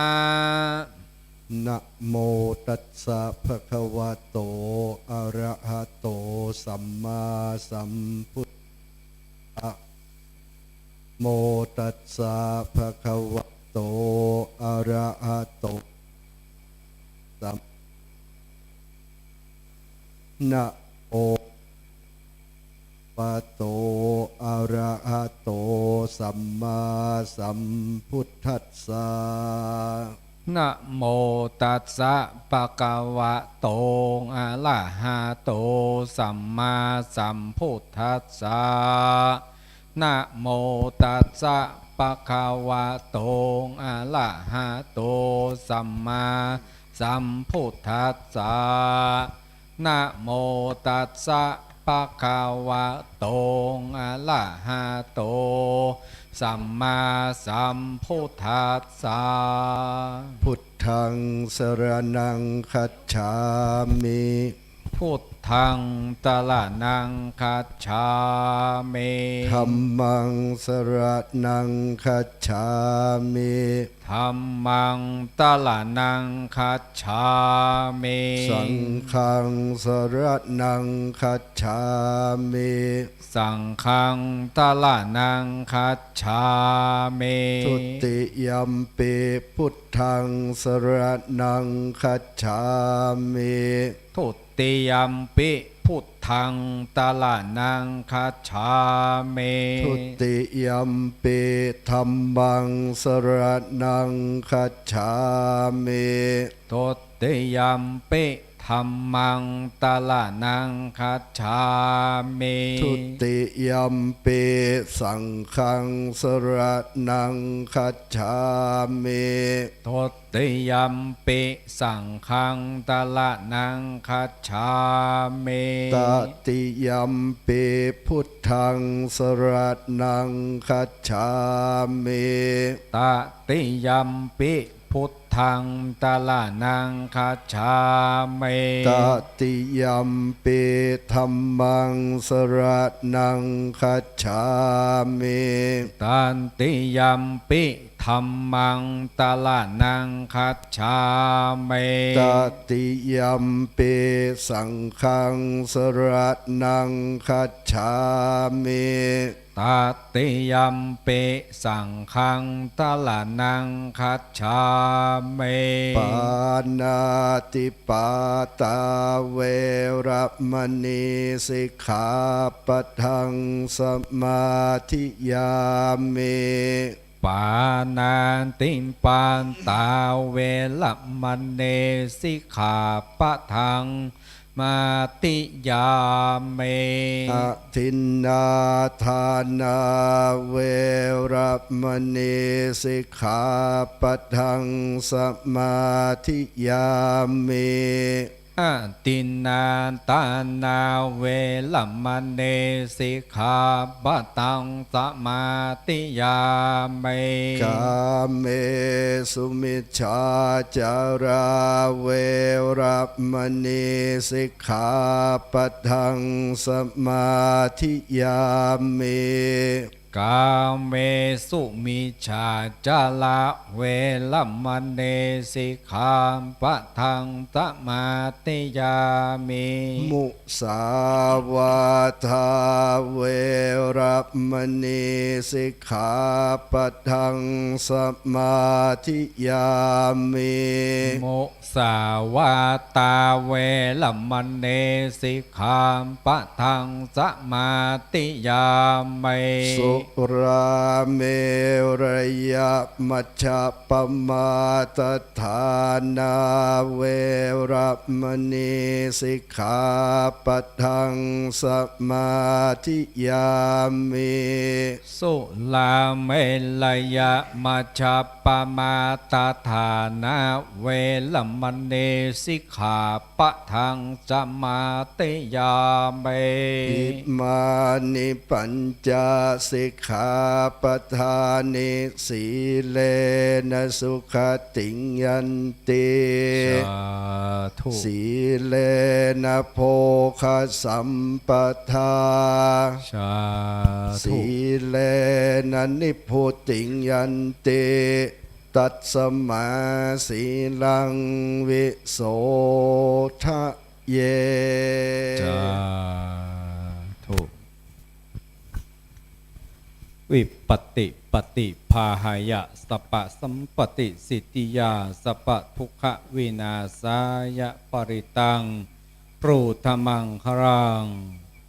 วิปติปฏิภาหายะสปะสัมปติสิทธิยาสปะพยะวินาศายะปริตังปรูธมังครัง วิปติปฏิภาหายะสปะสัมปติสิทธิยาสปะโรคะวินาศายะป ปริตตังโพธมังคะลังหริตัวนาเมตังสเมตาพทันตาอวิคิตาจิตตาปริตังพนันตุเคกาเมจลุเปคิลิสิกาลตเตจันตลิเกวิมาเนทิเปละเทจะอารเมตรุวนะกหเนอารามวัตถุมหิเขเตภูมิธาตโยจะตุโลกปลาลลาจารยมราชาอินโทเวสุวรรณราชา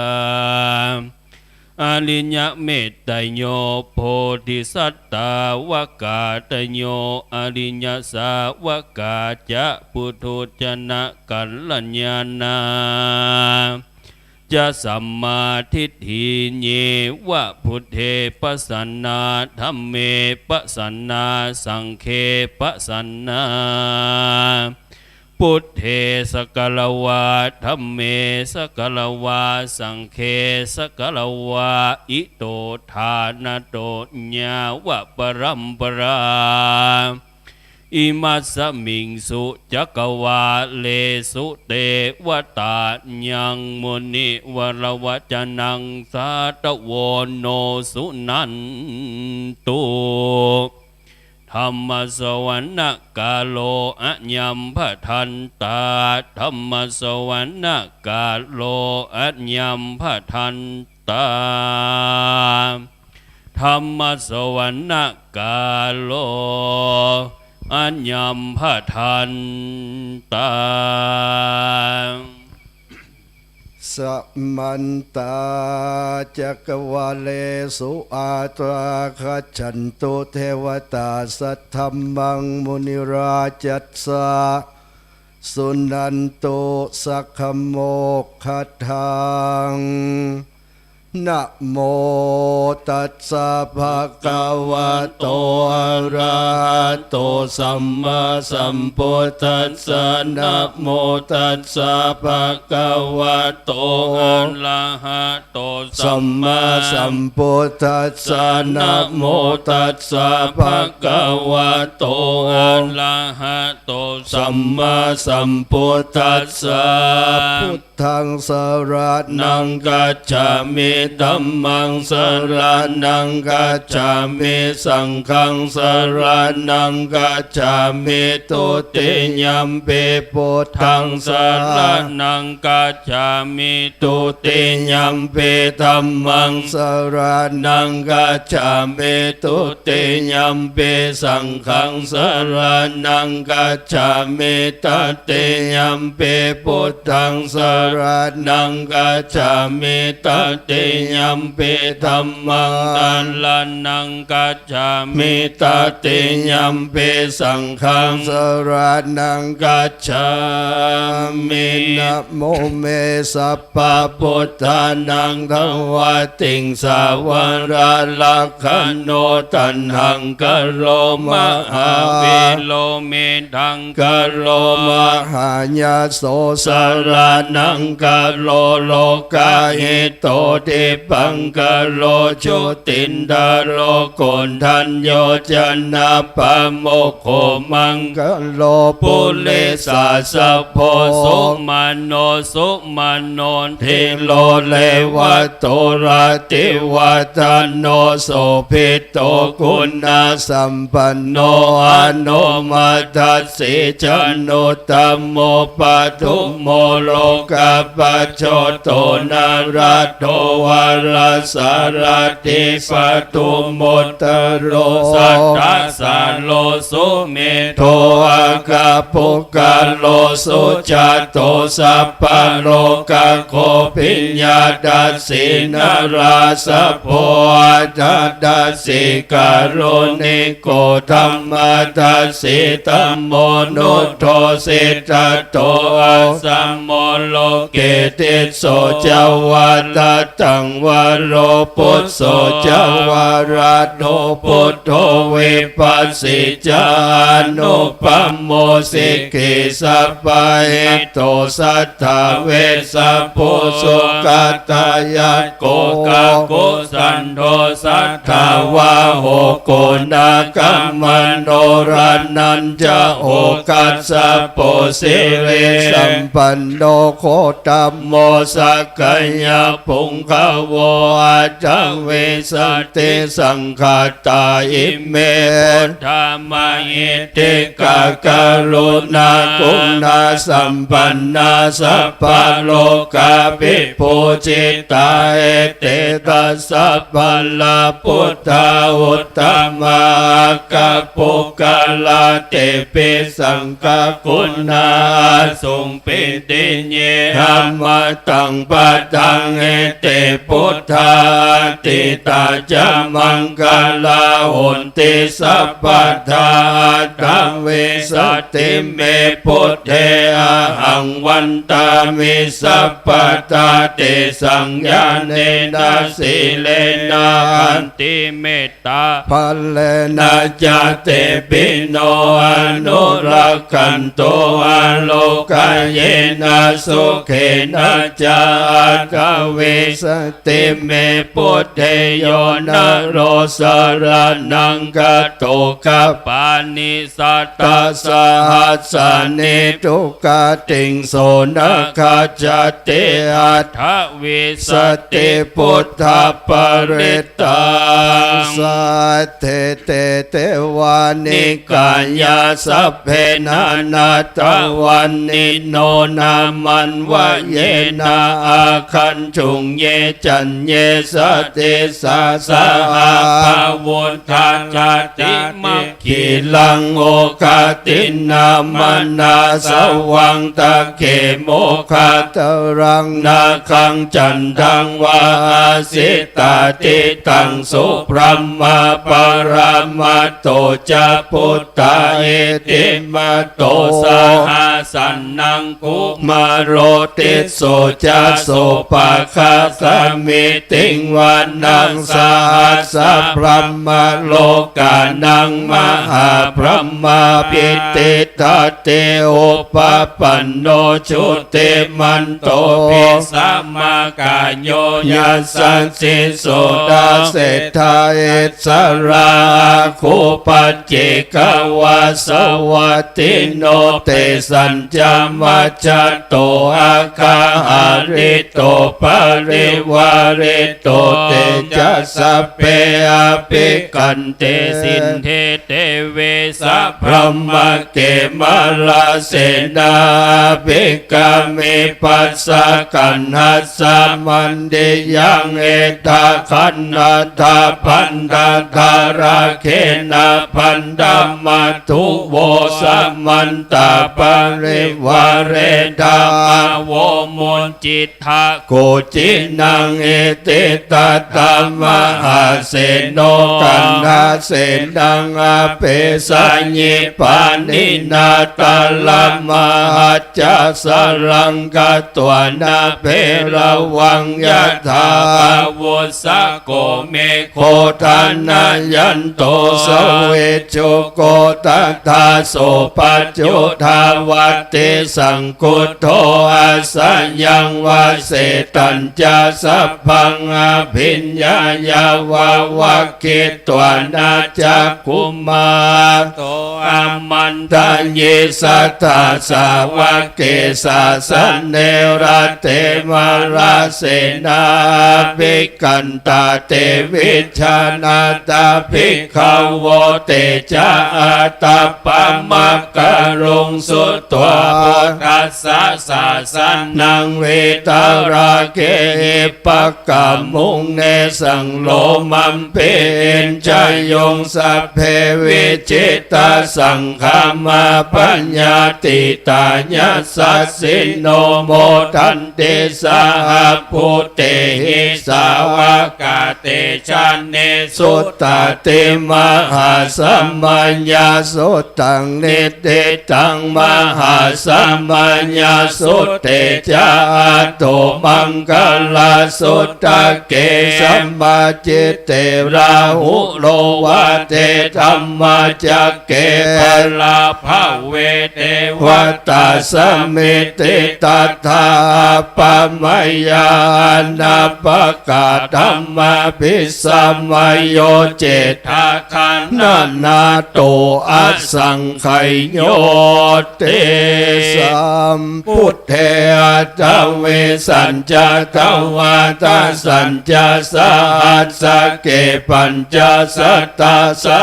สสะนินัมมาเมสิราสาหังเตสังธรรมมันจะสังขัญจา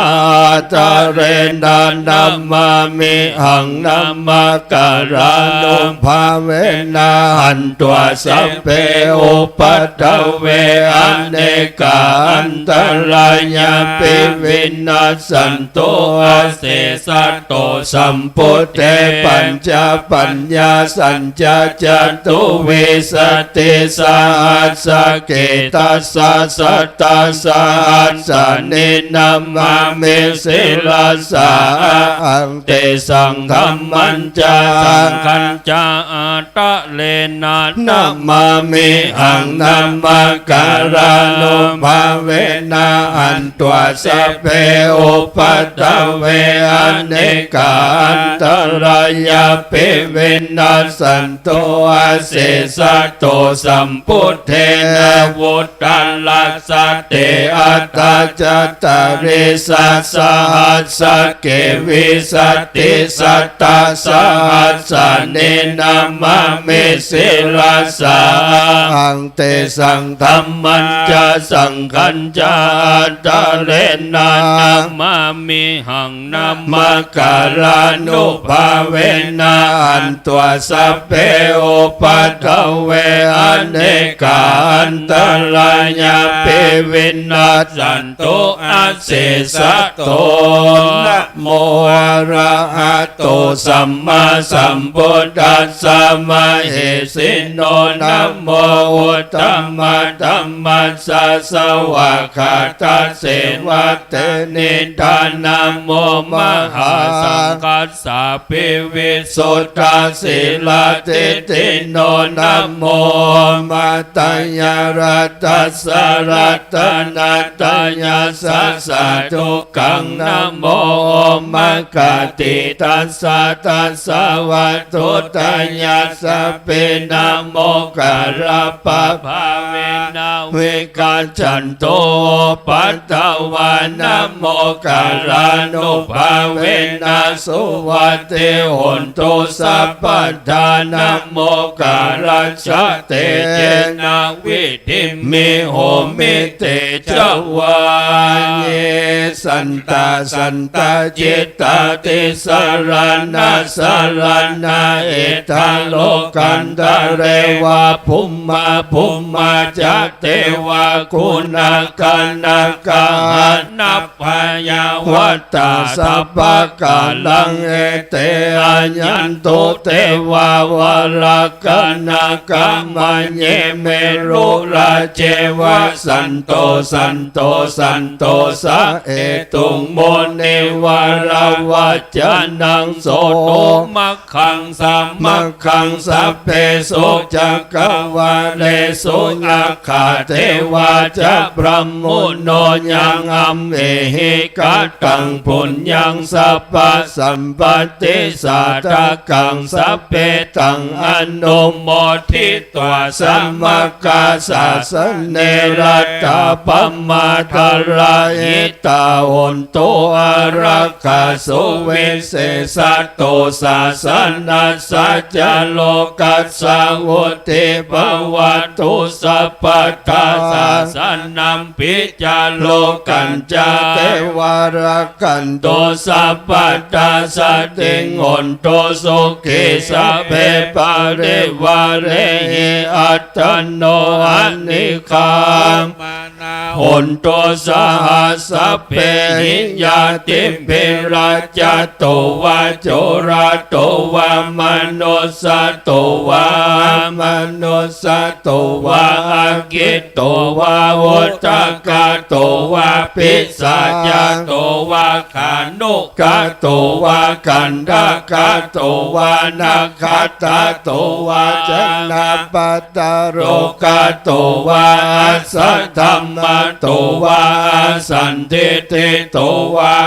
สัพพุเลสะโตวาจันดาติอัสสะโกนังกุโกลาหิวิจิกามันนิสัพพะเทเปอาจาตาราชาสุกาลามหิสายกาลกาสะเทเหนานาปยโตวานานาโลกาโตวานานาโอปัฏฐาวะโตวา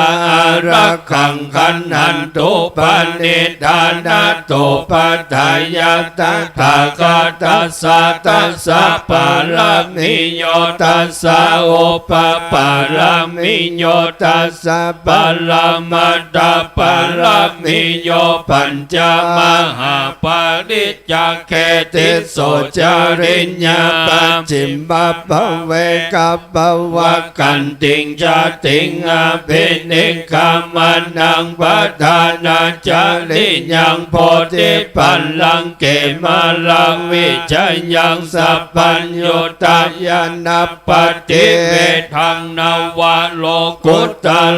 ธัมเมติสัพเพปิเมปุตตะกุณเนอวเจตวเวสาริญาติสุปกาลันตะเลสุติญญามรติงปริตังกะลนโตอายัสสมานันดาเทโลวิญญากาลุญญาจิตตังโอปัตตาเปตัวโกติสัตตาสหัสเสสุจักกวาเลสุเทวตายัสสานัมปติกันนันติยัญจเวสาลิยัมปุเลโลกัมมนุสโตเปกาสัมโพตันติเวธัมมัญญังคิปมันตาลันทาเปสิปลิตตันตัมพนามาเหวัมเมสุตังเอกังสัมมายังภะคะวาสวัสดิยังวิหารติเจตวันเนอนันตปินดิกัสสะระเมทาโคภัญญาตาลาเทวตาอภิกันตายารติญาอภิกันตาวันนาเกวันลากปังเจตาวันนังโอปาเสตัวเยนะภะคะวะเตโนปัสสังฆาเมโอปัสสังฆาเมตัวกาวันตังอภิวาเทตัวเอกมันตังอัตตาเสกมันตังเทตาโคสาเทวตาภะคะวันตังกาทายาจัปาสิปะหูเทวามนุสาจามังคลาเนอาจินตัญโยงอากังคมนาโสตานังโพเอมังคลามุตตมังอาเสวนาจะพาลานังปันเดตานันจะเสวนาปูจาจะปูจานิยานังเอมังคลามุตตมังปฏิโรปเทสวาโสจะโปเปจากาตาปุญญาตาตาสัมมาปณิเตจาเอตัมมังคลามุตตมังภาโหสัจจัญจสิปัญจโยจะโสสิกิโตสุภาสิตาจัญญาวาจาเอตัมมังคลามุตตมังมาตาปิโตปัตตานังพุทธาดาลัสสะสังฆโออนาคุลาจักกัมมันตาเอตัมมังคลามุตตมังทานันจะธัมมาจาริญญาจัญญาตากานันจะสังฆโออ นาวาจานิกัมมานิ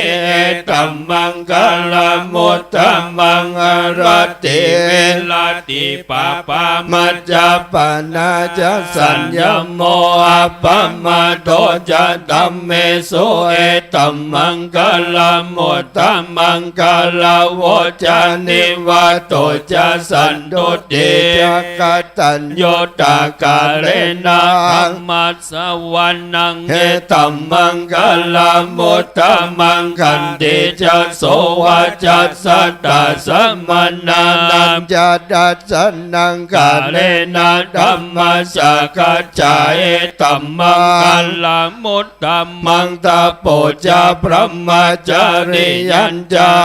ริญญาสัจจานาดัสสนังนิพพานาสัจเจเกเรญญาจาเอตัมมังกลมุตตมังพุทธัสสะโลกตัมเมจิตังยัสสนากัมปติอาโสกังเวราจังเขมังเอตัมมังกลมุตตมังเอตาดิสาดิกาตวานาสัพพธรรมปราจิตาสัพพตาโสติงกัจจันเตตันเตสังมังกลมุตตมันเดมหามังคลสุตตังญาณิทาพุทธานิสัมมากัตตานิบุมมานิวายานิวันตาลิเกสเปวะพุทธสุมาณาภวันตุอาโทปิสักกัจจสุนันโดภาเสตังตัสสัมมาพุทธานิสัมเมตัสสะเปเมตังกโรธรรมนุสยาปัจจายาเทวาจารโตจารันเดเยปะเลตังสัมมาหิเนรักขตาปมัตตายังกินเจตังเอตวาอุลังวาสักเขสุวายังรัตนังปณิตังนันโนสัมมังอเดตตากาเตนะอิตัมเปพุทเตรัตนังปณิตังเอเตนะสัจเจนะสุวัตเตหนโตขยังเวลากังอมตังปณิตังยาดัสสกาสักกายมุนีสัมมาหิโตนะเตนะเมนะมัดเยกินเจดัมเบดัมเมรัตนังบันเอตังเฮเตนะสัจเจนะสุวัตเตหนโตยัมบุตตาเศโทปาลิวันนาเยสุจิงสัมมาทิมานัตตันลิกันยัมมาโอสัมมาทินาเตนะสัมโมนาเวจเตดัมเบดัมเมรัตนังบันเอตังเฮเตนะสัจเจนะสุวัตติหนโตเยโปกัลลาตัสสะตังปัสสะตาจัตตาเรตาเนโยกาเนหนเตเตทะกินัญญาสุขาตัสสะสาวกาเอเตสุทินาเนมหาปัลลานิธัมปิสังเครัตนังปณิตังเอเตนะสัจเจนะสุวัตเตหนโตเยสุปโยตามนัสสะทันเนนานิกามิโนโคตมัสสะสนัมเมเตปฏิปตาธรรมตังเวกายอาลัตตาโมทานิโพติงบุญญามนายตัมเปสังเครัตนังปณิตังเอเตนะสัจเจนะสุวัตเตหนโตญาถินทากิโลปัตตวิงสิโตสิญญาจตุเภวะเตเภสัมปกัมปิโยตัตถุปมังสัพโพเลสังวัฏามิโยอนิญญาสัจจานิอเวจจปัสสติธัมเปสังเครัตนังปณิตังเฮเตนะสัจเจนะสุวัตเตหนโตเยอริญญาสัจจานิเว ภาวะยันติกัมบิลาปัญเยนะสุเทสิตานิกินจะปิเตโหนติภูสัพพมัตตานาเตภวังหัตถมมาติยันติดัมเบสังเขรัตนังปณิตังเอเตนะสัจเจนะสุวัจเจโหนโตสหวัสสะทัสสนะสัมปทายาตยัสสุธรรมจายิตาภวันเตสักกายาติเตเวเจเกเชตัญจาศิลปตังวาปิยาทัตถิกินเจจตุหะปะเยหิจาเวปะมุตโตจัจจาพิธานานิอาภโภกาตุงเอตัมเบสังเครัตนังปณิตังเอเตนะสัจเจนะสุวัตเตหนโตกินจาปิโสกัมมังกะโรติปาปะกังกะเยนะวาจายุทธเจตสาวาปะโพโสตัสสะปฏิจจทายาปะปะตาติทาปะตัสสะวุตตาอิตัมเปสังเครัตนังปณิตังเอเตนะสัจเจนะสุวันเตหนโตวันนัปปะคุมเพยถาพุเสตะเกกิมหานามาเสปันธรรมัสสมิงกิมเหตตุปะมังธรรมาวะลังอเทสัญญินิพพานาคามิงปาละมังหิตายาอิตัมเปพุทธรัตนังปณิตังเอเตนะสัจเจนะสุวัตเตหนโตวะโลวะรัญโยวะละโทวะลาหะโลอนุตตโลธรรมวะลังอเทสัญญิอิธัมเปพุทธรัตนังปณิตังเอเตนะสัจเจนะสุวัตเตหนโตขีนังพุลานังนาวังนาเตสัมภวังเวรัตจิตตายติเกภวัสสมิงเตกินาภิจาวิลุนหิฉันทานิปันเตเตลายตายัมปติโป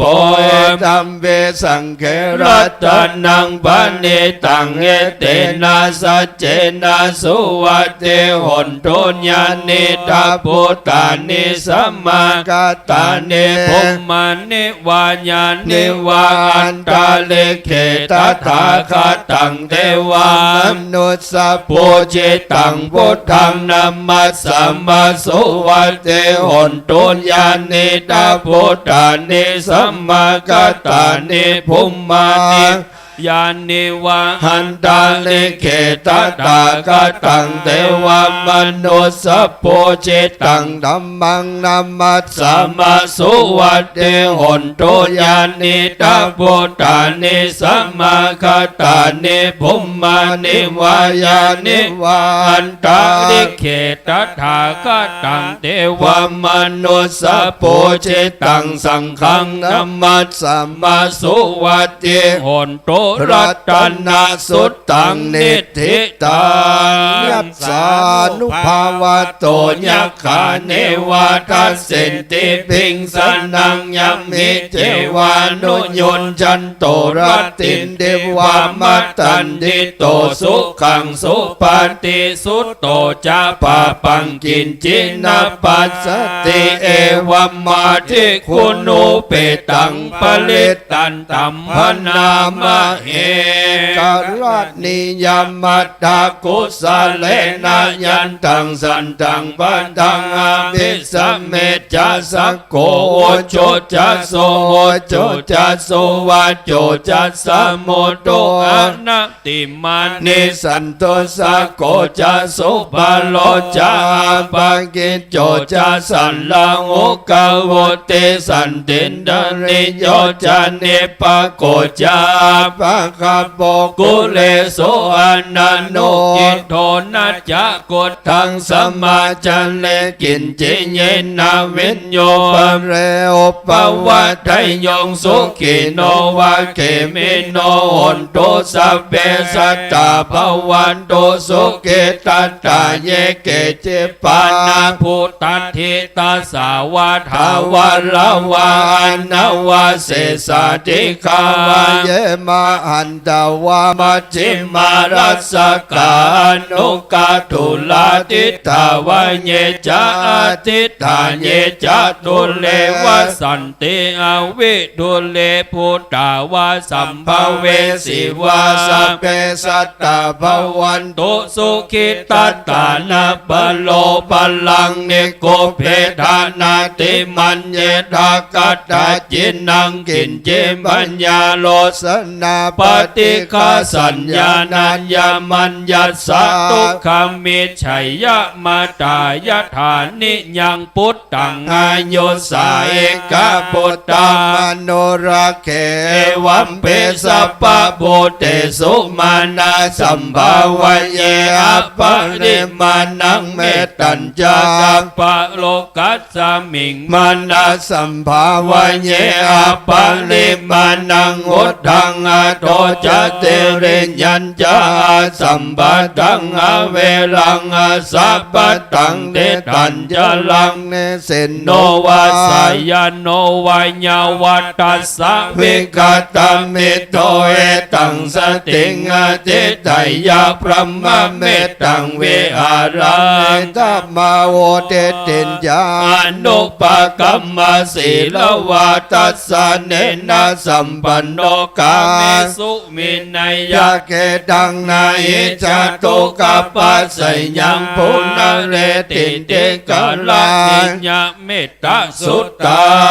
สัพพะสิวิสัชชาตินังทิปมันตาคตังวิญญาณนาเสติวิสังโฆลังเสสัญจปิปเรสยังอนาเกตังเมสัพพตาสัพพตาสัพพปานินังสัพพโสปินิวารเตปริตตันตัมมนามะเหรูปเกหิเมเมตังเมตังเอลาปะเตหิเมจะปัญญาพุทเตหิเมเมตังเมตังกันหาโคตมะเกหิจาปะตะเกหิเมเมตังเมตังทิปะตะเกหิเมจะตุปะเตหิเมเมตังเมตังภะโอปะเตหิเมมะมังอปะตะโกหิงสิมะมังหิงสิติปะตะโกมะมังจะตุปะโตหิงสิมะมังหิงสิภะโอปะโตสัพเพสัตตาสัพเพปันนาสัพเพพุทธาจักเกวลาสัพเพปัตตารานิปัสสันตุมากินจิปะปะมะกัมมามโนพุทโธอัปปมโนธัมโมอัปปมโนสังโฆปมานาวันตานิสิริงสัพพานิอหิวิจิกาสัตตปะเทอุณานาภิสารโปจิกากะตาเมลักขากะตาเมปริตาปฏิกามันโตโพธานิโสหังนะโมภะคะวะโตนะโมสันตนังสัมมาสัมพุทธานังโพเรนตัมโพธิสัมบาเรนิปัตตังโมรโยนิยังเยนะสังวิหิตาละขังมหาสัตตังวันเนจลาจิรัตสังวานยะมันตาปิเนวาสกิงโสคันเนตุงพระมะมันตันติอาคาตังปริตตันตัมปนามะเออุเทตายัญจักขุมาเอกราชาริสวรรณโนปันตาเวปปะโสตังตังนามัสสามิหาริสวรรณังปตาเวปปะสังกัญญาจักกุตตาวิหาเลมุเทวะสังเยพระมนาเวตะโกสัพพะธัมเมเตเมนะโมเตจมังปะลายันโตนะมะโตพุทธานังนะมะโตพุ ปติญญานะโมวิมุตตานังนะโมวิมุตติญญาอิมังโสภะเรตังกัตถวโมโรจารติเอสนาเปตัญญัญจักขุมมาเอกราชาลิสวรรณโนปัตตวิปัปปโสตังตังนามาสามิอาลิสวรรณังปัตตวิปัปปสังตัญญาจักกุตาวิหาเลมุรติงเยปรมนาเวตโกสัพพะธัมเมเตเมนะเตจามังปะลายันโตนามาโตปุตตานังนามาโตโพธิญาณโมวิมุตตานังนาโมวิมุตติญาอิมังสุปาลิตกัตถวโมโลวาสัมมกัปปะญิติโมลปริตายัสสานุสารเนนะปิอันตาลิเกปิปานิโนปฏิตามาติกัจจันติภูมิยังวิยาสัพพตาสัพพุปัตตวาจาลัมมาญคาโจลาติสัมภวากานานานาจามุตตานังปริตันตัมพนามะเอ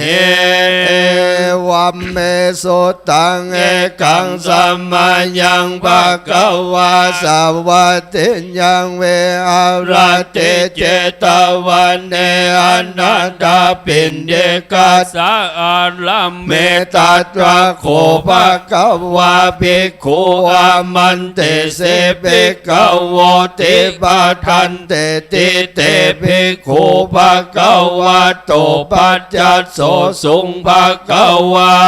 ตาตาโวจาภูตาปุพังภิกขเวเทวาสุลาสังฆโมสมุปปายโยลาโหอังโหเสอาทะโคภิกขเวสักโกเทวานะมินโทเตเวตาวาติงเสอามันเตเสสะเจมาเรสะเทวานังสังฆามะคาตานังโอปัจจยาปัญญังวาจัมเปตัตตังวาโลมะหังโตวามาเมวะตัสสมิงสมัยเยตัจจกังอุโลกายาตามะมังอิโวตัจจกังอุโลกายาตังยัมภวิสติปัญญังวาจัมเปตัตตังวาโลมะหังโสวาโสปะเยสัตเตโนเจเมตาจักขังอุโลกายาทาทาปัจจปเตสัตเทวราชสัตตจักขังอุโลกายาทาปัจจปเตสัยโวเทวราชสัตตจักขังอุโลกายาตังยัมภเวสติปัญญังวาจัมเบตัตตังวาโลมะหังโสวาโสปะหินเยสติโนเจปัจจปติสัตเทวราชสัตตจักขังอุโลกายาตาอันทาวาลุนัสสะเทวราชสัตตจักขังอุโลกายาตาวาลุนัสสะอิโวเทวราชสัตตจักขังอุโลกายาตังยัมภเวสติปัญญังวาจัมเบตัตตังวาโลมะหังโสวาโสปะเยเยสติโนเจวะโลนัสสะเทวราชสัตตจักขังอุโลกายันทาอันทาอิสานัสสะเทวราชสัตตจักขังอุโลกายาตาอิสานัสสะอิโวเทวราชสัตตจักขังอุโลกายาตังยัมภเวสติปัญญังวาจัมเปตัตตังวาโลมะหังโสวาโสปะเยเยสติเตตังโคปนาภิกขเวสักกัสสวะเทวานามินดัสสะจักขังอุโลกายาตังปัจจปติสวะเทวราชสัตตจักขังอุโลกายาตังวาโล นัสสวะเทวราจัสสะดาจักขังอุโลกัญญาตังยิสาวาเทวราจัสสะดาจักขังอุโลกัญญาตังยัมภเวสเตปัญญังวาจัมเบตัตตังวาโลมะหังโสวาโสปะหินเยตาปิโนเปปะหินเยตาตังกิสาเตโตสักโกนิเปกาเวเทวานามินโทอะวิตาลาโกอะวิตาโตโสอะวิตาโมโหพิโลจัมเปอุตตาลาเสปลาญิเตอัญจโคภิกขเวเอวังวัฏฐามิสะเจตุมหากังภิกขเว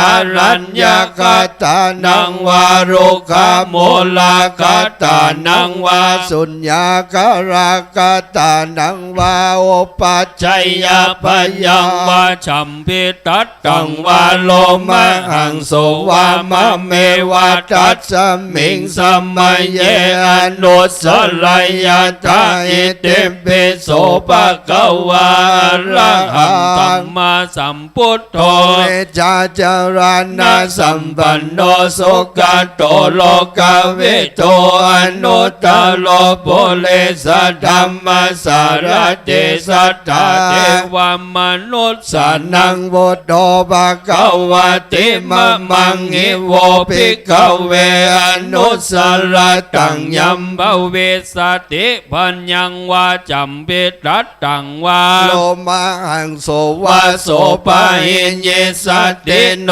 เจมังอนุสลายทาทัสสัมมังอนุสลายทาสวะคาโตภะคะวะตาธัมโมสันทิติโกกาเลโกเอหิปัสสิโกปัญญิโกปัจจตังเวทิตาโพเวนโยเอติตัมมังอิโวภิกขเวอนุสลตังยัมภเวสติปัญญังวาจัมเบตตังวาโลมะหังโสวาโสปะหินเยสติโนเจตัมมังอนุสลายทาทัสสังฆังอนุสลายทาสุปฏิปันโนภะคะวะโตสาวกสังโฆจุปฏิปันโนภะคะวะโตสาวกสังโฆยัปปเตโนภะคะวะโตสาวกสังโฆสามิจิปฏิปันโนภะคะวะโตสาวกสังโฆญาติทังจัตตาเรปุเรสยุกาเนอัตถปุเรสปุกกะลาสัพพะคะวะโต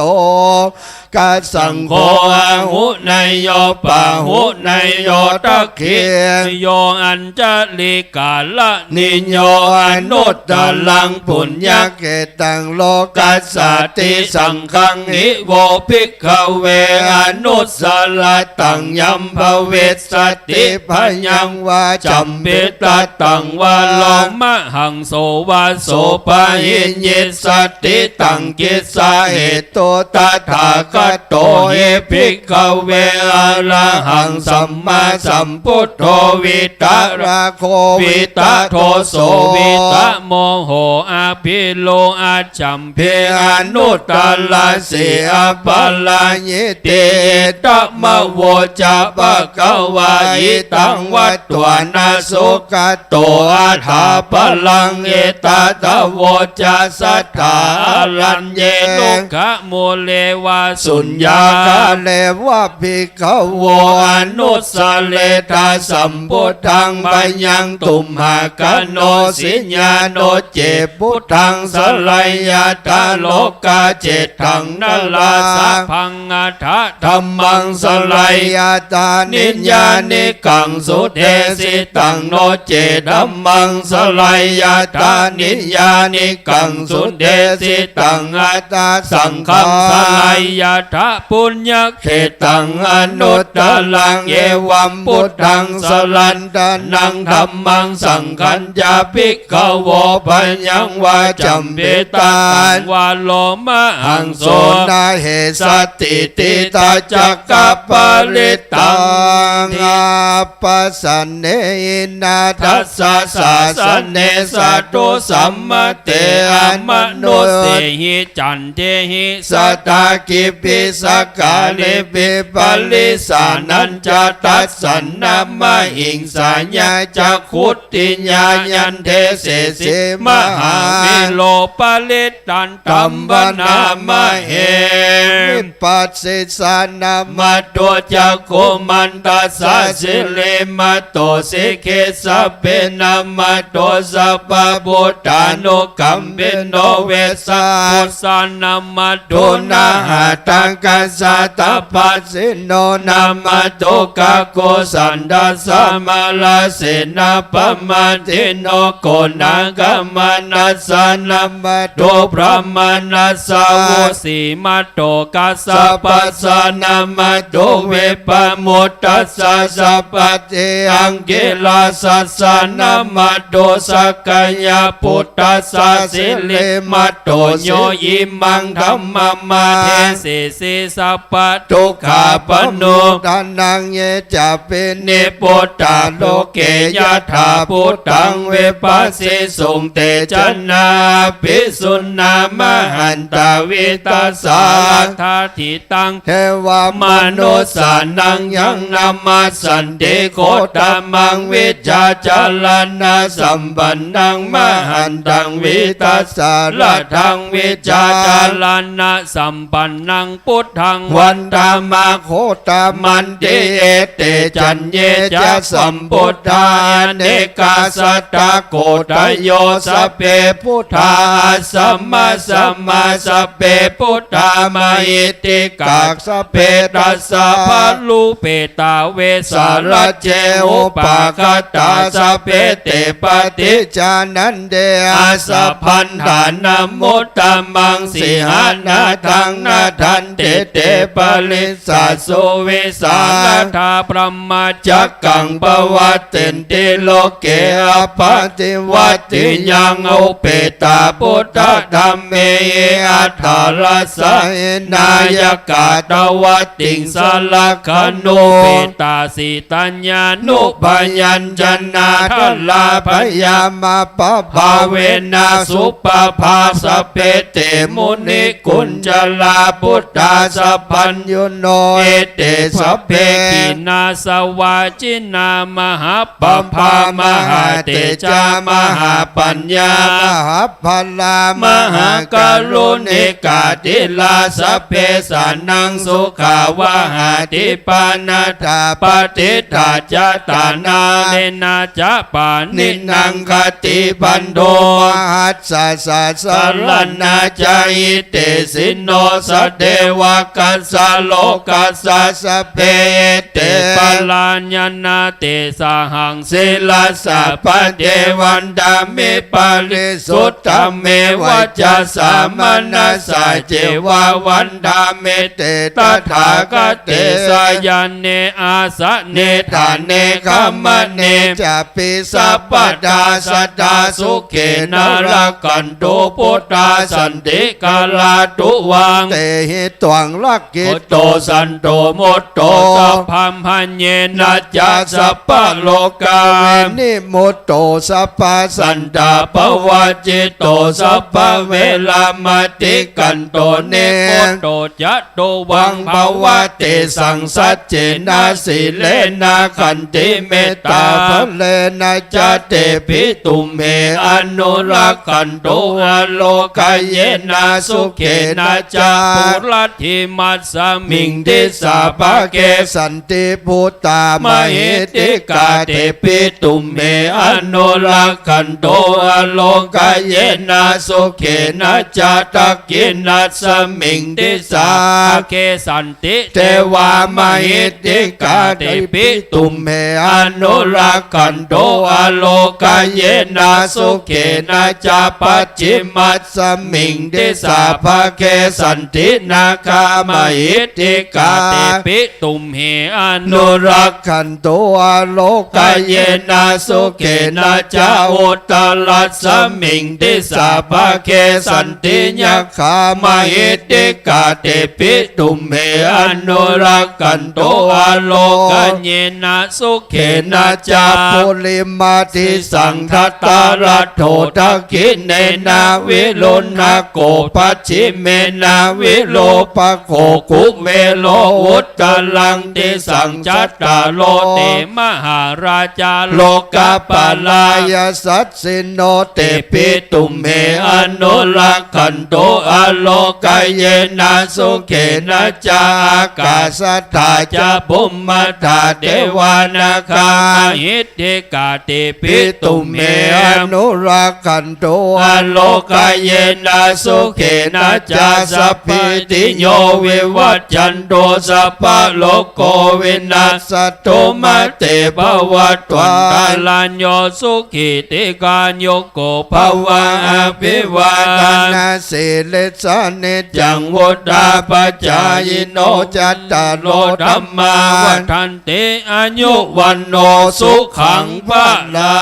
งปาริตตังธรรมานันตัสสานิสินนาฐานาโทวานังอุตกัมปิวินาเสติสัพพะเมวะปะเลส สัญญังโสติน นาคาภาวุฒานังยัญจสาเทติตังคเนเทรัสสังกุลิมาลัสสะโลกานาเทนะภาสิตังกัมปัฏฐายิม ม หา หาเตจังปลิตตันตัมพนามะเห ยะโตหังภาคินเนอลิญาญาจาโตจะ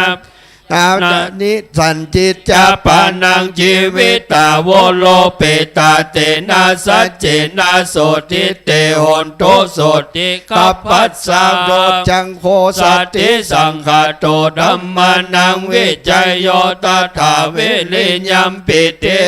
สัตถิโพจังคาจัตถา ปะเลสมมาตุเปกาโพจังคาสัตเตเตสัพพะทัสสินามุนินาสัมมาตคาตาภาวิตาปนุลิกตาสังวัตตันติอภิญญา ญญานิพพาน นายาจะโพธิญาเอเตนะสัจจวัจเจนะโสติเตหนตุสัพพะทาเอกัสสมิงสัมมัญเยนะโตโมกขัลลานัญจะกัสสะปั ปั ง ง เก เก ลา ลานิทุกขิต เตติสวะโพจังเกสัตตาเทสัญญิเตจะตังอาภินันเดตวาโลกามุจจิงสุตังคะเน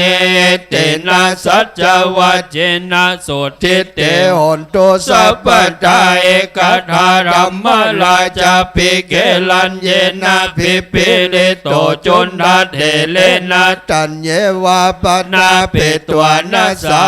ลังสมโมติตัวจะอา พันตาตัมมาวุฒาสิตานาโสเอเตนะสัจจวัจเจนะโสติเตหนตุสัพพะทาปะอินาเตจะอาปัตตา ตินำเปมาเหสิ สินังมกาตากิเลสาวาปัตตานุปติธัมมตังเอเตนะสัจจวัจเจนะโสติเต โหนโตสัพพ ปัฏ ทา ฐายันตุนิมิตตังอวามังกาลัญจโยจามานะโปสโกนัสสะสะโตปะปะกะโหตุสุปินังอากันตังพุทธา นุภาเวนะวินา นา ส สัมเมนโตยันโดนเนเมตังอวามังคลัญจโยจามานะโปสโกนัสสะสะโตปะปะกะโหตุสุปินังอากันตังธัมมานุ นุ ภา ภาเวนะวินาสม เมนโตยันโดนเนเมตังอวามังคลัญจโยจามานะโปส กุณัสสะ สั สั ต ต โต โต ปะ ปะ ปะ ปะ กะ กะ โห โห ตุ ตุ สุ สุ ปินังกั กัน น ตั ตั ง ง สั สั ง ง ฆา ฆา นุ นุ ภา ภา เว เว นะ นะ วิ วิ นา นา ส ส เม เม น น โต โต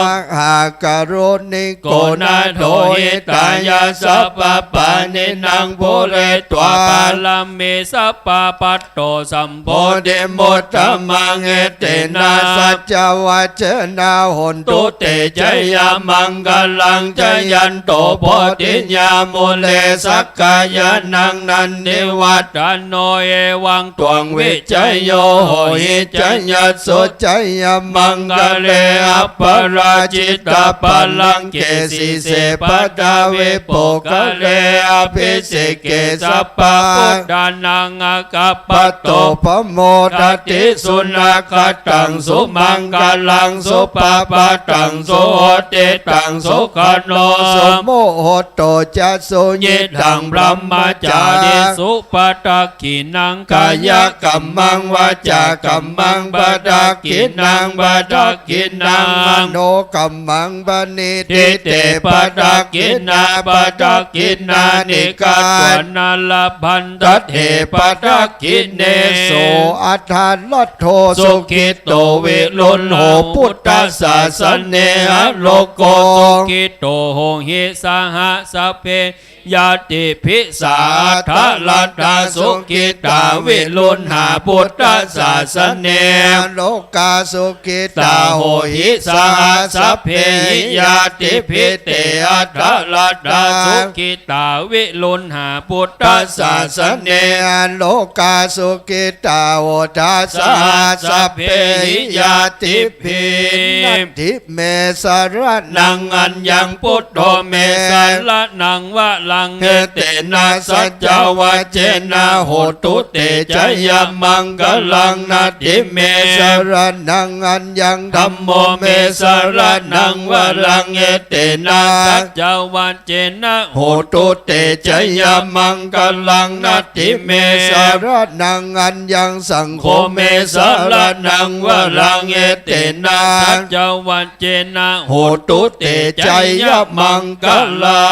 งยังกินจิรัต ตั ตั น น นั นั ง ง โล โล เก เก วิ วิ จั จั น น ติ ติ เว วิ เว เว ดั ดั ง ง บุ บุ ตุ ตุ รั รั ต ต นั นั ง ง บุ บุ ต ต ต ต สั สั ม ม มั มั ง ง นา นา ติ ติ ตั ตั ส ส ส ส ม มา มา ส ส ติ ติภวันตุเต ยังกินจิรัตนังโลเกวิจันติเวเวดังบุตุรัตนังดัมมาสัมมังนาติตัสสมาสติภวันตุเตยังกินจิรัตนังโลเก วิจติเวเวดัง ปุตุรัตนังสังฆาสัมมังนาติตัสสมาสติภวันตุเตริโอตตปปะสัมปันนาสุขธรรมสัมมาหิตาสันโตสัพโพนิสาโลเก เทวาธรรมติ พุทธเลสันติปะขาปัตตนาสันติปทาวัญญานามาตาปิตา จานิขันตาจาตาเว เวดาปฏิกรรมา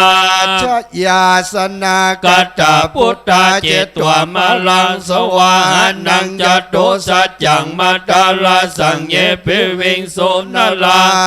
กันหังกัลลา ทโยพุทธาทวิสตินายกาสพเพปฏิติตาไมหังมาตาเกเตมุนิสราสิเสปฏิติโตไมหังพุทโธธัมโมทวิโลชโนสังโฆ ปฏิทิโตไม่หั หั ง งวุเลสัพพะคุณากะโลอัตเตเยเมอนุรุตโตสารีพุตโตจัตตากินเนโกนดัญโยปิติภากัสสมิงโมกขัลลาโนจวามะเก ตักกินเนสวันเนไม่หัง หาสุงอนันตลาอุลากัสสะโปจมหานโมอุปสุงวามโสตะเกเกสันเตปิติภากัสสมิงสุริโยวะปัมพังกโรนิสินโน สิลิสัมปันโนโส พิ ภิ โตมุนิปุงกโวกุมาลกัสสะโปเตโลมาเอสิจิต วาตโกโสไมหังวันทันเน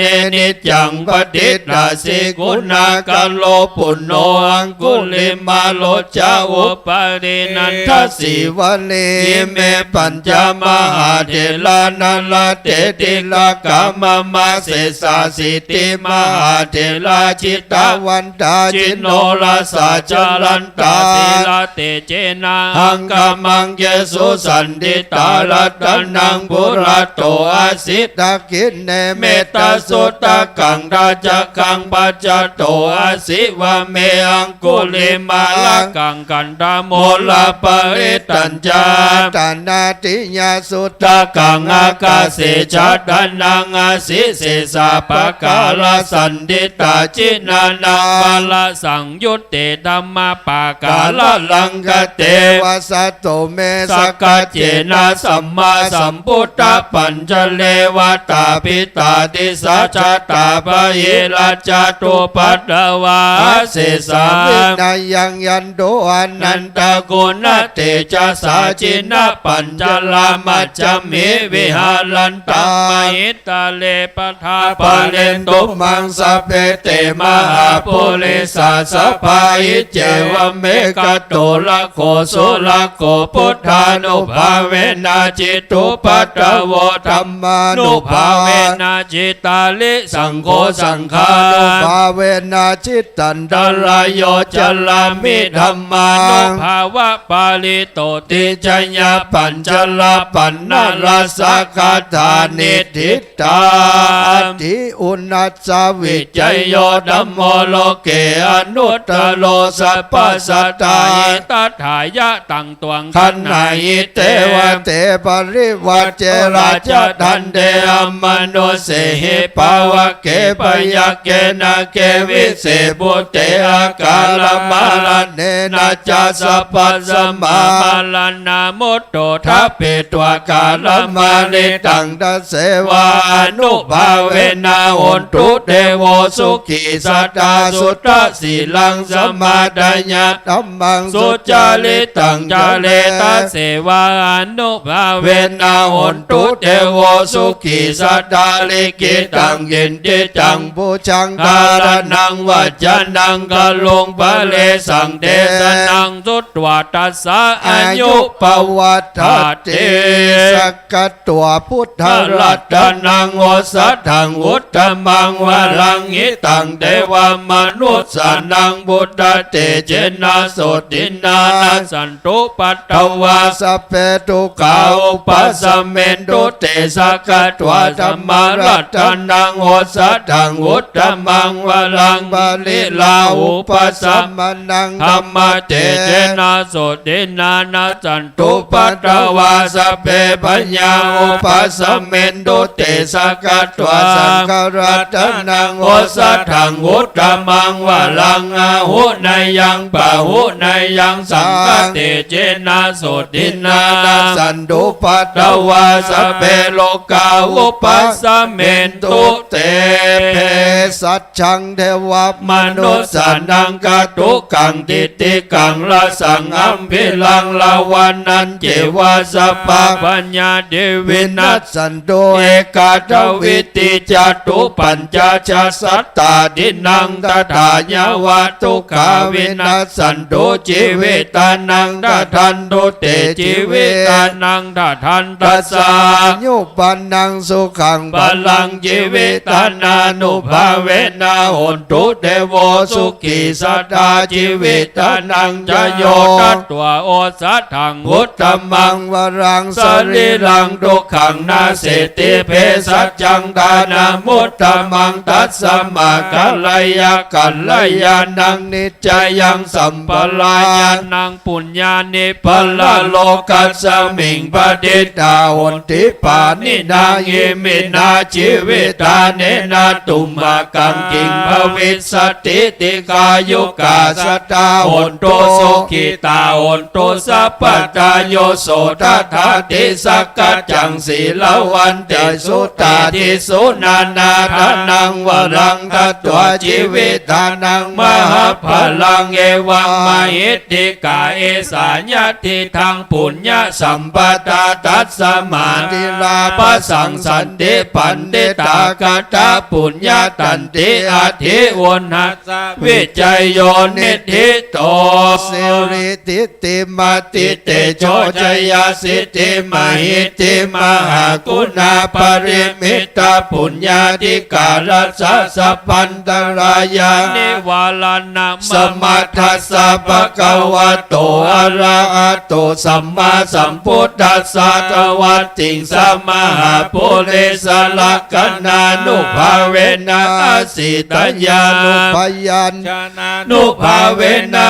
ตุตรสัตตมังกลานุภาเวนะจัพพนารังสิญญานุภาเวนะเกตุมาลานุภาเวนะตัสสะปะลามิตานุภาเวนะตัสสะอุปปะลามิตานุภาเวนะตัสสะปะลามัตตาปะลามิตานุภาเวนะศีลสมาธิปัญญานุภาเวนะพุทธานุภาเวนะธัมมานุภาเวนะสังฆานุภาเวนะเตจานุภาเวนะอิทธานุภาเวนะปัลลาภาเวนะยยะธัมมานุภาเวนะจตุราสิติสหัสสะธัมมกันดานุภาเวนะนวโลกุตละธัมมานุภาเวนะ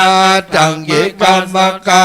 ภาเวนะหัตถสัมมาปฏิญญานุภาเวนะจัลลปิญญานุภาเวนะจตุสัจจญาณานุภาเวนะตัสสะปัลลญาณานุภาเวนะสัพพัญญุตญาณานุภาเวนะเมตตากรุณามุทิตาอุเบกขานุภาเวนะสัพพปาริตานุภาเวนะรัตนัตยสารนานุภาเวนะตุยหังสัพพโลกโสกุปัตตวาทุกขโทมนัสสุปัญญาสาวินาสันโตสัพพันตรายาเพวินาสันโตสัพพะสังกัปปะตุยหังสเมจจันโตติกายุกาตุยหังโหนโตสัตตวัสสะจิเวนะสมังกิโกโหตุสัพพตา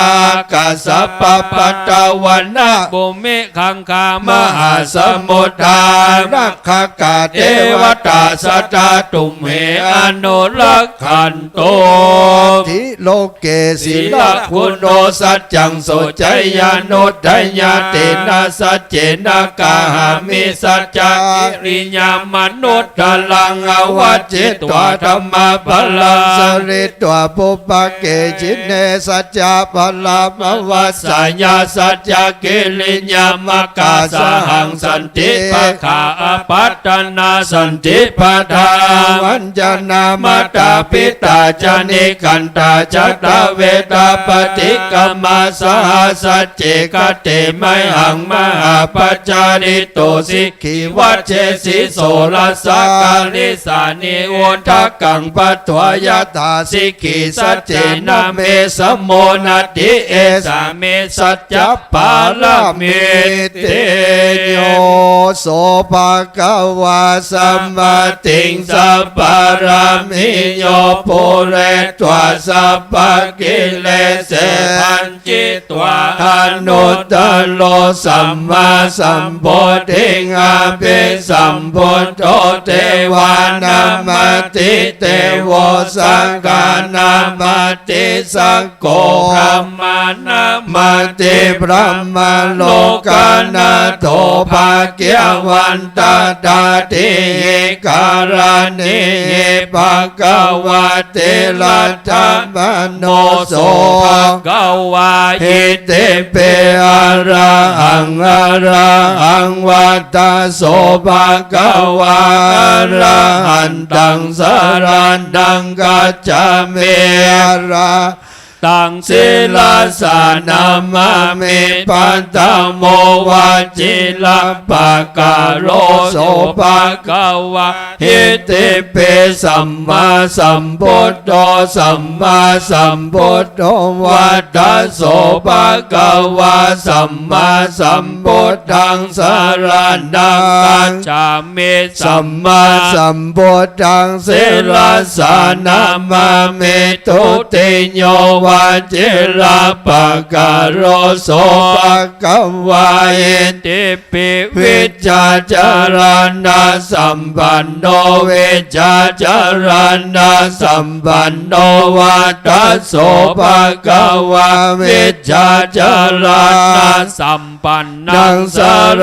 นังกัจจามิวิจจาจารณะสัมปันนังเสราสานามามิตติโยวาจิลาปะกะโลโสภะคะวะเอเตเปสุขโตสุขโตวัตตโสภะคะวะสุขตังสาร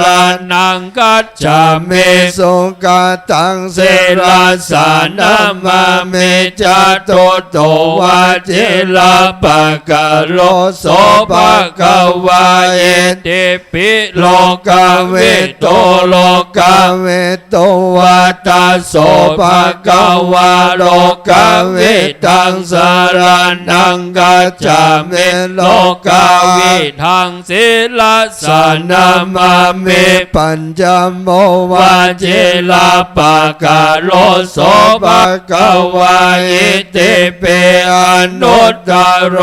อนุตตโรวัตตโสภะคะวะอนุตตรังสารนังกัจจามิอนุตตรังเสราสานามามิจัตโตวะเจลาปะกะโลโสภะคะวะ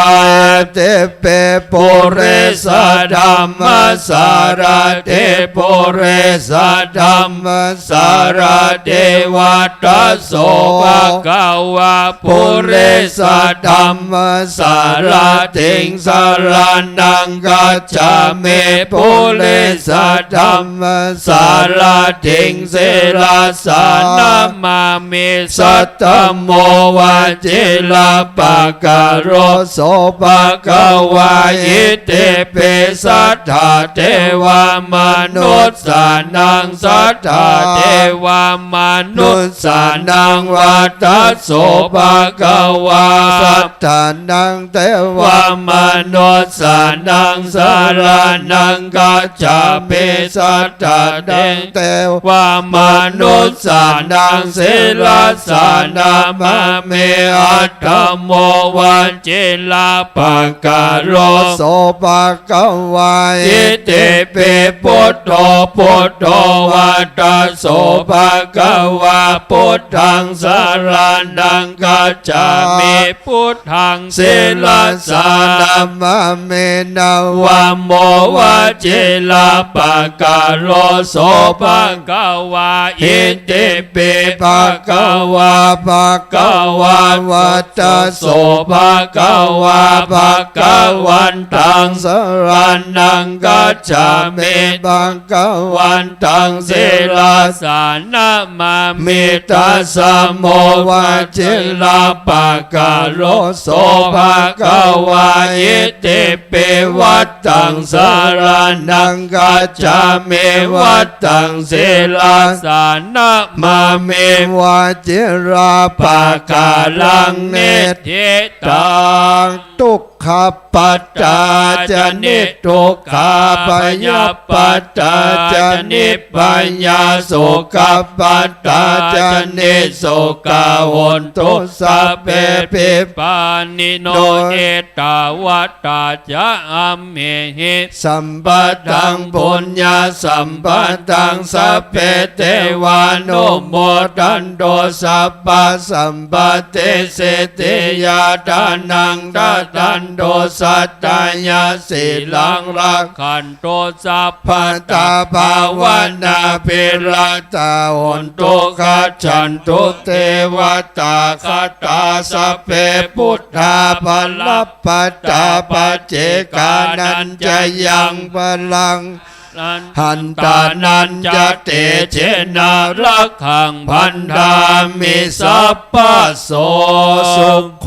พุทธานังอุปโตสุขาสัทธรรมเทศนาสุขาสังฆัสสะสามัคคีสมาคันนังตะโพสุโขคัตติโยเสโตจะเนตัสสมิงเยโคตาปฏิจายิโนเมชาจารณะสัมปันโนสุเสโตเทวามนุสเสติวาตาปฏิอาติโจราติมาปฏิจันติมาสันดาโตกัตติโยตาปฏิจายิตาปฏิพรหมโน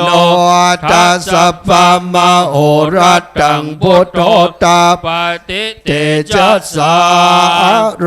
คยาปรมาลาภาสันโตติปรมังตานังเวสัสสะปรมัญญาตินิพพานังปรมังสุขังตามิพุทธังสัพพังเมโตสังฆมาธาเมพันเตวันตาเมธัมมังสัพพังเมโตสังฆมาธาเมพันเตวันตาเมสังฆังสัพพังเมโตสังฆมาธาเมพันเตวันตาเมคารุอุปัชฌายาจาริเยสัพพังเมโตสังฆมาธาเมพันเตวันตาเมกัมมาทานังสัพพังเมโทสังฆมาธาเมพันเตวันตาเมอาราเมปัตตาสิมายังสัพพังเมโตสังฆมาธาเมพันเตวันตาเมเจติยังสัพพังสัพพัทธาเนสุปเตติตาสเรระธาตุมังอาโปติงพุทธาโลปังสังกาลังสัตตานากาโลเกเทวาโลเกพระมาโลเกจัมโบเดเปลังกาเดเปสเรระธาตุโยเกสัทธาตุโยอะระหันตาธาตุโยเจติยังกันดาโกจิงจตุลาเสเตสาหันเจธัมมกันเดสัพเพ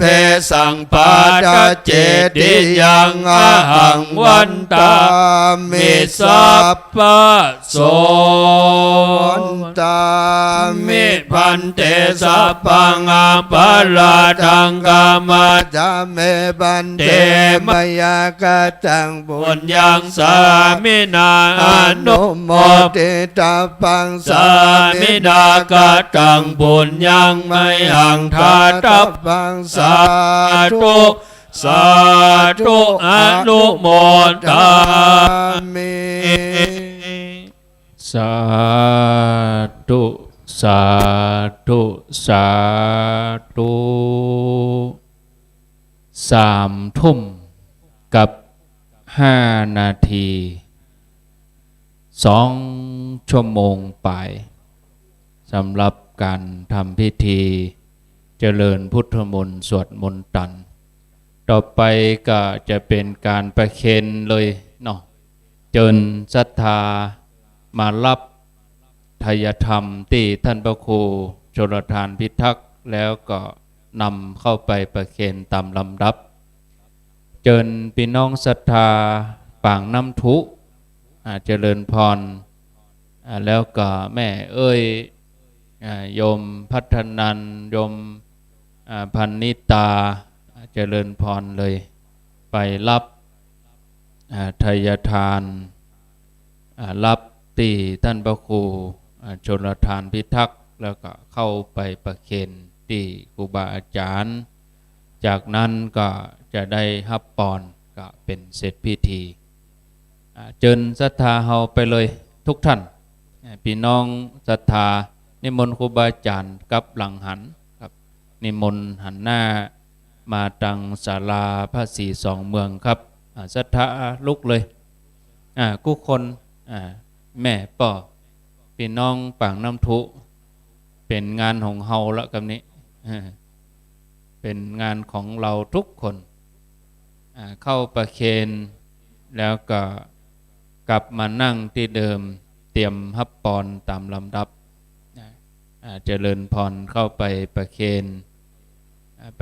เรียบร้อยก็มานั่งที่พักเดิมเพื่อที่จะได้ฮับปอนต่อไปเนาะศรัทธาญาติโยมพี่น้องทางบ้านด้วยเนอะที่จะมาเอาเหรียญก็มาเอาได้ตั้งแต่วันพุธนี้ไปก็9 โมงเป็นต้นไปเนอะญาติโยมแต่เจ้านี้เจ้าหน้าที่ฝ่ายรับปูจาเหรียญนี่มาล่าไปหน่อยศรัทธาเข้าคิวยาวเหยียดวันพรุ่งนี้ก็คงต้องอาศัย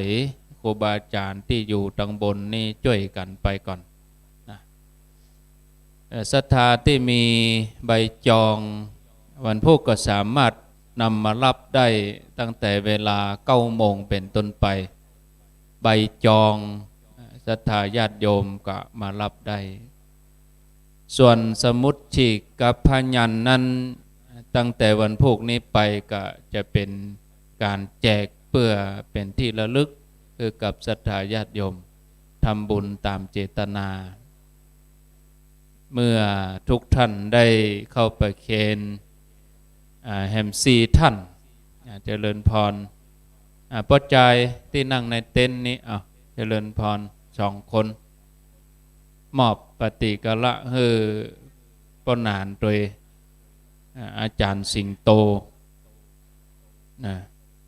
วันพุธก็จะมาร่วมกันตานหัววัดนะวันพุธนี่เป็นงานแบบฉบับเจ้าบ้านเฮา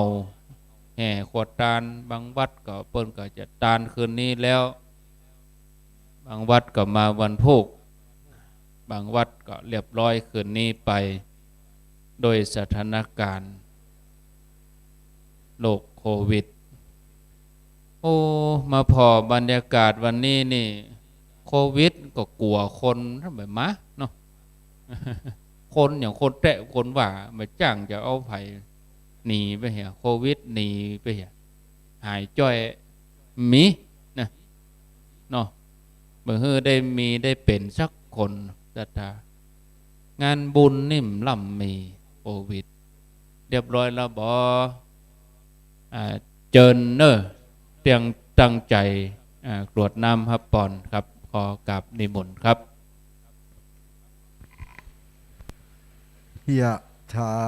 วาริวะหาปุราปาริปุเรนติสาครังเอวะเมวัยโตทินังเปตานังอุปกปปติอิชิตังปฏิตังตุมหังคิปะเมวะสมิจฉโตสัพเพปุเรนตุสังกปาจันโทปนรโสยะธามณิโชติระโสยะธาสัพเพติโย เววัจันตุสัพพะโรโควินาศตุมาเตภวัตวันตรายโยสุขิเตกายุโกภวะอภิวาทนาสิเนสเนจังวุฒาปัจจายโนจัตตารโอธรรมวัฏันติอายุวันโนสุขังภาลังอายุวัฏโกธนวัฏโกสิริวัฏโกยัสสวัฏโกภลวัฏโกวันนวัฏโกสุขวัฏโกโหนตุสัพพทาทุกขโร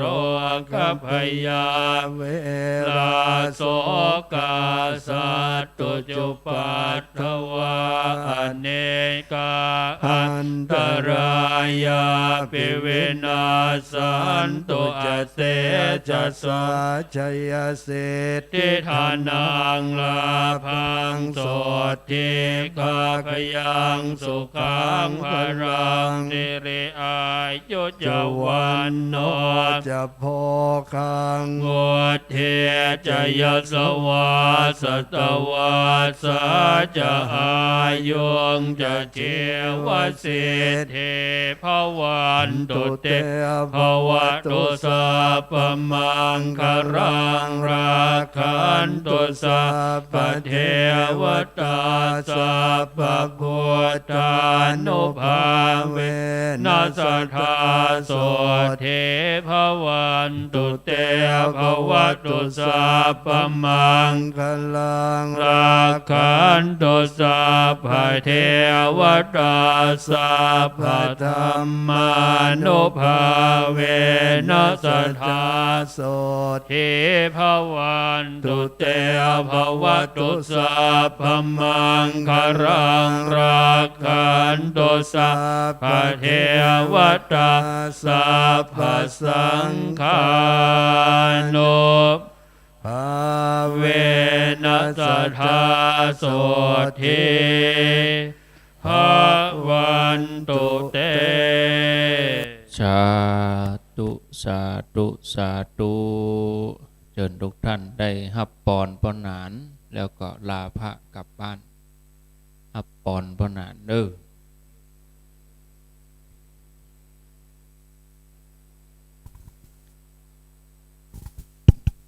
สัพพิติโยวัตตันตุสัพพะโรโควินาสันตุมาเตวันตรายโยสุขีทีกายโกภวะอภิวาตานาสีลิสนิจังพุทธาปัจจายโนจัตตาโลธรรมาวะทันติอายุวันโนสุขังภาลังกายเยนะวาจายะวาเจตสาวาพุทเทกุกัมมังปะกะตังมายายังพุทโธปฏิคังหันตุอาจยันตังอาลันตะเลสังวริตุงวะพุทเทกายเยนะวาจายะวาเจตสาวาหัมเมกุกัมมังปะกะตังมายายังอัมโมปฏิคังหันตุอาจยันตังอาลันตะเลสังวริตุงวะธัมเมกายเยนะวาจายะวาเจตสาวาสังเคกุกัมมังปะกะตังมายายังสังโฆปฏิคังหันตุอาจยันตังอาลันตะเลสังวริตุงวสังเคอันทธานิมายังพันเตคัจฉามะพหุกิจามะยังพหุกาลานิยายัสถานิตุมเหกาลังมัญญธาสาธุพันเตสาธุพันเตสาธุพันเตจบพิธีกลับบ้านได้ ขอกราบขอบพระคุณครูบาอาจารย์ทุกรูปทุกตนทั้งในอำเภอดอยสะเก็ดและอำเภอเวียงป่าเป้านะครับ วันนี้ฟังสวดแล้วเป็นตีละเมาเอาใจม่วนครับเป็นสวดเข้ากันดีเนาะจบพิธีก็จะได้พักเครื่องตึงเครื่องส่งตึงเครื่องถ่ายทอดตึงเครื่องเสียงได้พักผ่อนกันหลังจากที่เหน็ดเหนื่อยกันมา2 วัน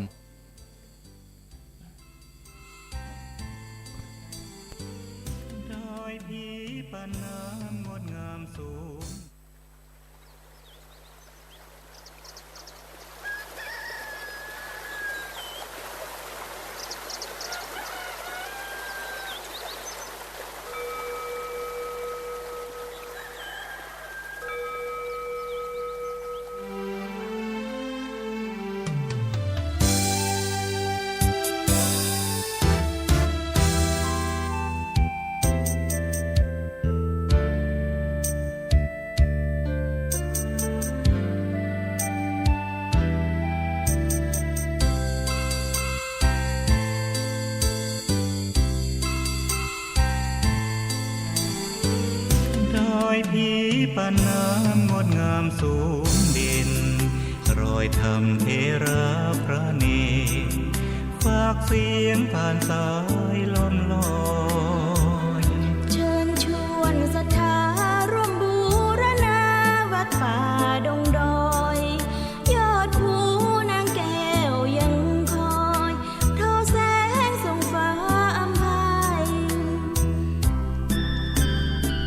คลื่นธรรมสีขาวพาเราแช่มชื่นเป็นผู้รู้ผู้ตื่นเบิกบานทั้งกายและใจเคยแผ่คำสอนองค์ชินวรขจรกว้างไกลข่าวสารงานบุญที่ใดสื่อออนไลน์ไปถึงญาติโยมพระธาตุเจดีย์สีสองเมืองเปล่งประกายแล้วบนยอดดอยนางแก้วมีโอกาสแวะเวียนไหว้ชมจำลองจากดอยสุเทพดอยทุ่งคู่ธาตุบรมพลังแรงใจญาติโยมร่วมสร้างสมแทนบารมีสีขาวคลื่นธรรมนำพาความสุขพระเนรชี้ทางคลายทุกข์เกิดปิติสุขไปทุกทินทีเปิดฟังธรรมะพระจัดรายการหลายคลื่นบางทีร่วมสร้างมหาทานบารมีพระธาตุเจดีย์สีสองเมือง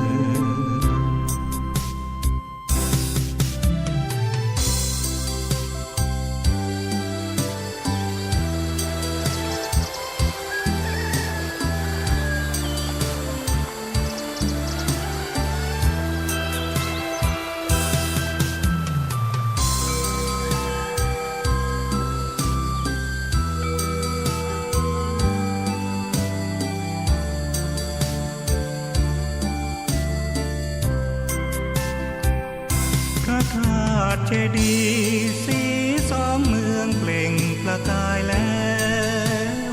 บนยอดดอยนางแก้วมีโอกาสแวะเวียนไหว้ชมจำลองจากดอยสุเทพดอยตุ้งคู่ธาตุบรมพลังแรงใจญาติโยมร่วมสร้างสมแทนบารมีสีขาวคลื่นธรรมนำพาความสุขพระเนรชี้ทางคลายทุกข์เกิดปิติสุขไปทุกทินทีเปิดฟังธรรมะพระจัดรายการหลายคลื่นบางทีร่วมสร้างมหาทานบารมีพระธาตุเจดีย์